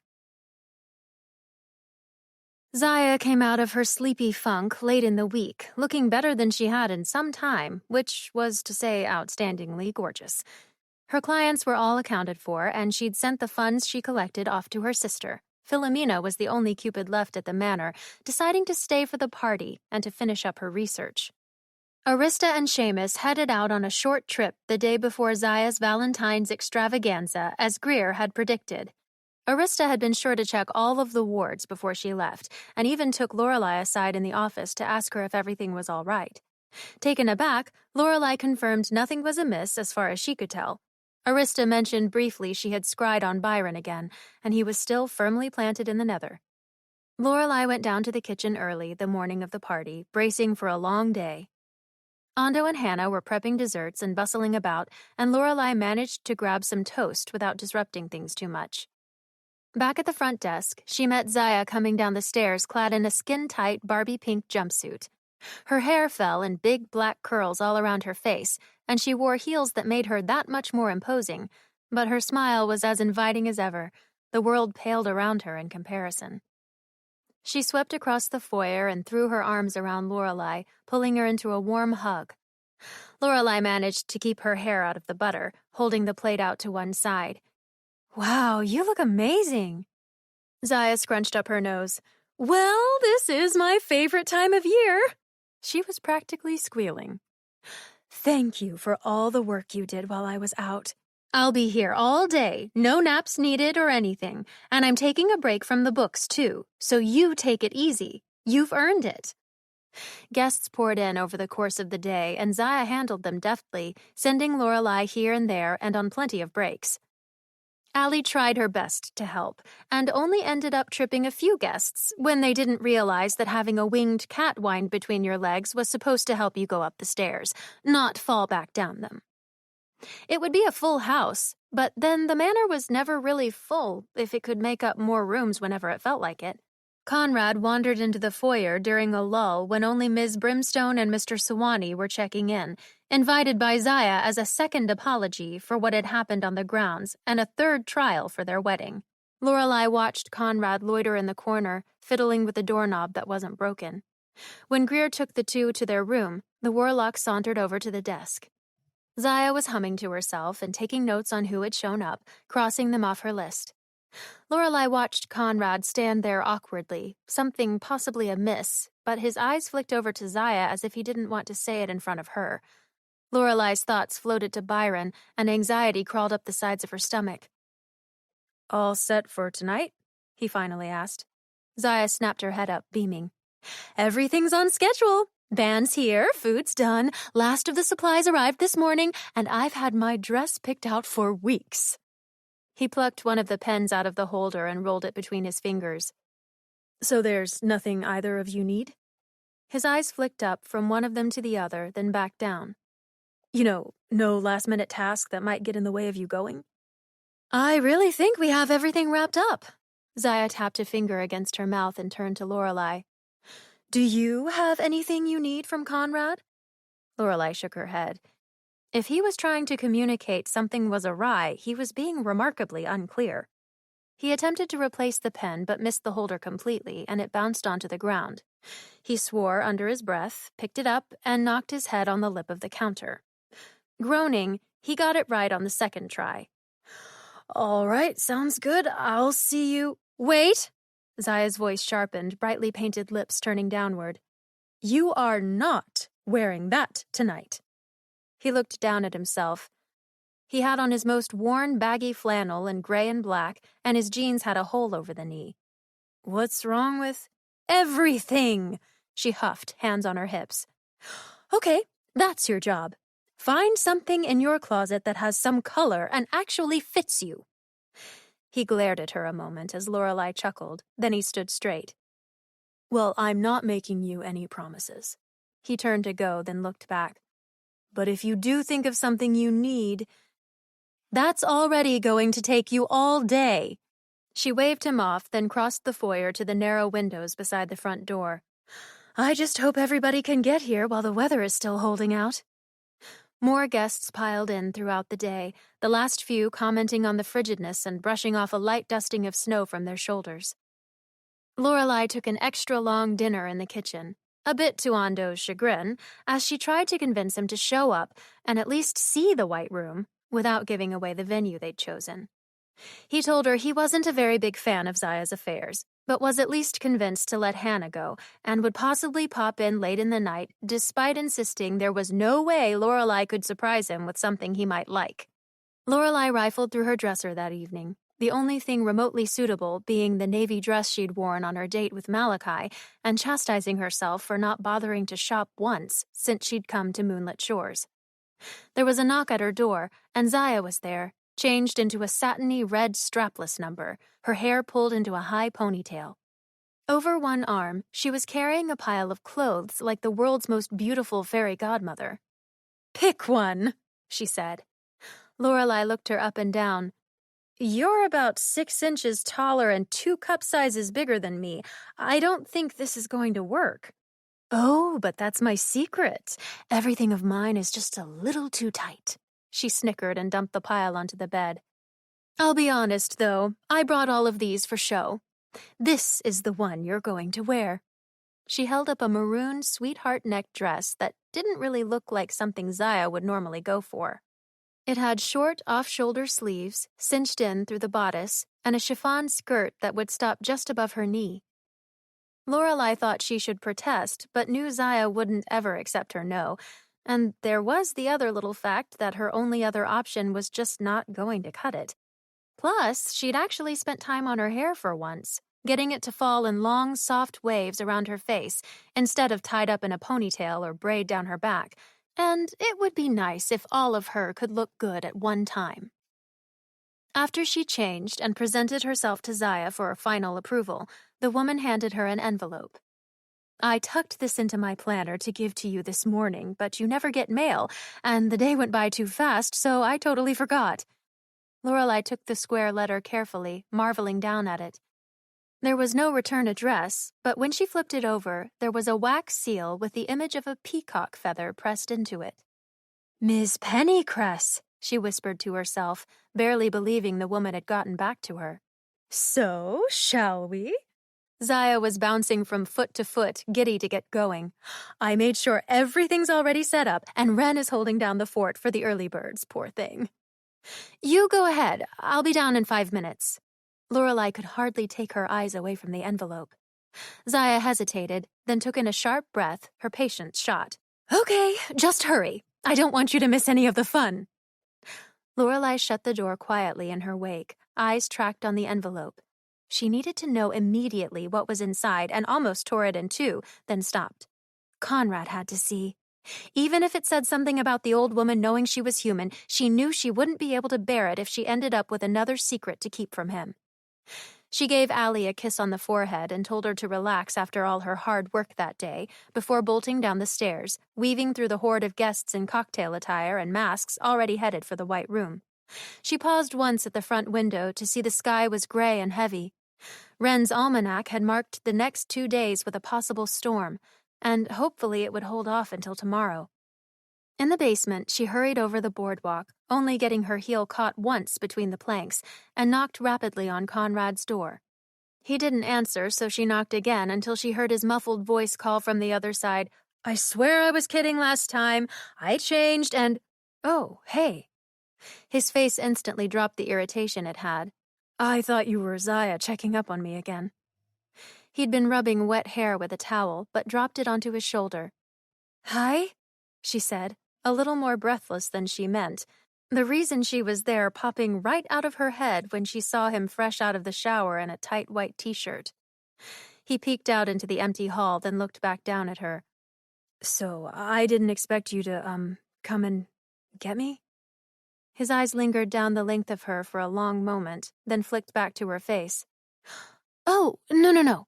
Lorelei held up the envelope, face flushing. "That's not what I'm doing." He squinted at the letter and opened the door fully for her to come inside. "I wrote to Ms. Pennycress about her room in the attic and the creepy whispering urn. I figured it was a long shot since she seems like a busy lady, but she wrote me back." "That was Ms. Pennycress's room?" He hung the wet towel on the back of his door. "Oh, I didn't say, did I?" It was easy enough to act like that hadn't been on purpose.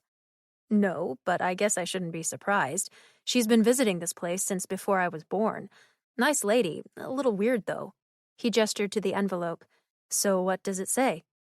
She looked him over once, standing there with some of the markings on his arm uncovered in the shorter sleeves. He still had on dark, tight jeans, but these ones were free of rips or wear, and he'd gotten halfway through tucking his shirt in before she'd knocked. With half-dry hair mussed up, a cleanly shaven face, and his piney cardamom scent so strong, she forgot for another moment why she was there, then shook her head and slipped a finger under the wax seal to pop it off. Consequences be damned. As Lorelei lifted the top fold of the envelope, a glow emanated from inside. She let the 4 corners of the paper unfold. No letter or even words within, but instead, a ring imprinted on the paper's center. Beneath it, the simple words, "Place finger here." The moment her pointer finger hit the page, an intense light shot out at her, making her drop the whole envelope and jump back. It fell to the floor, blasting a beam upward that grew into a ring about 2 feet across in a cylinder all the way to the ceiling. "What the hell is that?" Conrad made a tentative noise in the back of his throat. "Don't touch it." He crossed the room to his desk, flicking through a book that he pulled off a high shelf, and came back to stand next to her. He leaned close so she could see, smelling so good she could barely focus on the page. "This isn't it exactly, but I think it's similar." The page depicted a campfire, above it rings of smoke wafting up into the air. On the opposing page, a person dressed in a cloak stepped into the same fire. Lorelei pointed to the flames. "I would think you people would really want to stay away from that kind of thing." "Very funny," he said, "but it's not quite the same. If this is what I think it is, a sort of mercurial pillar, it should be for communication, but there are different kinds. Usually they take you right to the person you're meant to be talking with for a set amount of time." "You mean that's a portal directly to Ms. Pennycress in Paris?" Her eyes widened, and she grabbed his arm, digging her fingers in. "How long will we have? Can we go to the Louvre, or the Musée d'Orsay, and the Petit Palais?" "I don't know what those words mean," he said, "but I doubt they're all reachable in under 15 minutes. Lorelei deflated, then shrugged. "Well, I bet Miss Pennycress's house is filled with all sorts of neat stuff, too." As she walked toward the pillar of light, Conrad grabbed her arm. "Wait a minute, not by yourself." He tossed the book onto his bed and made sure the two stepped up to the ring of light together, just in case there's another giant spider or something on the other side. Conrad counted down for them to enter, and Lorelei rolled her eyes, but stayed in step with him, remarking as he counted, "Nothing's going to hurt us over— Ow!" Blinded by the white pillar's light, Lorelei felt a shove at her back and another against her shoulder. She inhaled sharply, trying to pull away but only banging her head up against something solid. Conrad was smashed right up against her, and though she didn't necessarily mean to complain about that, getting squashed together in such a way wasn't exactly how she had increasingly imagined pressing up against him would go. When the bright light faded, she could see he was equally confused, looking down at her, his arms lifted and against the glass walls on both sides of him. Jammed in, they could only easily move their heads, but it was enough for Lorelei to recognize the object they were trapped inside, though she'd never actually seen one in person before. Are we in London?" Conrad glanced over her head and out the glass panels behind her. "I don't think so." She leaned to see around his frame, nothing but foggy whiteness on the other side of the glass. "You sure? I hear it's sort of like this." There were skinny red lines running through the glass panes holding them inside, and Lorelei imagined they looked pretty funny, the two of them squeezed into a telephone booth. But it would be less funny that the two of them had just appeared out of thin air to any onlookers. Conrad shuffled a little and ran his fingers through the air over her head. Blue flashed to life, then zapped out. "Actually, we aren't anywhere." "I don't like the sound of that." She reached for the handle on the door to the call box, but he stopped her. "I wouldn't do that. There's nothing out there. Literally. I don't know if you'll even be able to breathe." Her fingers pulled back and she looked up at him, too close. She wasn't sure she'd properly be able to breathe in here either. "Then what is this?" "Well, I still think it's a mercurial pillar. It just didn't take us anywhere on the material plane. It looks like we got sent to a box in the middle of nowhere, or somewhere adjacent to the middle." Even though there was no way to tell, Lorelei could feel the capitalization in his voice, eyes passing over the fog outside and the nothingness within it. Conrad shifted as much to the right as he could and dipped his head after knocking it into the ceiling. And apparently Ms. Pennycress made the box just for one little Lorelei and not the addition of a warlock. Squished in beside them was an antique phone with a separate mouthpiece and receiver hung up beside it. Beneath, instead of the expected set of rotary numbers, were only 2 buttons, one green and one red. She shrugged and freed an arm up to lift the receiver. Immediately, a voice called out from it, loud enough to be heard even if she'd had the room to hold it at arm's length. "Hello, dear," the familiar scratchy voice called into the phone box. "Hi, Ms. Pennycress," Lorelei replied. "It's Lorelei." "And how are you faring?" "Oh," she blew out a breath, shifting a little as Conrad tried to shuffle his hips to the side. "You know, things are kind of hectic and—" "That's nice. It's all fine here, too. Did you receive the package I sent you?" Lorelei cocked her head, and she and Conrad traded unsure glances. No. That letter is the first thing I got from you since we met." "I hope you started using the hair oil I included." There was a chuckle from the other end. Lorelei looked down at her waves, the nicest they'd been in a while, even without any new products. "Listen, when we met, you really caught me on a bad day." "There, now that the pleasantries are out of the way, you have reached J.S. Pennycress's ethereal answering service, the safest and most direct route of sending yours truly a message. Only the intended recipient can open the portal to nowhere, and once your message is left, it will be sent directly to me to be opened at my discretion.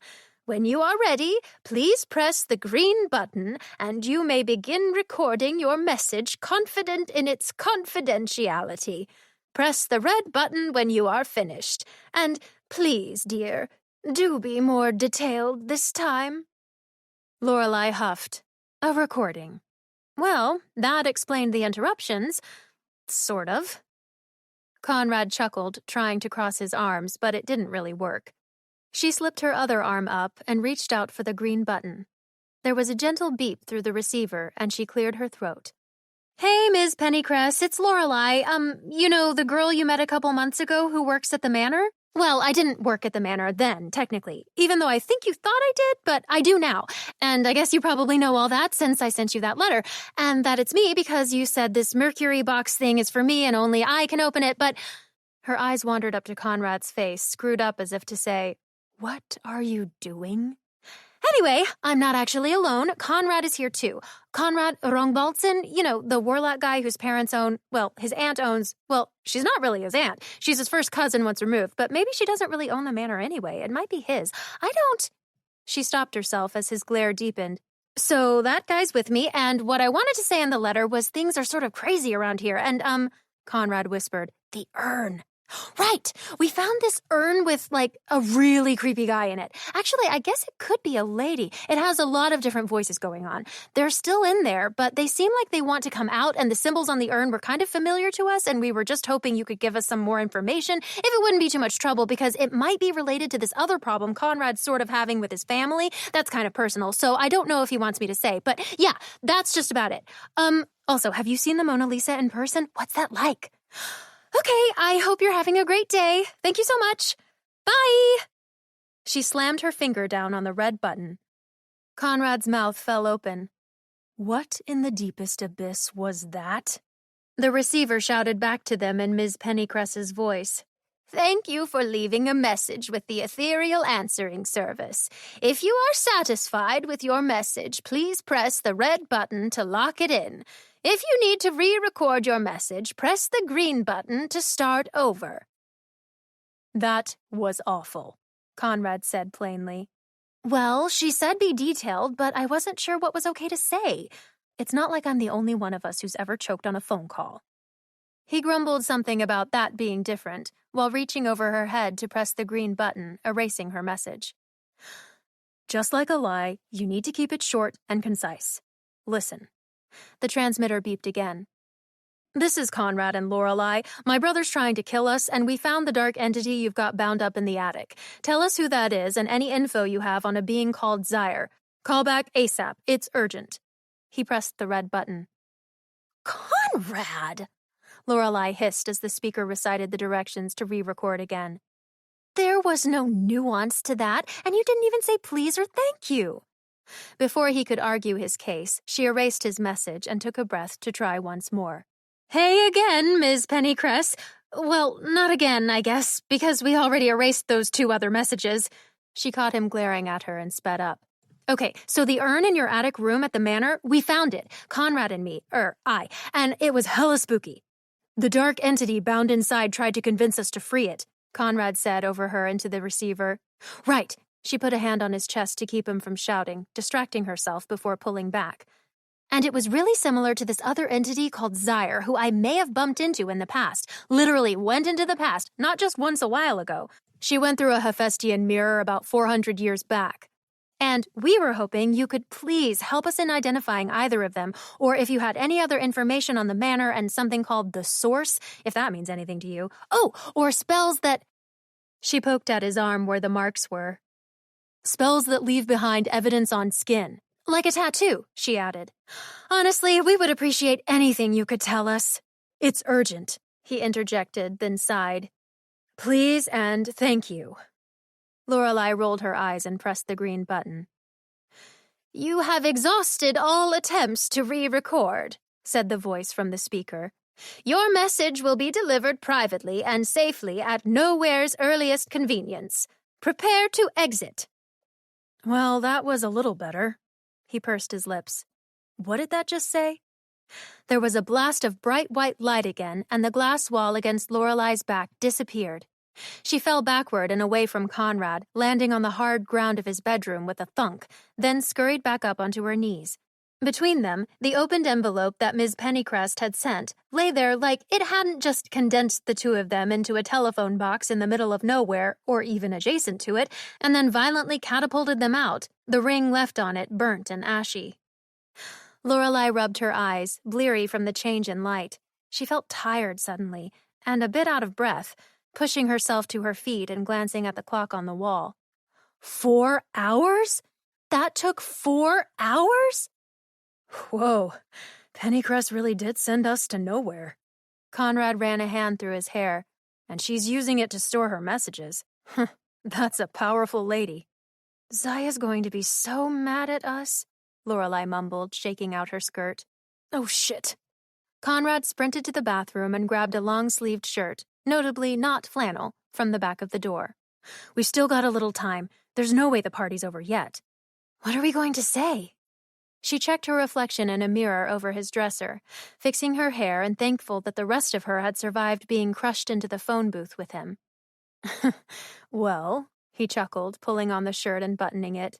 The two of us missing? Tonight? We probably won't have to say anything. Zaya will almost definitely come up with her own theory. She was so excited about this. Her feelings are going to be so hurt, Lorelai said, waving from the door for him to hurry up. That's not what I... He shook his head and followed behind her. You're right. Let's go. Chapter 32. High Score. They could hear the noise before they got to the door of the white room, which wasn't typical even with a party going on. The hall was dim and empty, as had been the rest of the manor during their quick ascent of the stairs. Only Ando milling about the kitchen singing to himself, not yet taking Lorelai up on her insistence to join them in the white room. She hesitated at the door, and even Conrad cast a cautious glance at it before opening it up. Something like a firework exploded right in front of them on the door's other side. More went off in a trail leading upward, ending at the ceiling where a last violet burst blasted and rained down turquoise sparks. But no one screamed, and the only chaos about seemed organized enough, if indeed chaos. People were laughing and carrying on, music rattling off the walls, and while the chandeliers were very dim, pops of color and light were bursting all over. A set of witches in masks ran past, holding hands and chasing a small team of lightning bugs, laughing maniacally, their hair and dresses trailing behind. Conrad leaned in. This is different. The white room had faithfully conjured up the place from Hannah's past that Lorelai had prepared, still beautiful and spacious, if filled with overly exuberant guests. The band Zaya had booked, Namtar's daughter, was playing from a makeshift stage, and smoke and sparks from what Lorelai could only assume were superfluous spells shot through the air. Guests were dancing, riding atop one another's shoulders, and there was an awful lot of kissing. Valentine's Day aside, the passion in the room didn't appear to need those suggestive paintings from the White Room's earlier appearance to take off. Different how? Lorelai asked as they cautiously worked their way into the ballroom. Another pair of masked guests darted past, and they both stopped short to avoid being run over. Feels sort of funny, right? Like there's an unease in the air? He squinted out at everyone, then grabbed a half-filled cup of some red liquid from a side table and took a sniff. I don't think there's even alcohol in this. Lorelai felt it too, an odd sizzle floating about, but unlike how the White Room typically pulsed with unused potential, this was a little colder. Some sort of bad juju was lurking beneath all the energy and cavorting. Maybe it's because we just lost some time. I felt really weird when I came back from the past through the mirror, Lorelai told him, and he shrugged. If nothing else, the guests sure were having a good time. Someone suspended by magic was passing just in front of them, laughing and spilling their drink as they went. Someone else bumped into Lorelai from behind, and as they did, the floating man dropped out of the air. His mask popped off when he hit the ground, revealing Mr. Suwani, but he only fell into hysterics and begged to be sent up again. Ms. Brimstone laughed maniacally, pulled him to his feet, planted a deep and passionate kiss on his lips, and dragged him away. Lorelai and Conrad looked at one another. I take it back. Something weird is definitely going on, Lorelai said, thankful for the shadows as she realized there was a lot more canoodling in the room than she originally thought. It seemed everyone had their hands on someone else, like they were all enchanted with some sort of love. Philomena! The Cupid was standing beside the table of desserts, hands clasped around a heart-shaped cookie, staring out at everyone with a wicked smile. She was positively giddy. Lorelai hustled over to her. Did you do this? Even the disapproval on Lorelai's face couldn't thwart Philomena's elated grin. Isn't it wonderful? Everybody's kissing somebody else, sometimes even two somebodies. Nicaros won't have any idea how I got so many points. Then she cocked her head and frowned. You don't look like you're having a good time. Lorelai snorted, leaning over the table and lowering her voice. Did you shoot everybody in here? Not everybody. Philomena waved the cookie, then took a bite out of it. It only takes about 50% to reach full love capacity. Lorelai turned to Conrad, who was just catching up to her and ducking away from someone else who'd been set aloft. She grabbed his sleeve. Can you go find Hannah, please, and quick, before her uncle shows up and sees her doing something he thinks she shouldn't? His gaze meandered over to Philomena for a moment, like he wanted to ask why, but then he just nodded and left for the crowd. She watched him go, appreciating Zaya's pestering about his clothes. He'd ended up in a wine-red dress shirt he'd managed to roll the sleeves up on and tuck in on their dash to the White Room. Per the succubus's orders, it fit, and well, though his pants might have been even better. Lorelai groaned. Of all the times for him to look so good, why did it have to be during a crisis? Oh, I guess you're not having as bad a time as I thought. Philomena came around the table, munching up the last of her cookie, eyes pinging between Lorelai and where Conrad was headed off to. A set of green sparks shot up from the crowd and caught a curtain at the edge of the stage on fire. One of the 3 women at the microphones flicked a hand and doused it in water, not missing a beat in the song. Are you kidding? Lorelai raked her hands down her face. You've got them all so Twitter-pated they're going to literally burn this place down. You need to relax. Philomena bumped her with her hips. Lorelai's foot was already tapping, and her fingers began to drum on her arm. I am relaxed. Now tell me exactly what you did. I synthesized Zaya's blood into my darts, and they came out perfect. From the pocket of her fluffy pink dress, she pulled out her pea shooter. They're really fast-acting, but only last a few hours. They'll probably zap everyone's energy when they run out here soon. Got a hefty dose of Eros in 'em, but I dumped a bunch of Ludus and Mania in there too. It's all based on that research you suggested I do. That Jordan guy was so uptight I realized I needed to double the inhibition lowerers.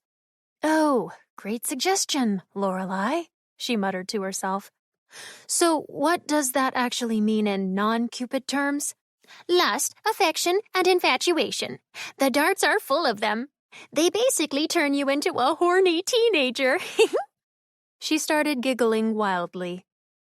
Lorelai watched a set of satyrs pass by, their horns tangled around one another. Mr. Ambrose and Mr. Phelps were coming the other direction, arm in arm. Well, there was that sorted, at least. Mr. Carr was amongst the others, held tightly in the arms of a scaled woman 1.5 times his height as they danced to Namtar's daughter. If nothing else, mellowing him out might make the rest of this worth it. Besides being tired, are they all going to be embarrassed about what they've done once these things wear off? No way! Philomena flung her hands around, and Lorelai ducked away from the pea shooter. The details in the morning might be a little fuzzy, but I wouldn't force anyone to fall for anyone else they weren't already attracted to, and I told you I only shot about half of the crowd anyway. Sure, desire and puppy love are sort of naturally contagious, but if someone's not open to it, it's not happening.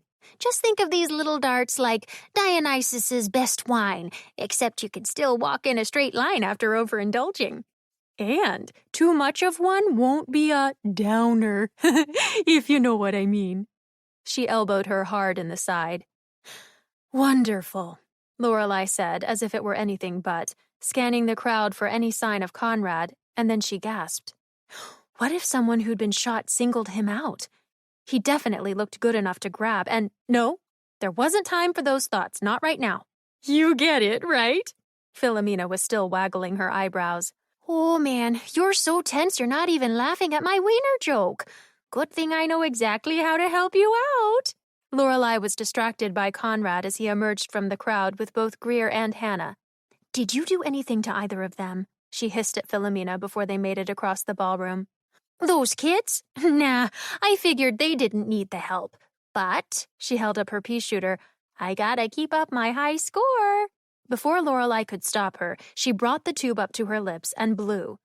Lorelai squeezed her eyes shut, wincing before the dart even struck her, the fear of whatever was going to follow even worse, but instead she felt nothing. No sharp jab, No overwhelming urge to tackle anyone, not even a change in her opinion of the weird aura in the room. She popped one eye open to double-check she was dart-free, but saw Philomena hadn't aimed at her. Conrad slapped his neck like he'd been bitten, squinting down at the ground in a sort of confusion. Then, slowly, he lifted his head, and their eyes met. Lorelei was held in his gaze from halfway across the room, the rest of the party, the lights, the noise, the chaos, all falling away. Philomena had left her unenchanted, and yet her heart almost certainly skipped a beat. And then she swept back around to the Cupid and grabbed the woman by the straps of her dress. "You didn't!" "I did!" Philomena was grinning like an idiom that hadn't been invented yet. "And you're welcome." "Are you crazy?" She shook the woman, the big bow tying up her hair bobbing all over her head. "You had to shoot him?" The Cupid looked at her like she were stupid. "Of course him. That's the one you like, and I can tell. But what about all that love potion crap he already went through?" "I didn't think of that." Philomena's face fell. "Well, if he's still broken-hearted about all that stuff, the dart probably won't do anything to him." "Probably?" she growled. "Shouldn't you know for sure?" "Hey." Conrad's voice was right in her ear, his body so close she thought they'd been transported back into the telephone box, and sweat broke out on her back. Breathlessly, he told her, "I found them for you." She released Philomena and turned to him, but he didn't bother to move back. Thanks, she squeaked out. "If there's anything else you want, tell me." Conrad practically melted her under the bedroom-eyed longing in his gaze as it traveled down her body. "I'll give it to you. Anything." How about like 6 inches?" she said, and pushed him half a foot back. Hannah was beside him, and despite her penchant for romance novels, was totally oblivious to Conrad's abrupt shift in demeanor. "Greer said you picked this place," she squealed. Lorelei rounded on her and Greer, refocusing on why she wanted to find them in the first place.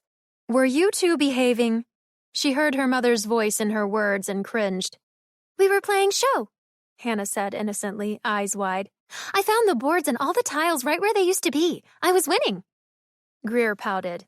"Well, you didn't explain all the rules to me." Lorelei scrutinized one teenager and then the other. Hannah, looking adorable in a yellow and blue polka-dotted skirt, and Greer, clearly dressed by Zaya, in a shirt he'd unbuttoned probably as soon as he got away from her. Satisfied enough for the moment that if Ando showed up, he wouldn't have another reason to be mad at any of them, she sighed. "Just don't go running off into any dark corners. Stay together. But also leave room between the two of you for whatever chaste entity you people believe in." They peered at one another, confused. "We need to go get more cookies anyway. I told Zaya I wouldn't let them run out," said Hannah, eyeing the table. "Come on, Greer."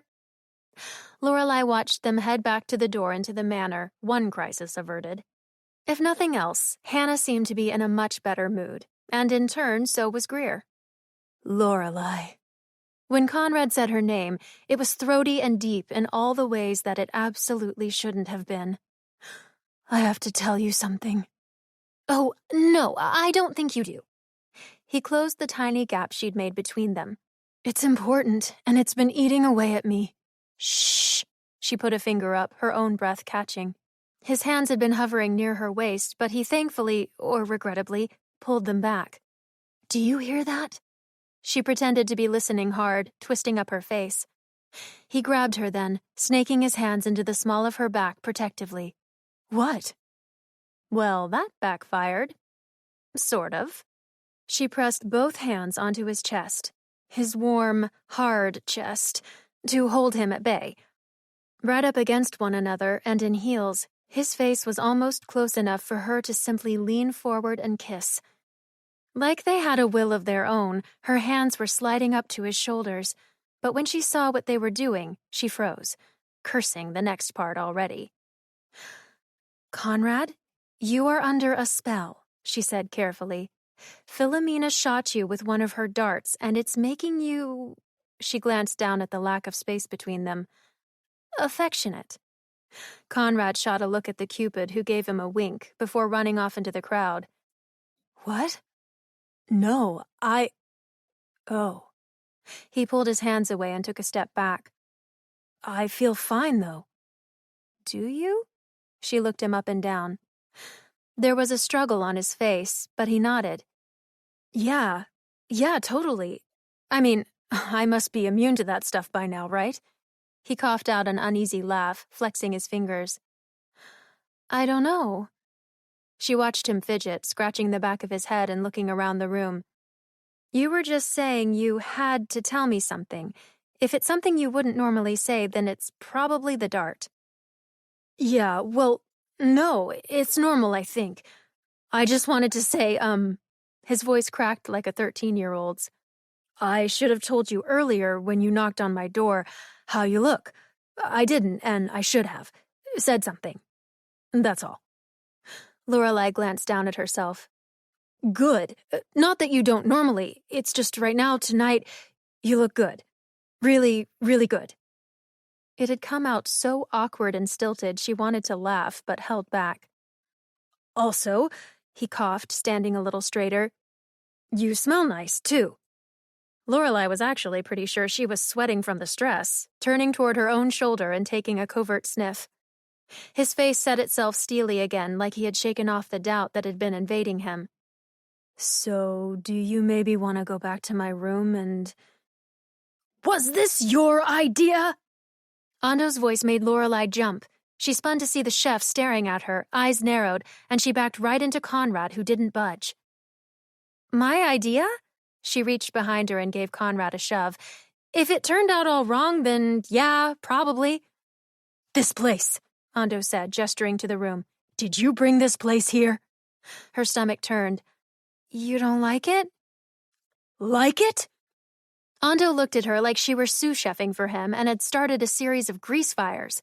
But then he held his breath, eyes darting over the room. His shoulders relaxed, and he ran a hand over his mustache. This place is my whole heart. But the White Room, is it the same place? The actual temple? Yes? Lorelai looked up at the intricate ceiling and a spark that burst up against it. I didn't know it was a temple, though. Oh, shit. And everyone's being so disrespectful. She clamped a hand over her mouth. And I just swore in here. Damn it. Ugh, I just wanted to help Hannah with her homesickness. Ando sliced his hand through the air. If this is indeed the same place, we have a much bigger problem than all that. He pointed at the balcony area and the trees beyond, draped in moonlight. The thing that killed Hannah's mother, that killed all of them to get to her, it remains here, tied to this place. You mean like locked up in an urn or something, right? He shook his head. It was bound to this temple, left behind and forgotten when it failed. It was left to rot with no magical energy to feed off of for years. That's what the servants do. They collect. It is the reason why we can never go home, so it can never be fed again. That's the bad juju, she whispered, glancing around for a sign of something out of place, but there was too much chaos already running through the crowd.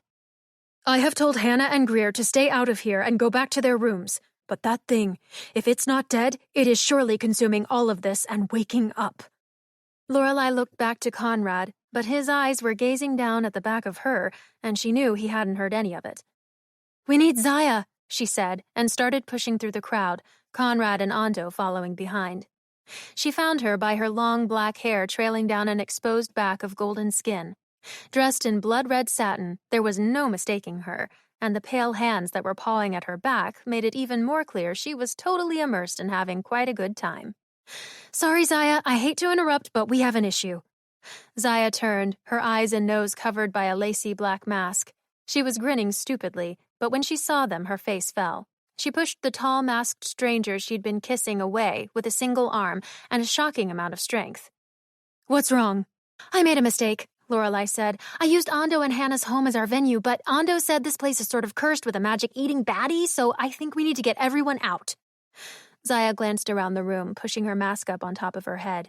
Her makeup was dark and her lashes were thick, but her amber eyes pierced the room with the flicker of something like fire in them. Then she glanced back down at Ando. What kind of curse? A servant sent to do a job that was thwarted.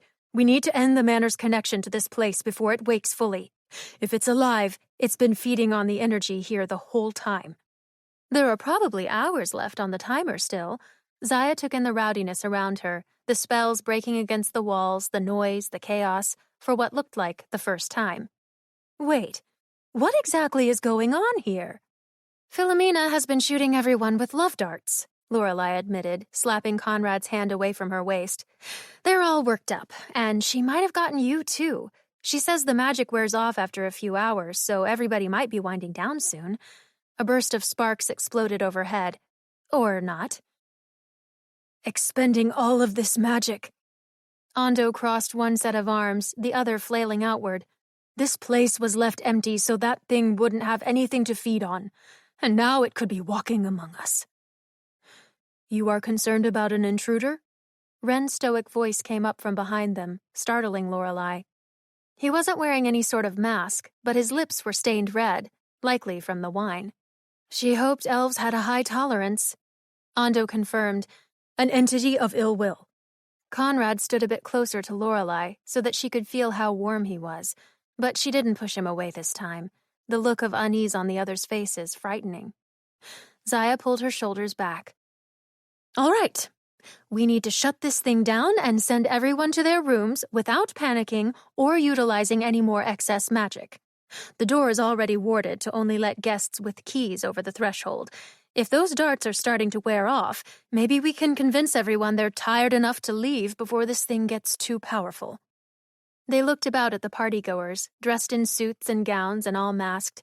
There was no way to know, even if it weren't dark with strobing-colored lights, who amongst them didn't belong.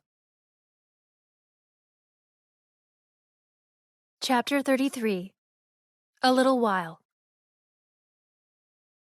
You need to go back. Conrad was dragging Lorelei across the ballroom. It's only safe on the other side of that door. His hands were still on her, but the reason had suddenly shifted, and she wasn't thrilled about the change. Zaya, Ando, and Wren had scattered after the succubus set them all with tasks to wind the party down. Lorelei had a deep desire to run at the mention of another servant, a thing possibly as powerful and gruesome as Atax, but as Conrad made a beeline for the door to the manor with her in tow, a more pressing urge overcame all of that. No, I'm staying. She tugged against his grip, but he continued on, stronger and more adamant. They were much closer to the door now, separate from the other guests. At a loss, she went completely deadweight against him, jerking back. Conrad, listen to me! He stopped suddenly, blinking the determination out of his eyes and looking down at the hand he had on her as if surprised at what he had just done. I'm going to stay, she told him, too level to be argued with. I made this mess. I have to clean it up. In the silence that followed, his grip on her relaxed, but he didn't let go. His eyes found hers.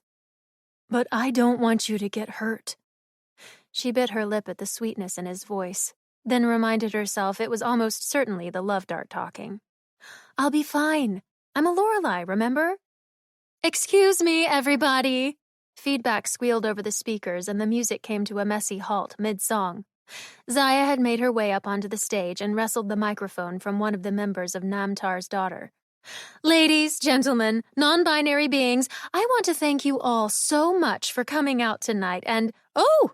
A spell zapped past her and caught the neck of a musician's guitar, turning the instrument into a wedge of parmesan. Sorry, a voice called from the crowd, and with another zap it turned back. The guitarist sniffed her instrument, disgusted. Zaya cleared her throat. As I was saying, thank you all so much. Moonlit Shores Manor appreciates your patronage, as always, and with this, we wish to say good night. The crowd turned instantly, hisses rising up at her. The broad hospitality smile she'd been wearing faltered, and she glanced to the edge of the stage where Wren stood. The elf wiggled his fingers, and she rolled her eyes. Weary travelers, she said, her voice taking on a much deeper tone, as if the echo on the microphone had been turned up.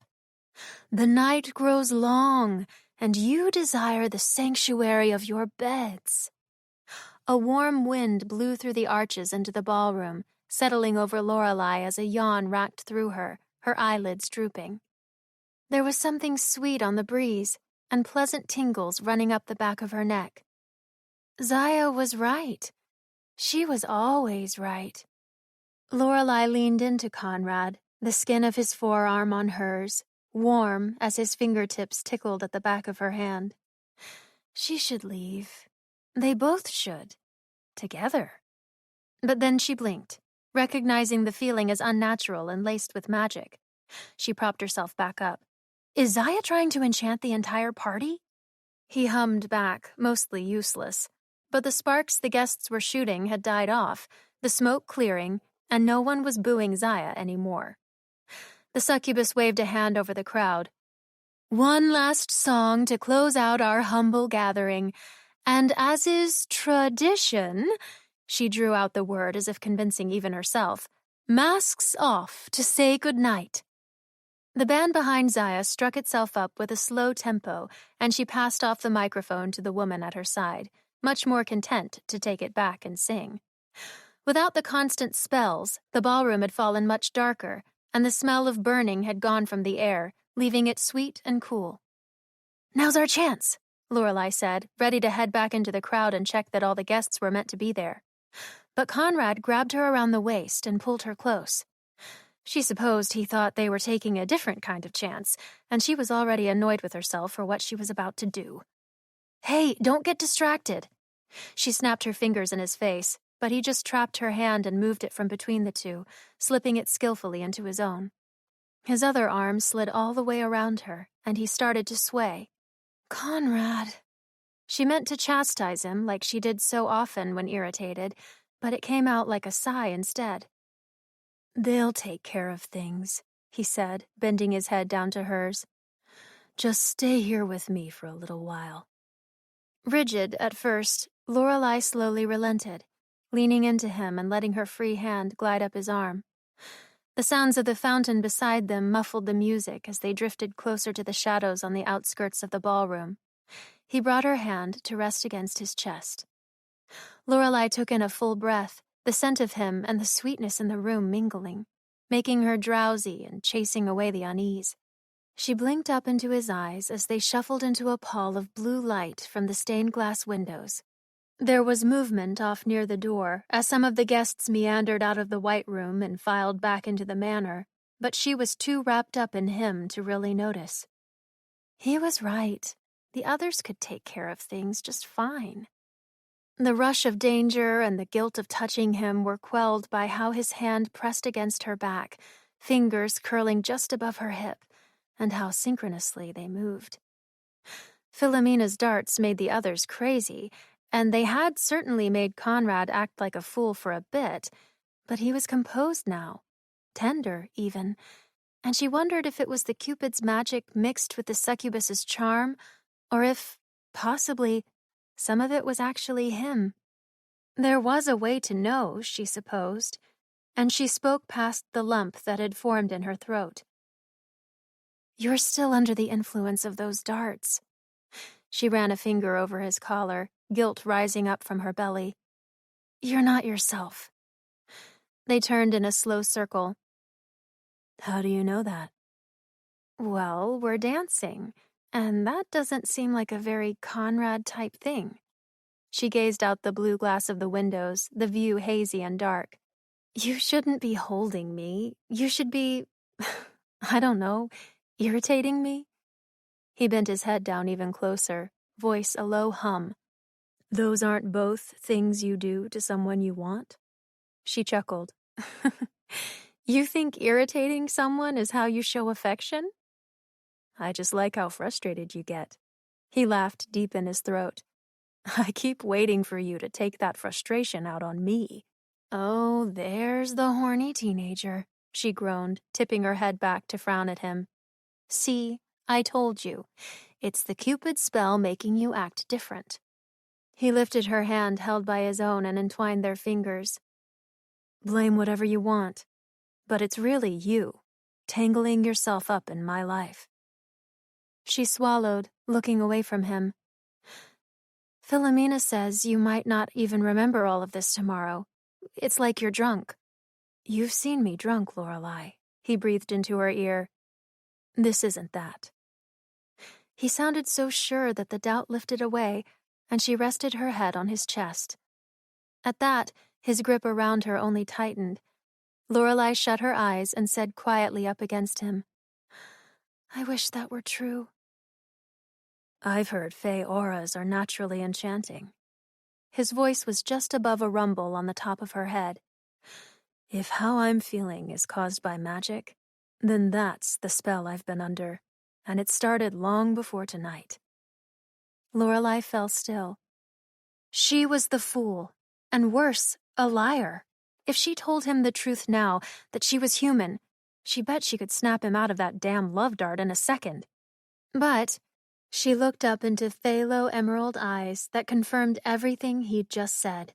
Ruining the moment, even if it was all just because of some enchantment, would surely rip her to shreds. "I'm sorry," she said, slipping her fingers out of his and pulling back. "For what?" His brow knit, hands refusing to let her go. She couldn't be with him, not in the way she wanted, but it was probably possible to salvage a friendship through a lie, and that was where things would have to stay. She blinked away from his eyes, no longer able to look into them when they were so sincere, knowing she had deceived him for so long. There was movement over his shoulder then, a flash of 2 beady lights gleaming out on the terrace. She gasped, looking around Conrad to try and find it again. "What is it?" He read the fear on her face and turned around. "Something's on the balcony." Loosed of his grip, she started toward the open archways, the room nearly empty of guests, the band just breaking down their instruments. A silhouette moved in the darkness by the railing.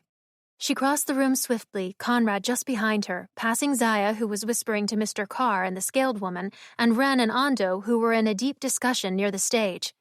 When she reached the archway and crossed out from the light of the ballroom, she could finally see it. Like a wild cat, the thing's muscles rippled under white and gray-spotted skin. Lorelei had never seen a leopard without a moat and several layers of very thick glass between them, but she would have never guessed they were so big. But then this thing was no normal leopard. Its jaw unhinged, swinging down wide and unnaturally, ears falling back, and it screamed like a human being gutted alive. The stragglers in the ballroom snapped to life, shouting from behind her. Namtar's daughter dropped their instruments, speaker feedback and sour chords filling up the space. Conrad once again grabbed Lorelei and pulled her away. She couldn't look away from the animal even as she felt herself stumbling backward, its voice echoing in her head and around the room like an entire pack, indecipherable words of anger and pain.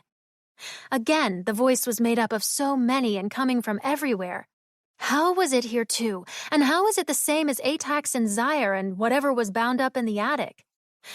"What is that thing?" Zaya's voice called into the ballroom. The leopard rose up then, and it was so large it looked as if it should have broken the ledge right off the balcony.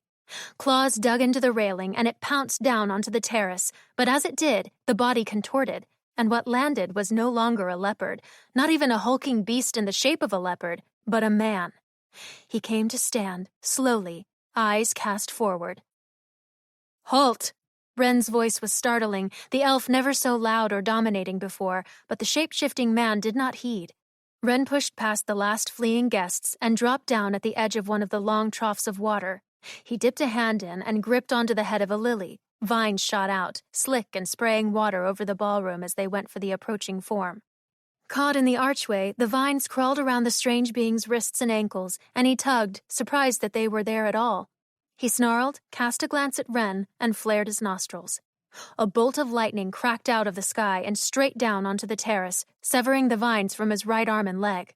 Wren pulled back out of the water just as a burst of electricity flowed back along the lilies and into the trough. The water jumped, and the plants inside immediately turned to blackened ash. Conrad had pulled Lorelei back across the ballroom, just passing Zaya as she whispered, "Gods!" She clenched her fists in front of her, then pulled them apart as they alighted, encircled in deep red flames. Lorelei could feel the heat off them as they passed, the color shifting to a gas-like blue. "Gods!" Lorelei repeated, grabbing Conrad's arm and trying to hold him still. "You have to bind him! He's the same as Atax, as Zaire!" Zaya raised her arms. She called up fire around the man, and the flames rose, covering his form and trapping him again in his slow stride forward. "It's just like the others!" Lorelei said, shaking his arm. They want Hannah or the manor or something inside it. I don't know, but they won't stop until they get it. If that's what this is, it's too dangerous for you here. Conrad continued to pull her toward the door leading out of the White Room. The man burst through the ring of fire Zaya had made, his skin and clothes blackened and raw. Zaya gasped, her arms dropping and the ring swallowing itself up back into the ground, a burnt mess where it had been. He escaped a nether circle, Zaya shouted, looking down at her own hands as Ren ran to her side. How?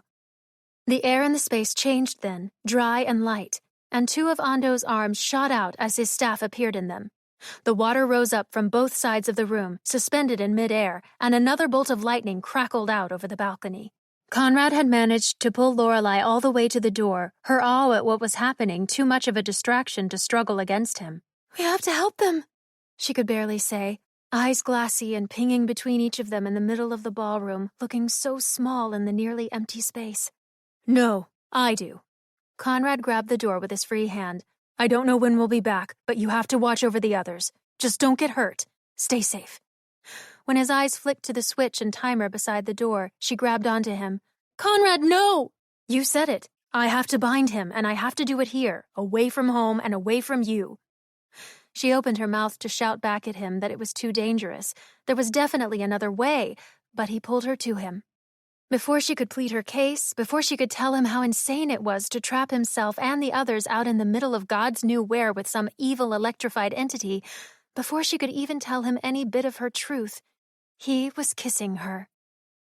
The noises in the ballroom stopped. The echoed screams of the guests and the creature fell out of her memory. Even the blood rushing past her own ears didn't make a sound. There was nothing in that moment but his hand on the back of her neck, pulling her into him so easily, and his lips pressed against hers like they were made to do just that. And then he was pushing her away, out into the brightness of the manor hall, so that she stumbled back into the wall and the door to the White Room was shut in her face. She threw herself against it, the flash of magic, the monstrous man, her friends, all shut off from her with the slamming of a door.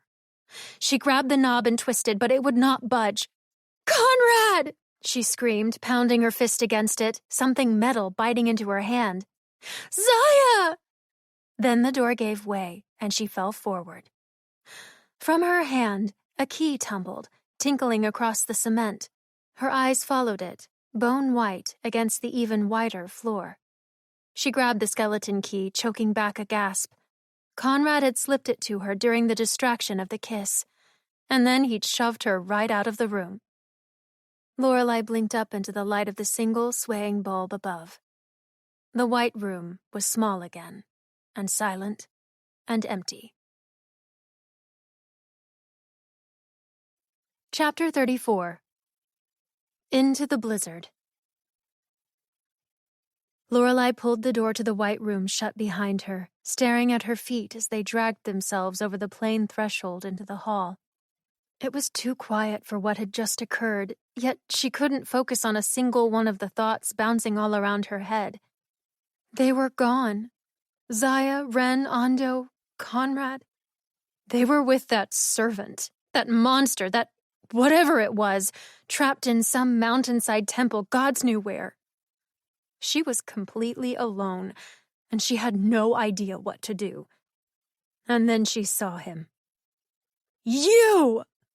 Lorelei flung herself across the hall before she knew what she was doing and pinned Jordan Carr up against the wall. She shook him, knuckles white as she clenched his shirt, and he looked back at her, utterly terrified. Anger swelled in her chest that he would play at being scared of her, a human, when he was a goddamned wizard cop.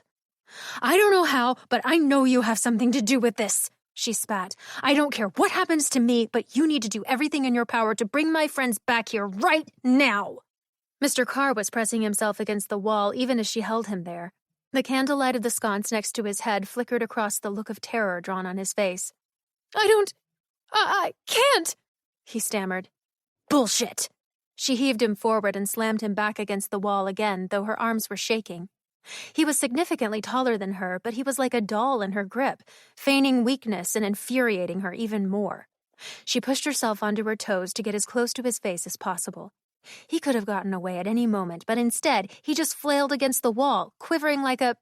Had it not been her own arms shaking this whole time? "Stop pretending, Carr. Tell me the truth about who you are." "Fine," he gulped, his hands up on either side of him, palms forward in surrender. Trembling under her grasp, he sunk down on wobbly knees. He certainly was a good actor. "I'll tell you the truth. Just please, don't hurt me." "Hurt you?" Lorelei's brow was so furrowed it hurt. She relaxed her grip, but didn't let him go. "Just spit it out." "I'm human," he whispered so low she almost thought she heard wrong. Not that even if he had screamed from the rooftop of Moonlit Shores Manor itself, she would have believed it.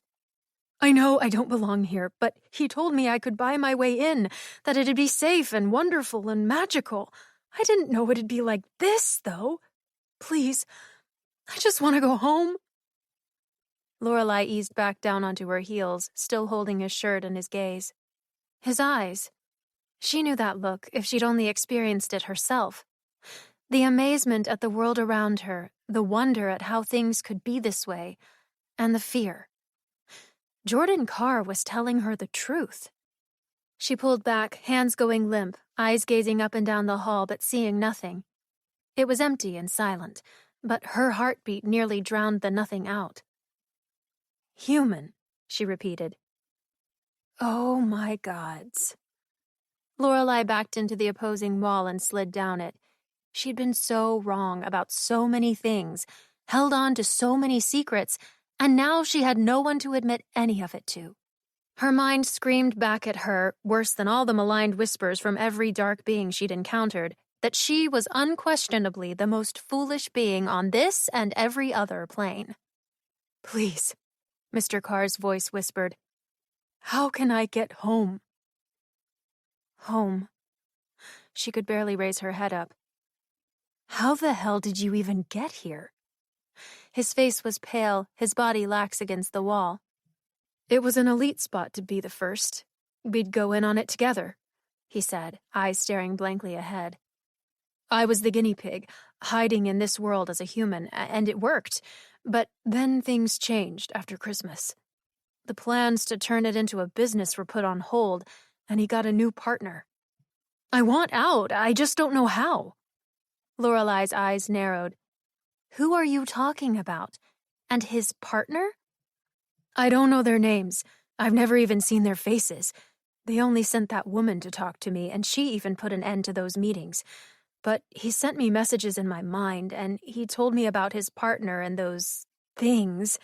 He said not to fear them, that they were looking for something powerful they wouldn't find in me, but how could you not?"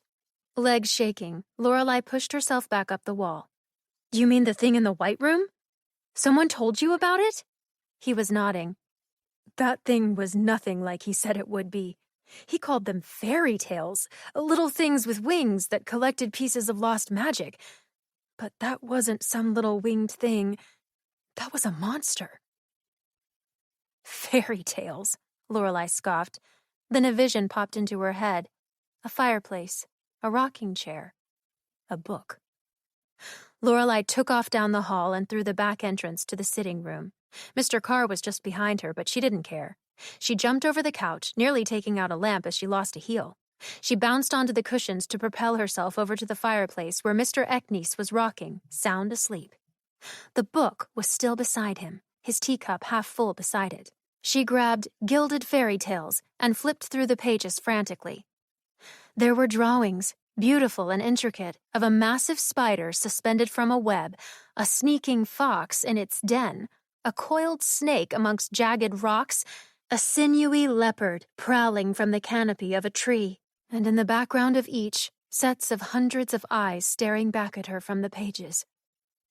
When she reached the page that was marked with the old folded placeholder, she stopped and read the words at the top of the page.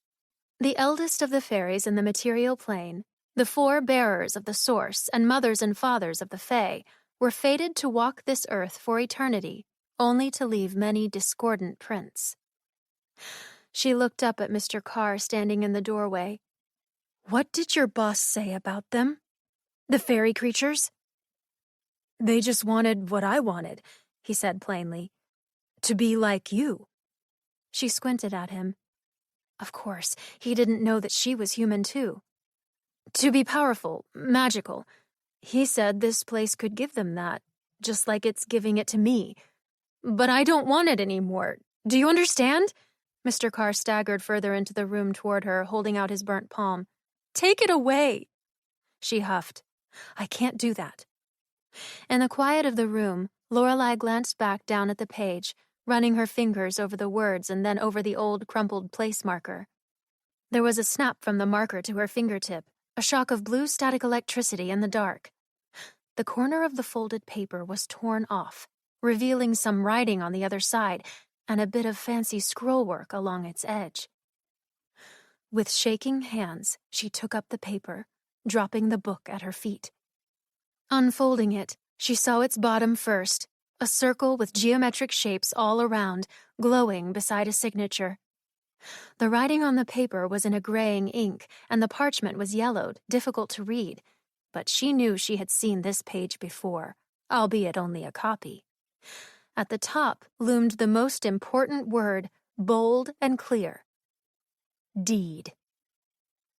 You've got to be shitting me! Lorelei gaped at the word, both believing it and not.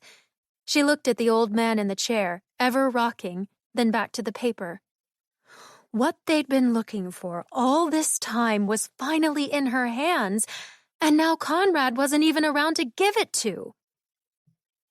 Why didn't you say anything? She hissed at Mr. Eknes, who of course did not answer beyond a gentle snore. Lorelei folded the page back up, felt around her body for a pocket she didn't have, and then stuffed it into her bra along with the skeleton key. It had spent however long crammed into a book, it would fare just as well, if not better, there. I'll get you another bookmark tomorrow, she swallowed, if I survive tonight. What's that supposed to mean? Mr. Carr's voice was shaking again. To get you home, we need to get my friends back and in one piece first. Do you understand? He nodded, eyes pried open. Lorelei glanced around the quiet sitting room. Seamus and Arista were gone, and she had no idea how to contact them. And Greer and Hannah were hopefully locked up safe in their rooms, sent there by Ondo when he realized what they had turned the White Room into. She was the only one who knew what had happened, save for Mr. Carr and maybe a few guests. But they had either gone to their rooms or fled. What she needed now was a witch. Someone skilled enough to find those who were lost and powerful enough to bring them back. Lorelei slapped her face with both hands and raked her fingers down her cheeks. She knew exactly what she had to do, and it was going to freaking suck. Stay, she said, pointing at Mr. Carr, and he fell onto a chair beside the fireplace. She squinted into the dancing firelight, recognizing a blob that popped out and waved a hand-like bit at her. Can you watch him, please? He isn't to leave this spot. The fire broke itself apart, and a sentinel of 4 hearth sprites jumped out, standing at attention around his feet. Mr. Carr looked at her like he would pass out, but she didn't care. That would keep him in place, with or without the sentient fire. I'll be back as soon as I can. She threw off her other heel and ran for the front door, pulling on the thickest coat she could find and stuffing her feet into a pair of Greer's way too large boots. When she swung open the door, she was blasted in the face by freezing cold. The sky was black and snow was falling even heavier now, whipping into her face. Lorelei pulled the coat tight around her and stepped out into the blizzard. For as modern as the house was, it didn't appear to have a bell. At least not one Lorelei could see through half-frozen lashes in the pitch black of the middle of the night, so instead she pounded on the front door of Blackburn Estate without end until it finally opened. In the space where the door had been stood a creature, maybe 3 feet tall, with long, pointed ears and a face that was somewhat like a groundhog. It wore a gray robe, pink slippers, and was exactly not what Lorelei expected to see. What in the nether do you want? I need to see Bridge. Ow! Lorelei tried to push past the creature and into the house, but a barrier at the doorway stopped her. She rubbed her face, pain shooting through it at both the impact and how numb her nose had gone. What the hell? The creature just looked up at her on the other side of the invisible wall and crossed her little arms, 3 clawed fingers drumming on each elbow. My question stands. She pulled her arms back in around herself, shivering. I'm Bridget's friend, and I need to talk to her. The groundhog lady scowled. She doesn't have any of those. How did you even get here? Lorelei gestured feebly with her shoulder, muscles aching. Bicycle. Listen, this is an emergency. I work at Moonlit Shores Manor, and I need... The manor? She seemed slightly more amenable then, lifting her chin. She doesn't like you folk much. The groundhog glanced back into the darkened house behind her, then took a paw-like hand to the wall on the inside and looked to be pressing a few buttons. Well, come in already. You'll freeze without any fur on your legs. Lorelei shuffled over the threshold, trailing in snow, heat embracing her, though her body still rattled with cold. Even in the dark, she could see the house was open and airy. When the lights came on, she shielded her eyes, blinded by how white the furniture was. The groundhog offered her a seat and left, but Lorelei just paced wet footsteps over the tiled entryway. You know it's like almost 2 a.m, right? Bridget snapped at her from the landing above. That didn't bode well. She hurried down each open step, her feet moving noiselessly in slippers, and waved the groundhog away from where she was still standing at the glass railing overhead. What could you possibly want? Lorelei was suddenly afraid to tell her, shivering from fear and the cold, unsure where to start. I need your help. And why in the abyss would I help you? There was a party and a big cat, and one thing led to another, and now everybody's gone. Bridget blinked back at her. Nothing on her face changed. Kay? Disappeared, Lorelei corrected herself. In the White Room. They were there, and then the switch got flipped while they were inside. Bridget narrowed her eyes. Seamus and Arista are on vacation, and there was an attack by another of those god guys. Like Zyre. The Book of Fairy Tales, it says there's 4 of them, and did you know the freaking deed was in there all along? And of course Conrad is gone, so I can't even give it to him, but that's the thing, I don't know how to find them to get them back. They're in danger, and I didn't know who else to go to, but I know you're amazing at scrying, and witches like you can get people back from far away, so please, Bridget, I really, really, really need your help. Bridget's eyes had widened as she spoke until the anger had been wiped away. Did you say you found the deed? That's what you took away from all that? Bridget snorted. Well, you said a lot. Listen. Lorelei shivered again, but pulled her arms out from her sides to help explain. I chose a place for the White Room. I don't know where exactly, but it's Hannah's home, so it's probably enchanted. It was a mistake because there was some kind of entity trapped there that was feeding off the magic we brought to the place. The others had to stay with it while they cut off the connection to the manor. But that thing, the god or monster or whatever, it's really powerful and... Bridget put a hand up, her eyes flaring as she looked back up into the darkness at the top of the stairs, and Lorelei reined in her voice. And even if they stop it, they're going to be stuck on the top of a mountain somewhere. Please, Bridget. I know I ruined your relationship. At that, the witch rolled her eyes. But you don't want Conrad to die, do you? At that, she rolled her eyes even harder, clearly not the direction to go. You're also powerful. I know that. If anyone can help me here, it's you. You're smart and strong, and I really need you right now. We all do. Bridget's face softened in a slightly less disgusted way. Her arms fell by her sides, and she sucked her teeth. You really think I'm smart? Yeah. Lorelei threw her arms up. You practically killed Zyre. Anger flared in Bridget's face, and she looked back up the stairs again, shushing her. After a moment in the silence, she ran a hand through her curls.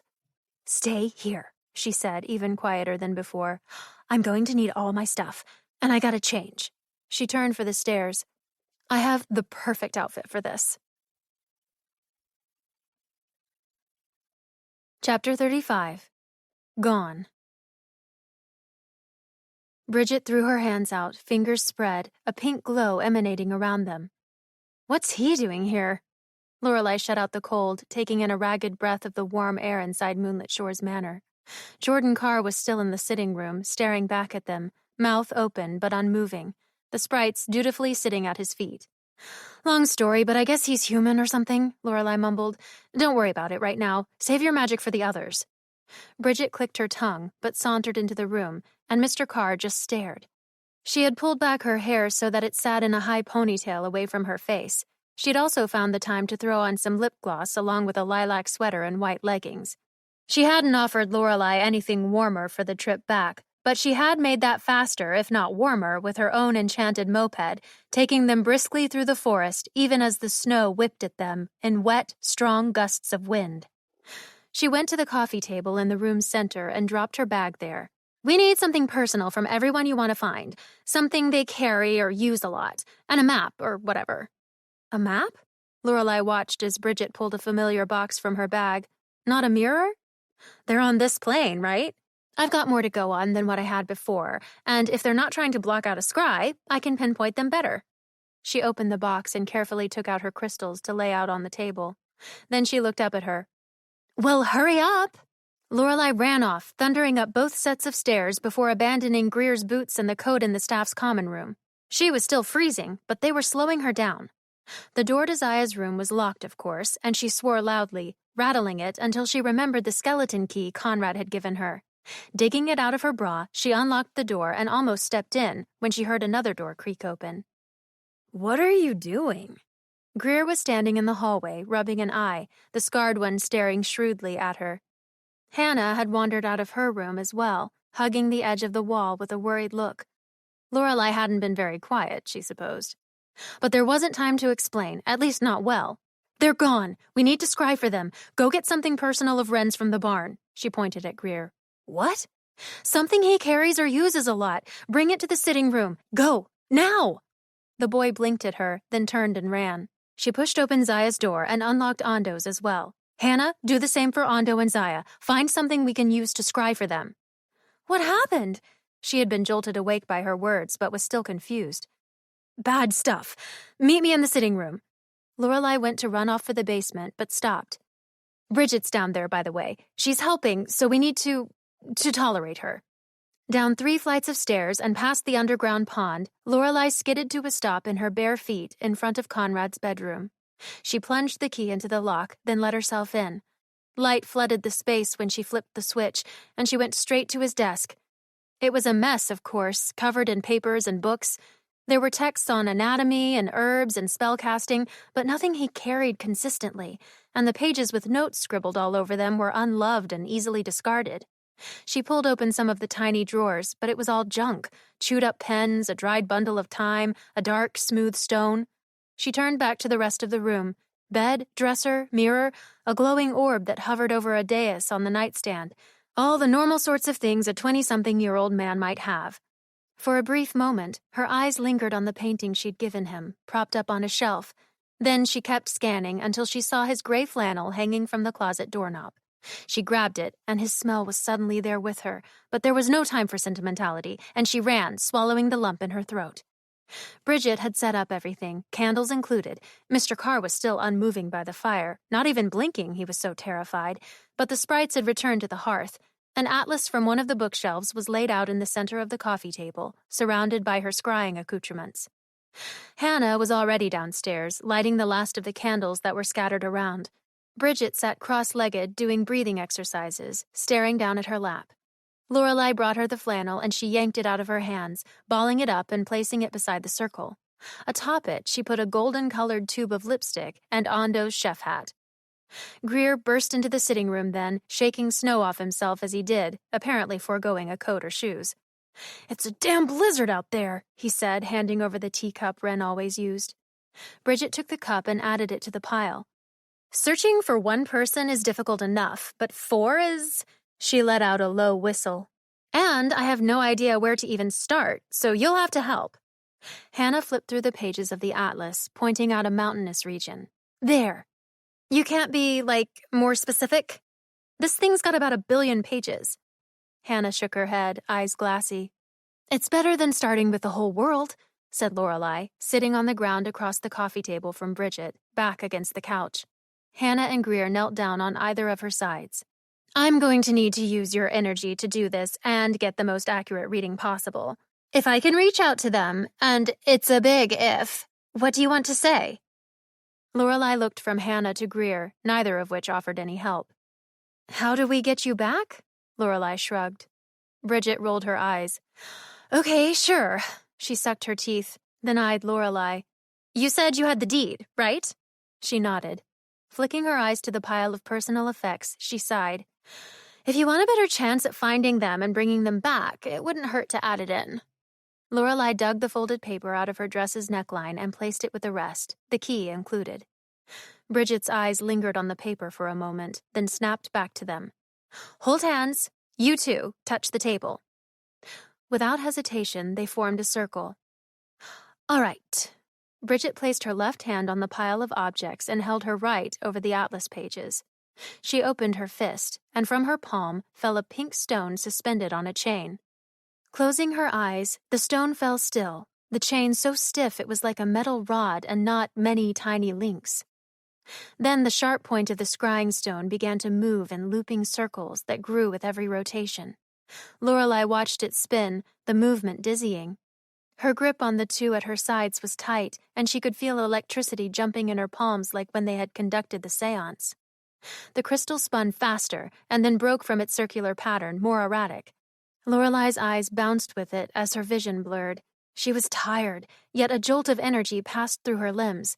She could feel it move onto Hannah and back through to Greer, but she couldn't look away from the stone as it coursed over the atlas, hopping and spinning until it finally landed hard against the page. The tip of the stone attached itself to a spot, but did not fall lax, pointing like a hound. Bridget opened her eyes, leaning closer to the book. From under her blonde brow, she looked up at them. Can you keep going? The three nodded, and she glanced over at Mr. Carr, still unmoving in his chair. She flipped through the atlas pages until she came upon a blown-up section of where the scrying stone had landed. Again, she set herself above the book, eyes closed, the stone hanging from her hand, and again it began searching the page. Lorelai still watched, but her vision blurred, the candlelight a hazy halo at its edges. She could just barely see Bridget's other hand as it pawed at the objects in their stack beside the book. Lightheaded, she leaned slightly against the couch, taking a deep breath. She remembered sitting there at Christmas between Conrad and Zaya as Wren droned to them a story about ghosts and redemption, and her heart ached. The scrying stone landed on the page again with a tap. Bridget leaned forward even quicker this time. There, she said, her voice calm, eyes unblinking. They're all there, alive. We can try and speak to them if you can last. I want them back, said Lorelai, her voice woozier than she expected. She blinked, not realizing her eyes had been closed, and glanced at Greer, who was shaking his head as if he had just been knocked senseless. Okay, well, this isn't the counter at Mundo's, so you can't just order whatever you want, spat Bridget. Tell them to go to the lake. Hannah was more attentive than the others, her eyes still sharp as she inspected the map. The lake? Bridget cocked her head, then shrugged. You think they're going to swim home in a landlocked... Just do it! Hannah closed her own eyes and sat back, lips drawn together tightly. Once more, Bridget dropped the stone. Almost immediately, Lorelai felt as though she were fighting anesthesia. There were voices in the back of her head, familiar voices, breathing heavy, trying to communicate to one another, but they were hurt. She couldn't say anything back, but she could smell the forest, hear running water, feel a cool breeze on her skin, and even deeper, she could feel the cold drip of fear that had just passed. What would they do now? The threat was behind them, Zaya's voice suggested, and they were stuck, alone and overtoiled. The lake. Lorelai heard Bridget's voice even though she knew she wasn't actually speaking into the sitting room. Zaya asked something, but the words were only a muffled, questioning sound. Bridget, though, was clearer. I seriously have no idea. It's just what Hannah says. Lorelai mustered the strength to huff. The sound of the water intensified, the smell of damp earth and fungus overwhelming for just a moment, but there was nothing to see. Lorelai tried to open her eyes, but they were already open, weren't they? Had the candles gone out? The darkness was everywhere, and even the lapping waves were falling away into silence. Lorelai tried to squeeze the hands she knew she held, and then there was nothing. A soft paw roused Lorelai. Allie sat on her knee, head crooked, staring up at her with concern in her big blue eyes. The atlas was left open on the table, as were the stones and the box, all of Bridget's things, really. The candles were snuffed, but hazy smoke didn't fill the air. They hadn't just been put out. Lorelai had a crick in her neck, pain in her upper back, and a buzzing in her head like she'd had too much to drink. Beside her, Greer was passed out, his head flopped over onto her shoulder. Hannah was gone, and so was Bridget. Mr. Carr still sat stiffly by the fireside, his hands never having left his knees. Gently, she moved Greer off of her as Allie climbed onto his lap and nuzzled his face. "What happened?" she asked the human who had seen it all, picking her stiff body off the ground. "Where did they go?" Only the low firelight illuminated the space, dancing over the side of Mr. Carr's face. Wind howled outside, and the manor walls creaked. "Jordan?" She shook his shoulder, but he didn't give, his form still and weird. She pulled her hand back, but in staring at him she could see he was still breathing, if shallowly. He wasn't dead, but the shock, she supposed, had finally settled in. Greer's groggy voice came from the couch, calling her name and asking where he was. She picked Gilded Fairy Tales off the floor and placed it back on the side table, needing to make something right. "What's the last thing you remember?" "The beach," he said, wiping at his eyes. "We were all there, right?" "I don't think so. Do you remember what happened to Bridget or Hannah?" He shook his head, then his eyes landed on Mr. Carr. "What's up with the pig?" "He's actually not a cop. He's human," she sighed, the revelation wearisome in light of everything else. She leaned down to Allie and took her furry face in her hands. "Go find Hannah and make sure she's all right." The Allalynx gave her a slow blink and then galloped off, wings fluttering. Lorelei staggered over to the front bay window. The sky would have been black if not for the snow still being whipped around in the glow of the manor's porch light. "Human?" Greer stumbled as he stood up, just processing the information about Mr. Carr. "He's not a magistratus?" "No, he's—" Lorelei threw herself against the window when she caught movement on the front porch. It was nearly impossible to see through the snow, but someone, multiple someones, were definitely at the front door. Had they actually done it? Had they brought them back? She bolted to the foyer from the sitting room, heart pounding, legs aching like she'd been running through water. The foyer was only gently lit, and as she reached it, the front door opened. 3 figures entered, 2 men, 1 woman. But her smile only lasted a second, woozy vision almost deceiving her. Lorelei's mouth went dry, and she staggered backward. "Byron!" Chapter 36. Second Best. Byron Rogvaldsen stepped over the threshold into Moonlit Shores Manor. Lorelei's stomach sank. He wasn't supposed to be able to do that. The wind blew in behind him, carrying icy snow, the frigid air tearing at Lorelei's bare arms and legs. Heavy boots took long, slow strides across the hardwood floors as he surveyed the place, candlelight falling over his tall, broad form from the dimmed chandelier above. His face was twisted into a smile, and he took a deep breath before turning his eyes on her. "Oh, it's the—" he snorted. "Faye." "The wards," she stammered, knuckles white on the doorway to the sitting room. How are you?" He reached into a pocket and pulled out a single weathered piece of paper. Lorelei slapped at her chest, but of course it was gone. She shot a look back to the coffee table, the deed, the key, and everything else they'd used to scry, gone. So nice to be back home. Byron waved the paper, and the circular symbol at the bottom glittered with its own light. The front door swung shut, 2 other figures stepping in from the porch. Bridget and her father, Mayor Charles Blackburn, were standing there. The witch wouldn't look at her, but the mayor had his hands clasped behind his back and a great big grin on under his mustache. Byron pocketed the deed once more. "It's too bad my little brother isn't here to welcome me." Lorelei's mouth went dry as she tried to form words, face aching from the confusion she was holding in it. The wind howled outside, and she shivered like it was blowing right through her. "Your friend is quite the witch. Not only did she traverse the Troudens to come find me and have the forethought to direct other scries on me back to that place, but she's got connections, too." "Bridget?" Lorelei tasted bile with the name. "That was your warm vacation?" Greer came up behind Lorelei, woozy on his feet and holding his head. She threw an arm out to keep him from stepping into the foyer, blocking off his much bigger frame. "What's going on?" He still sounded half asleep. "Well, it certainly is nice to see my employees are already up and ready for work before the dawn." Byron's eyes shifted over Greer, then back to Lorelei, their color so familiar, but the look in them so full of hate. "No." She sliced through the air with her hand.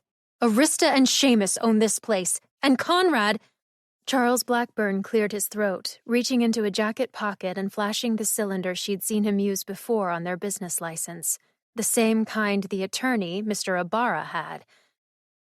"That's not at all what the paperwork at City Hall says, or the updated deed." "You didn't." Lorelei was looking from one man to the other. "You can't." "Can't I?" Byron cocked his head. "Because I definitely did. And I think you, of all people, couldn't possibly understand what the rest of us are capable of. Not yet, anyway. Though I'd be very pleased to show you." Greer growled. "Who is this jerk?" Lorelei shuffled a step in front of him, not wanting Greer to catch Byron's ire, already knowing exactly what he was willing to do. "People will find out," Lorelei threatened. "This won't work." "Won't it?" Charles grinned at her. "You didn't even notice a human wandering around right in your own place of business, so why would anyone else notice a simple change in management?" He turned to Bridget. "Where is our hired hand, anyway?" Without looking at them, Bridget strode past, flicking her wrists to push them out of the doorway. Lorelei stumbled back into Greer with a flicker of pink across her chest, and the two fell onto the wide ottoman by the front window. Lorelei tried to stand back up, but her body wouldn't respond. She tried to open her mouth, but no words came out. Only her heart could race inside the shell that she was suddenly trapped within. Across the sitting room, Mr. Carr finally moved for the first time since Bridget had walked through the door earlier in the night. "You!" Mr. Carr lunged out of the chair as if he'd already been mid-jump. Then he stumbled and righted himself, blinking down at his hands. "How did you—" "I was frozen solid." He glanced back up at Bridget helplessly. The mayor followed into the sitting room, passing by Lorelei and Greer without a glance. Byron's heavy footsteps came up to where they were stuck, but stopped. He bent down so that he was eye level with Lorelei, face close. A cold hand snaked under her jaw and pinched her chin between his thumb and forefinger, and he grinned. "I'm going to have so much fun with you." Then his smile fell away, and he glared at her, dead-eyed, for a long, sickening moment. Inside his irises, something moved, hundreds of tiny shadows obscuring the green like hands slapping against a glass pane. Her stomach twisted, but she couldn't even jerk her head away. Finally, he slid his hand off of her face, leaving behind a loathsome prickle across her skin, and continued on into the sitting room. Mr. Carr may have no longer been under Bridget's holding spell, but he still didn't move when surrounded by the three, eyes darting from one to the other. "My boy," said the mayor with all the pride of an entrepreneur presenting his latest invention, "so nice to finally meet." He took up Mr. Carr's hand and shook it. Byron cast a languid glance at him. "This is the human? One who paid an exorbitant amount to be here, yes." The mayor looked exceptionally pleased. "And you say he has magic?" "He's been administering incremental bits of anti-contrived spark." Mr. Blackburn gestured to Bridget. "Thanks to the research my daughter brought back and a little fine-tuning we did ourselves. They'll pay ungodly amounts for this, I guarantee it." Research that Bridget brought back? Of course. She'd actually taken Conrad's notes, the ones he said he misplaced, and of course her father tried to monetize it all. "Let's see, then." The three stared at Mr. Carr and waited. His face had gone sickly white, but he managed to raise a hand. He snapped, and a weak flicker of something alighted in his burnt palm, then went right back out. Mayor Blackburn rocked back on his heels, chest swelling as his mustache twitched with delight. Byron narrowed his eyes. "That's it?" Mayor Blackburn coughed. "Well, for now, yes. But he is human. You wouldn't believe what he paid. Compared to the cost, it was... And that's what you want to do with this place? Byron looked around the sitting room. A haven for human tourists? It's an adamant mine. He rubbed his hands together. And with a bit of a spark in them, no one will know the difference. Not even those CSPCH fools who've trained themselves to sniff it out. We get to expand the market, but the humans will be forever weaker and so indebted. It's foolproof. Byron tilted his head, looking over Mr. Carr. And what's fueling that? Creaturelings, Mr. Blackburn waved his hand. The agency sends a new maid anytime I request one. They never even question what happened to the last. Idiotic, really, but their loss is our gain. Byron looked from Mayor Blackburn to the timid Mr. Carr. You want to leave, don't you? He nodded, eyes wide with hope for the first time. Byron clicked his tongue and lifted a finger in the air to draw a symbol. In a shimmery red light, he outlined a set of shapes that hovered between him and the human. Then he picked up Bridget's scrying stone from the coffee table. Chuck, don't think me ungrateful for all you've done, Byron sighed, turning over the stone a few times.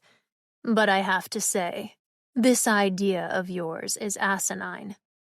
The mayor's hands fell to his sides, forehead wrinkling. Allowing humans into this world will ruin everything. It's what they do. Ruin things. There is so much more we could be doing with these sparks. With one swift movement, Byron sliced into his own finger with the pointed tip of the crystal. Mayor Blackburn's face began to fall behind his mustache as he watched Byron trace over the symbol he'd drawn a second time, this time leaving a trail of blood. You might have pulled the sparks out, but everything else was this one's doing anyway. He gestured with an elbow to Bridget, who had stepped back from him but froze under his eye. Clearly, she's more powerful than you, and your obsession with profit is, well, it's boring, really. Amassing all the gold in every plane is pointless when you couldn't possibly live long enough to spend it. So tell me, what use are you anymore? Charles Blackburn's mouth fell open. Why he didn't move, why he didn't just run, Lorelei didn't know, but his eyes were entranced on the symbol suspended before him that Byron had drawn and the blood that now dripped from it. Byron stuck his thumb in his mouth. Exactly. He pushed forward the red symbol and it split in two. Bridget reacted then, stumbling away, bouncing off the coffee table and falling onto the couch. Pins and needles jabbed into Lorelei's hands as Bridget's composure and hold on her spell was dropping. She wiggled her fingers and could move her head just enough to see Greer's shoulder jerk. The mayor simultaneously snapped out of whatever had held him still, throwing his hands up. But before he could move to cast, one of the symbols slammed into his chest, the other into Mr. Carr.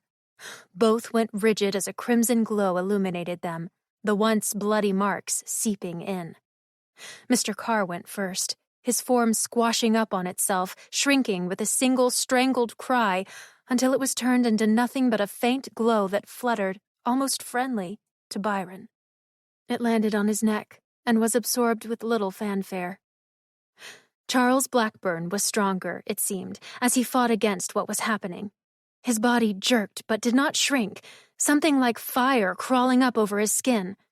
Sparks shot off of him, but he refused to go, ripping his hands through the air and conjuring a green glow that licked back at what was crawling over his arms and torso.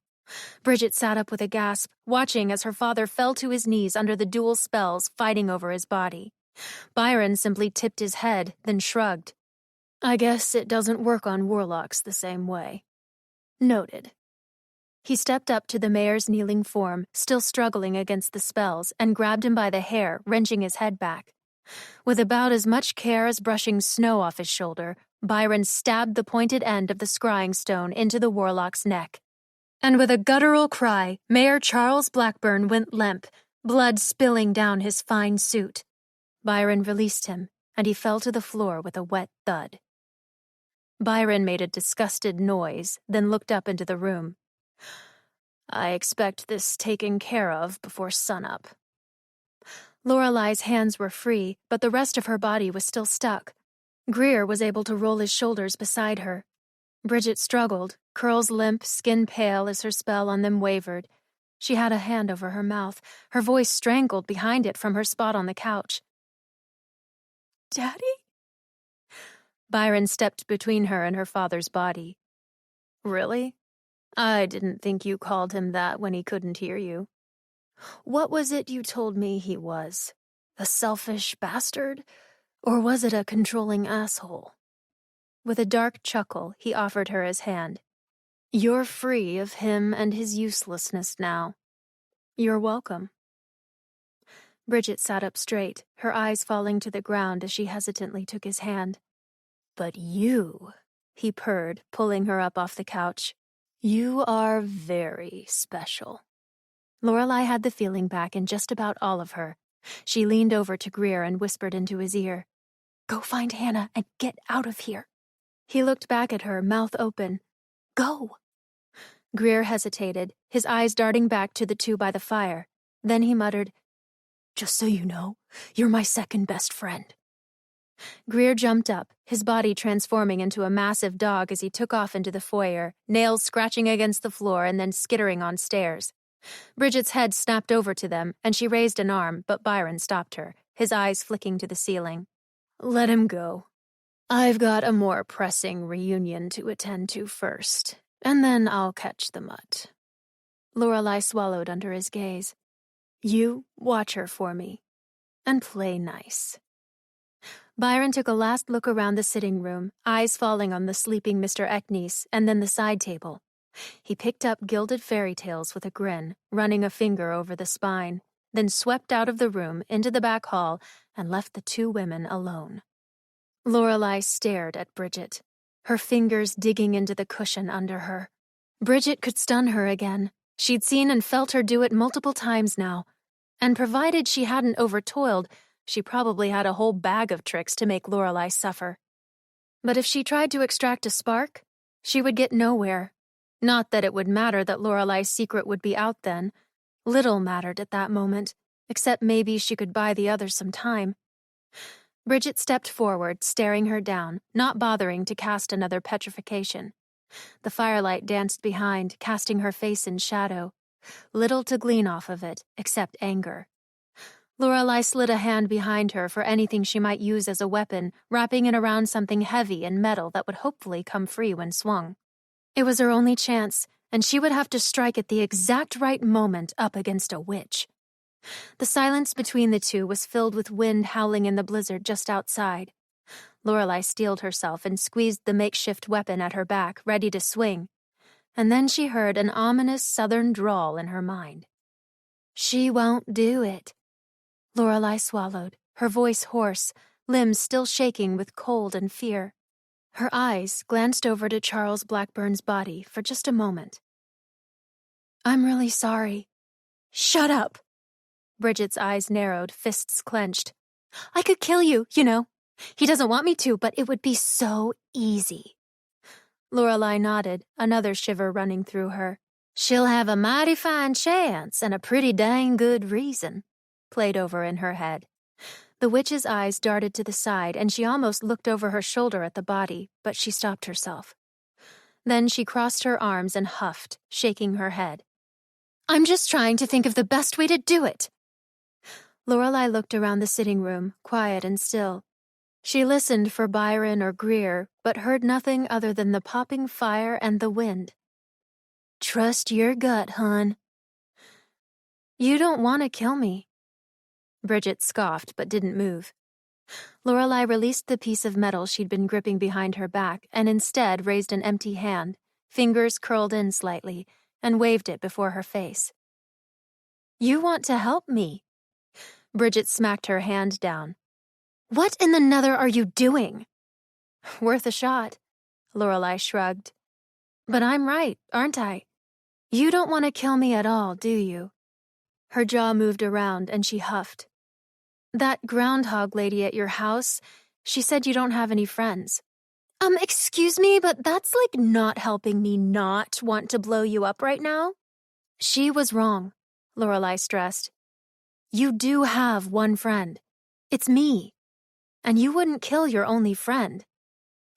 Bridget threw her hands in the air, and Lorelei winced, but there was no crackling energy there, no pink glow to shoot out and strangle her. You really think you're my friend? The word sounded as if it had been bitter on her tongue. You get my boyfriend to break up with me because you want to bang him. You didn't even like him.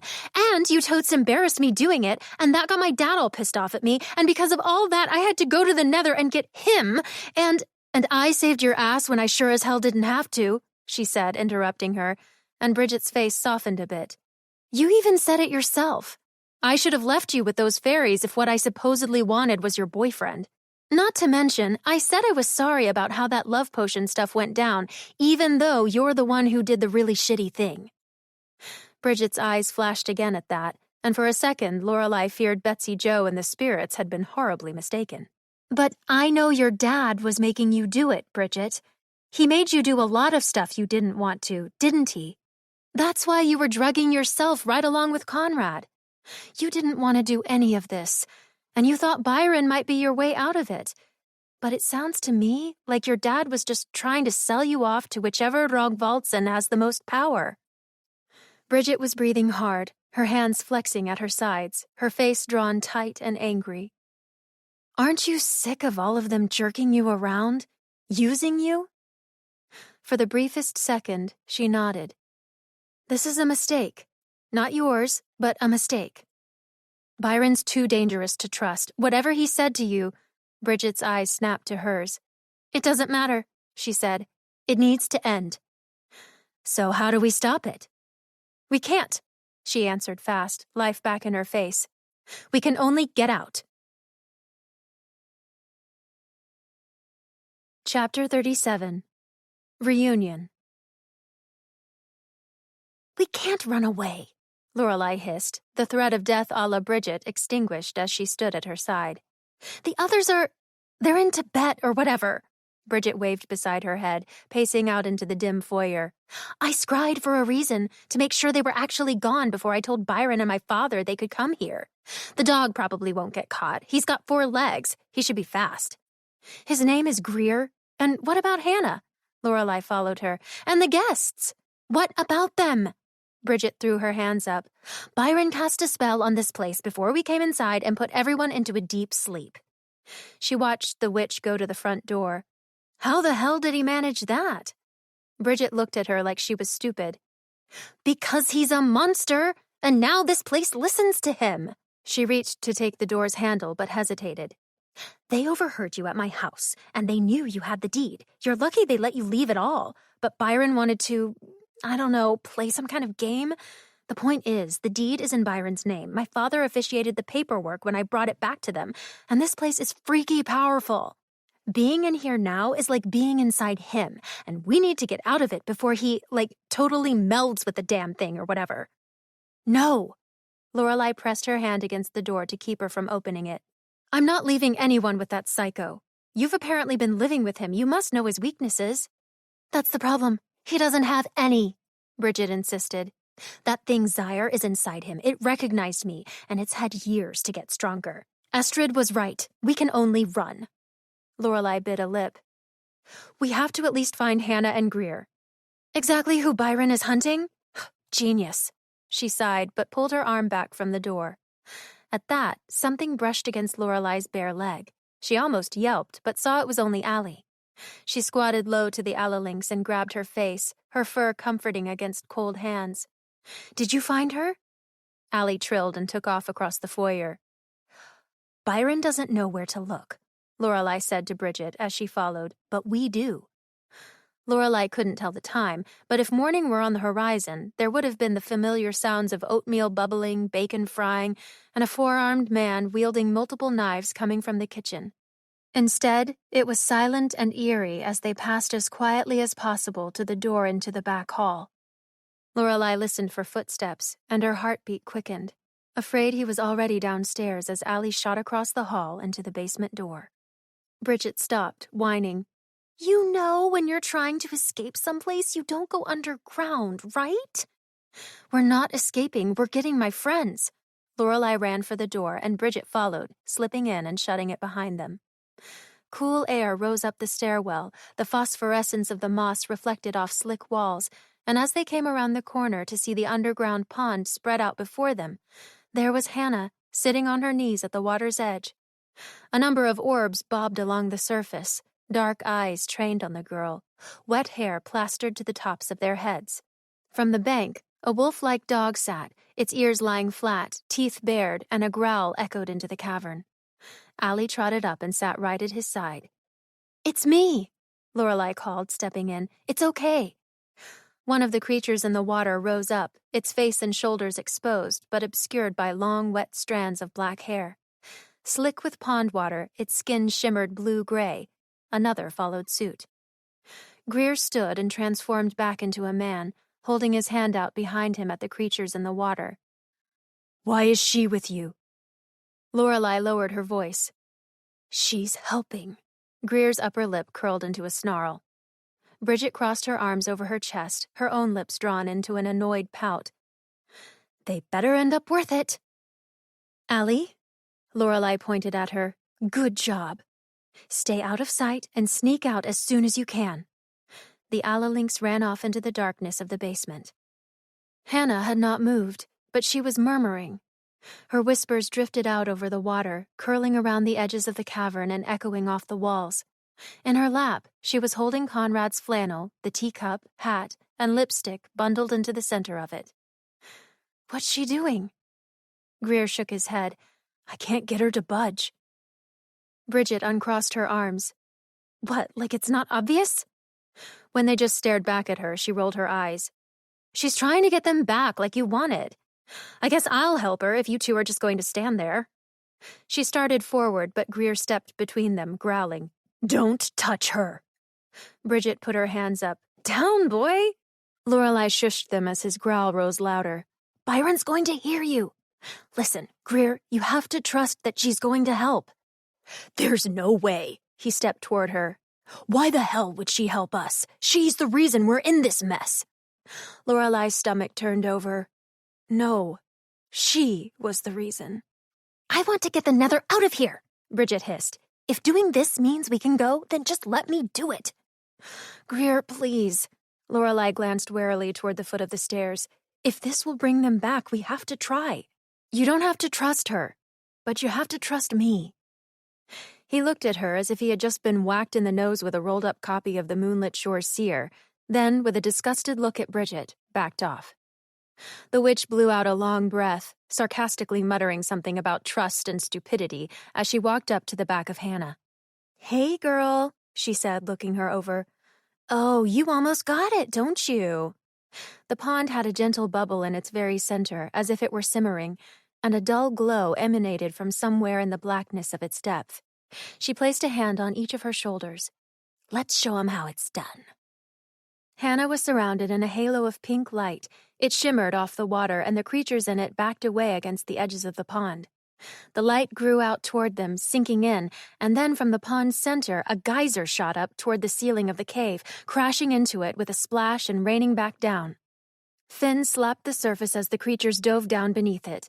They sure weren't being quiet, and Lorelei eyed the steps again. The water fell still, and Hannah sucked in a sharp breath, falling forward onto her hands, slipping out of Bridget's grasp. "Did we get them?" she called, peering into the pool. Bridget was leaning over her shoulder, and Lorelei and Greer came to either of their sides, waiting silently as the pond fell still. Then, with a splash, a body broke the surface. In the hands of one of the creatures, Ondo was hauled up and placed on the shore just in front of Hannah, and she choked out a cry of relief. The surface broke again, and two more of them were pulling Wren's larger form up. Then came Zaya, and finally Conrad, all deposited along the narrow shore in a row. Their bodies lay motionless on the bank as the creatures with finned tails and human torsos slithered off of them, wading into the pond's middle and sinking below so only their dark eyes shone above the surface once again. The four gasped for air. Weakly, Wren shifted to his side, coughing up water. He had a deep gash across his chest, and one of his arms appeared broken, held limply beside him. Zaya rolled over next to him, and he tried to help ease her up one-handed. Ondo struggled, his inhale wet and deep as he rolled onto his back and blinked up at Hannah's relieved face. They'd been gone for hours, and Lorelei had no idea what happened to them in that time, let alone what they'd gone through to be brought back to the manor, but her heart swelled at seeing them all intact. "You did it, Hannah?" The girl nodded, wiping the hair away from her uncle's eyes. He lifted a feeble hand to her and smiled. Wren and Zaya tentatively got to their knees, but they were weak, arms trembling. But Conrad hadn't moved. Lorelei broke away from the rest of them and scrambled over to his body. Falling to her knees beside him, he was completely limp, an arm slung over his chest, head hanging to the side. She grabbed his face in her hands and turned it up to her, the water cold, but his skin hot to the touch. She yelled his name, and his eyelids twitched, his chest rising and falling, but just barely. "He used a spell," Zaya said, voice strained. "There was so much blood." When Lorelei pulled a hand from his cheek, it was red, but she didn't know where it was coming from. "What did you do?" she whispered, but he took a deeper breath then, and she knew he was, at the very least, still alive. Bridget grunted, and there was a nudge at Lorelei's back. She already knew, without turning, what she would see. Greer shifted back into a wolf, his form bigger than ever as he growled deep in his throat, head bent. Pink crackled in Bridget's hands. Lorelei stood and turned from the four on the shore to see Byron at the foot of the stairs carrying something and looking over them all. The wolf lunged as Lorelei screamed at him to stop. Byron ran a hand along the wall, freeing a line of stone with a red flash, and the blocks flew between the two, slamming into Greer's leaping form and knocking the dog across the basement cavern so that he skidded on the rough ground with a whimper. "Attacking your new owner?" Byron made a disapproving sound. "We'll have to put you down." With another flick of his wrist, he sent the loose stones up into the air and back down at Greer's animal form. "Stop!" Lorelei screamed as Greer cried out again, his wince shifting along with his body back to human on the basement floor. "Ah, good." Byron glanced at Bridget, then back to Lorelei. "You saved her for me." Lorelei's breaths were coming fast, peering over at Bridget, pleading at her with her eyes. The witch looked close to breaking, scared, and the circles under her eyes were visible now even through her makeup. She was getting close to overtoiling herself. "Saved all of them for me, I see," he went on, craning his neck to take a look at the bodies at the edge of the water. Then he grinned. "Oh, it's a reunion." Conrad groaned, but he didn't move. "Would you like to tell him, or should I?" He gestured to his coat pocket, eyeing Lorelei. "It's mine now. All of it. And all of you. I know it's short notice, but I think we should conduct some employee evaluations. Sit." He cast another stone toward Greer, who had tried to scramble up to his feet, trapping him under it. Flickers of light danced at the corner of Lorelei's eyes as the others attempted to cast. The glows were so weak that some went out immediately with frail cries and curses. Byron cocked his head, perhaps counting them for the first time. "I suppose I should even the field." When he lifted the object in his hands, Lorelei could finally see what it was. Her body jerked to go for it, but he was too far from her to catch the urn that had been hidden in the attic before it careened to the stone floor. Crashing into countless pieces of scattered pottery, the binding symbols were broken, and from the dust, a shape began to form. Coiled at first, a smoky and gaseous body grew upward until a flat head formed as tall as Byron on a long, narrow body that glittered blue under the pond's lights. The serpent struck out before anyone could react, shooting between them and rising just before Hannah. Jaws unhinged as its mouth split, and it sunk fangs into her shoulder. Head larger than her own and locked into her flesh, it easily wrenched her away from the others as her cry pierced the cavern. Coiling around her up against the wall, the viper's eyes shined as they looked to Byron for his next command. There had been 8 of them. Greer was trapped beneath a stone, Hannah ensnared in a snake's jaws, Bridget's loyalty questionable, and her mind nearly broken. And the others were on the verge of using their own defenses to the point of self-destruction. Byron was undoubtedly more powerful than all of them combined in their current state. At their most vulnerable, Lorelei could only hope to have them spared by the strongest being in the room. "I know what you want," she said, hands splayed before her. Byron tipped his head in Hannah's direction. Yes, I think we all do. No, what you really want. What Zaire wants. She eyed him, holding his gaze. It's not Hannah, and it's not this place. It's the source. Byron's eyes changed, and he stood taller. There was recognition on his face, but not a flicker of a grin, not satisfaction at hearing the word. This was something else entirely. Desire so whole it could ruin. Darker now, Byron leveled his eyes at her, the green overtaken by swirling black even in the dim light of the basement, and his voice changed, the echo of others hidden behind it. You couldn't possibly. I kept you from it before, she said, voice quavering, knowing she spoke to both Byron and Zaire. But you can have it now. What are you doing? Bridget's voice hitched, and she raised her hands, the pink crackling as she moved to throw it at him. But Byron swiped a hand through the air with a red streak, and the witch was thrown to the ground, where she crumpled in a ball. Why now? Lorelei reined in her voice. I'll give you whatever you want, as long as you don't hurt them. He snorted out a laugh. Pathetic. You'll give me whatever I want regardless. Byron glanced at the others barely writhing on the shore. If any of you move, you will rip that one to shreds and move on to whoever is closest. Byron strode past them and right up to Lorelei, his presence overwhelming with so little space between them. When he spoke, she could just barely hear the voices of many echoing off the walls. Show me. The walk down the basement hall was longer than it had ever been. Now under Byron's control, she couldn't be sure if the manor was mocking her or not by elongating the hall to the door with the red flame, each step of her bare feet on the stone colder than the last. She kept her eyes forward, his figure propelling her to continue, no looming stake hovering before her throat needed. Here? Byron's voice was deeper when they reached the sub-basement door. You tried to pull the source up through the fireplace months ago when I first came here, she said at a whisper, starting down the stairs and careful not to glance back at him. I've looked at the layout of the manor enough times to know this is directly beneath where I dropped it after pulling it from the flue. She could hear him following after, feel his impatience to reach the source, but he was holding back, too. The same imposing darkness she'd felt in the alley in Bexley, in the ballroom, in the attic, was emanating through the stairwell, chasing her down. In the small space at the foot of the stairs, she took a shaking breath, the warmth of the furnace rushing over her bare arms and legs. Her dress was still wet with melted snow, clinging to her body as she went around the table in the room's center and looked down into the orange flames behind the grate. Wait. She froze as he rounded the table and came to stand beside her. I suppose it's safe if you touch it since you're human, but tell me one thing first. My brother still doesn't know, does he?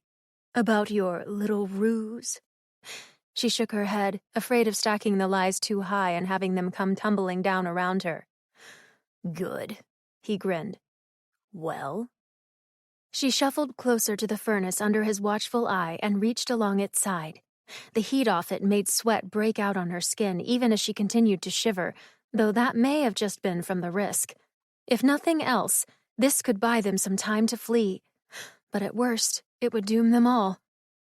The source, she swallowed, looking down into her hand as it finally fell on her query. What the hell was she thinking? Lorelei revealed what she had sought and held it out to him in both hands, eyes locked onto his face. His hardened look twisted, then changed wholly, eyes widening, jaw unclenching. Byron reached out, and Lorelei let him take it, afraid to even breathe. Held close, he marveled at it in the furnace's light.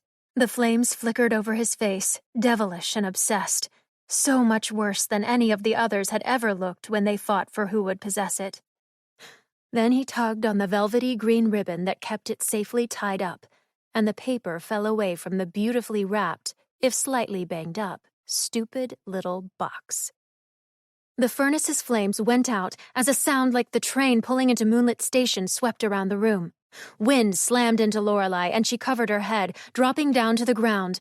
Dirt and debris pelted her back, blind in the darkness and deafened by the noise. And then, just as soon as it started, it stopped. The furnace bloomed back into life, the wind died, and the room was still. Lorelei peeked out from under her arm into the sub-basement, her eyes darting around wildly until they fell on the body lying flat on its back, arms splayed to the sides, and a green ribbon laying limply in its hand. A note card flitted down through the air to land on Byron's chest. She stared at it, heart racing, until she saw that it raised, slowly, as he took a breath. He wasn't dead, but he also wasn't moving, eyes shut.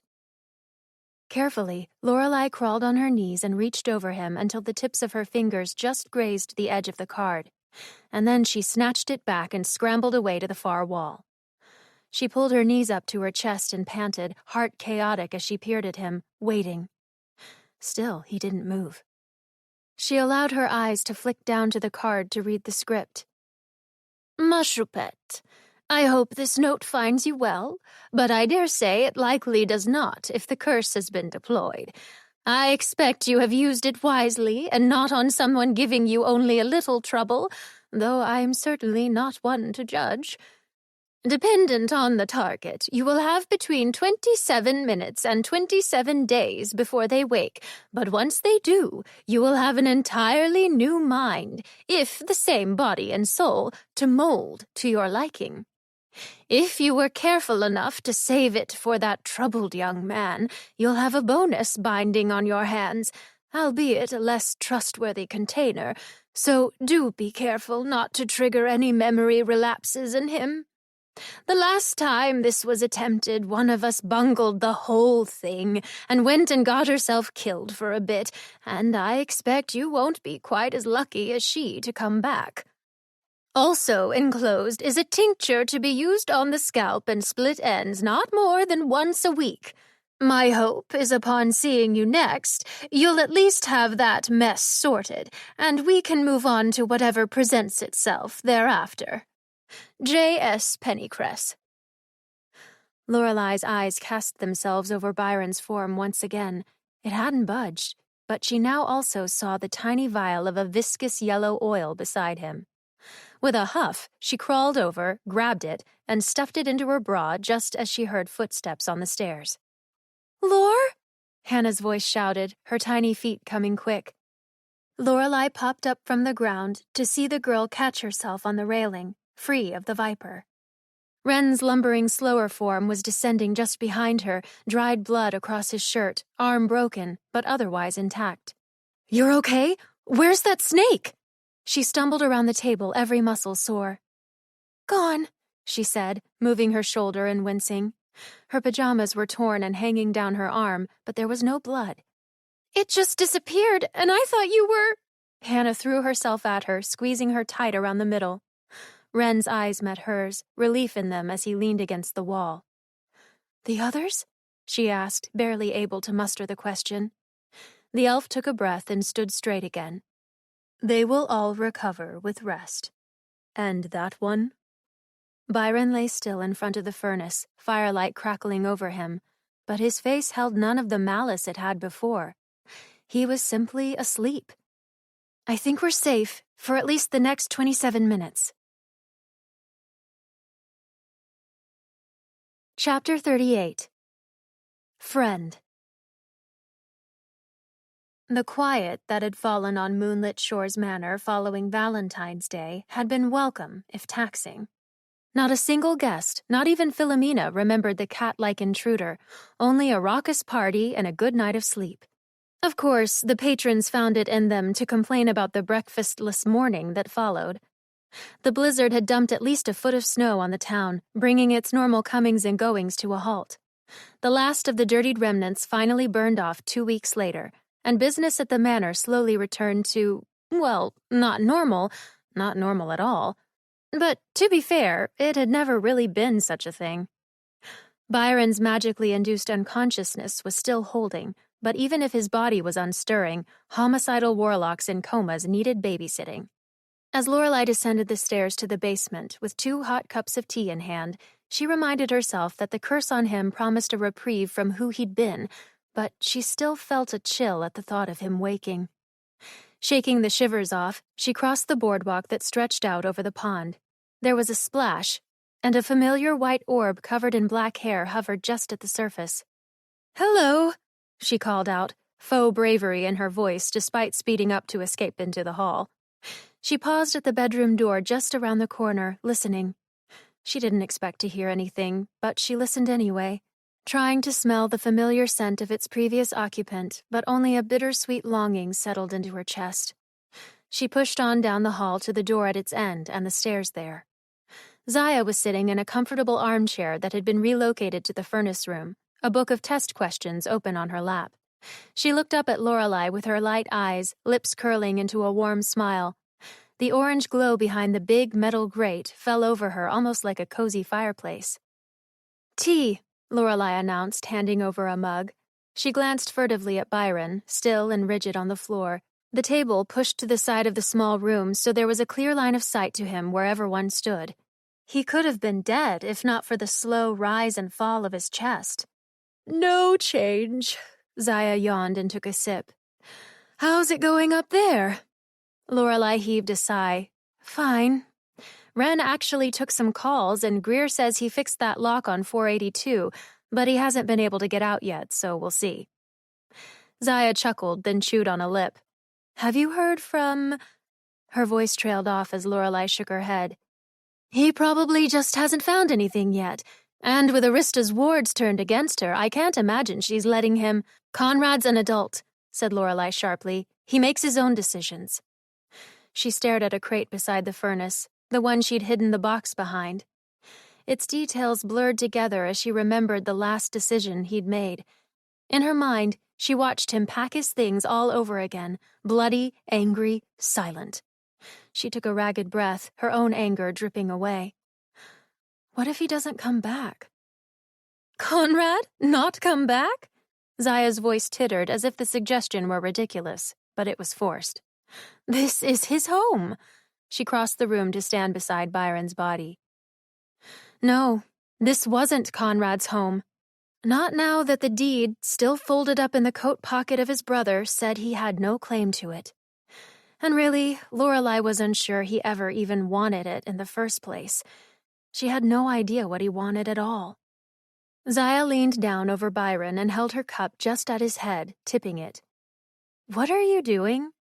A drop of hot tea spilled out toward his face, and just before it scalded him, totally evaporated into nothing. "Just checking." She flashed Lorelei a smile. "Are you sure you're ready for your turn? I don't mind keeping you company or just doing a double on my own." She shook her head. Too many times Zaya had already sacrificed her chance at a break because of Lorelei's fear of what was barely different than sitting with Mr. Eknes upstairs beside the fireplace. She sent her off and settled into the armchair, flipping through the study packet Zaya left behind. But her mind could barely register the names of the warlocks deemed important enough to be the answer to a residency question.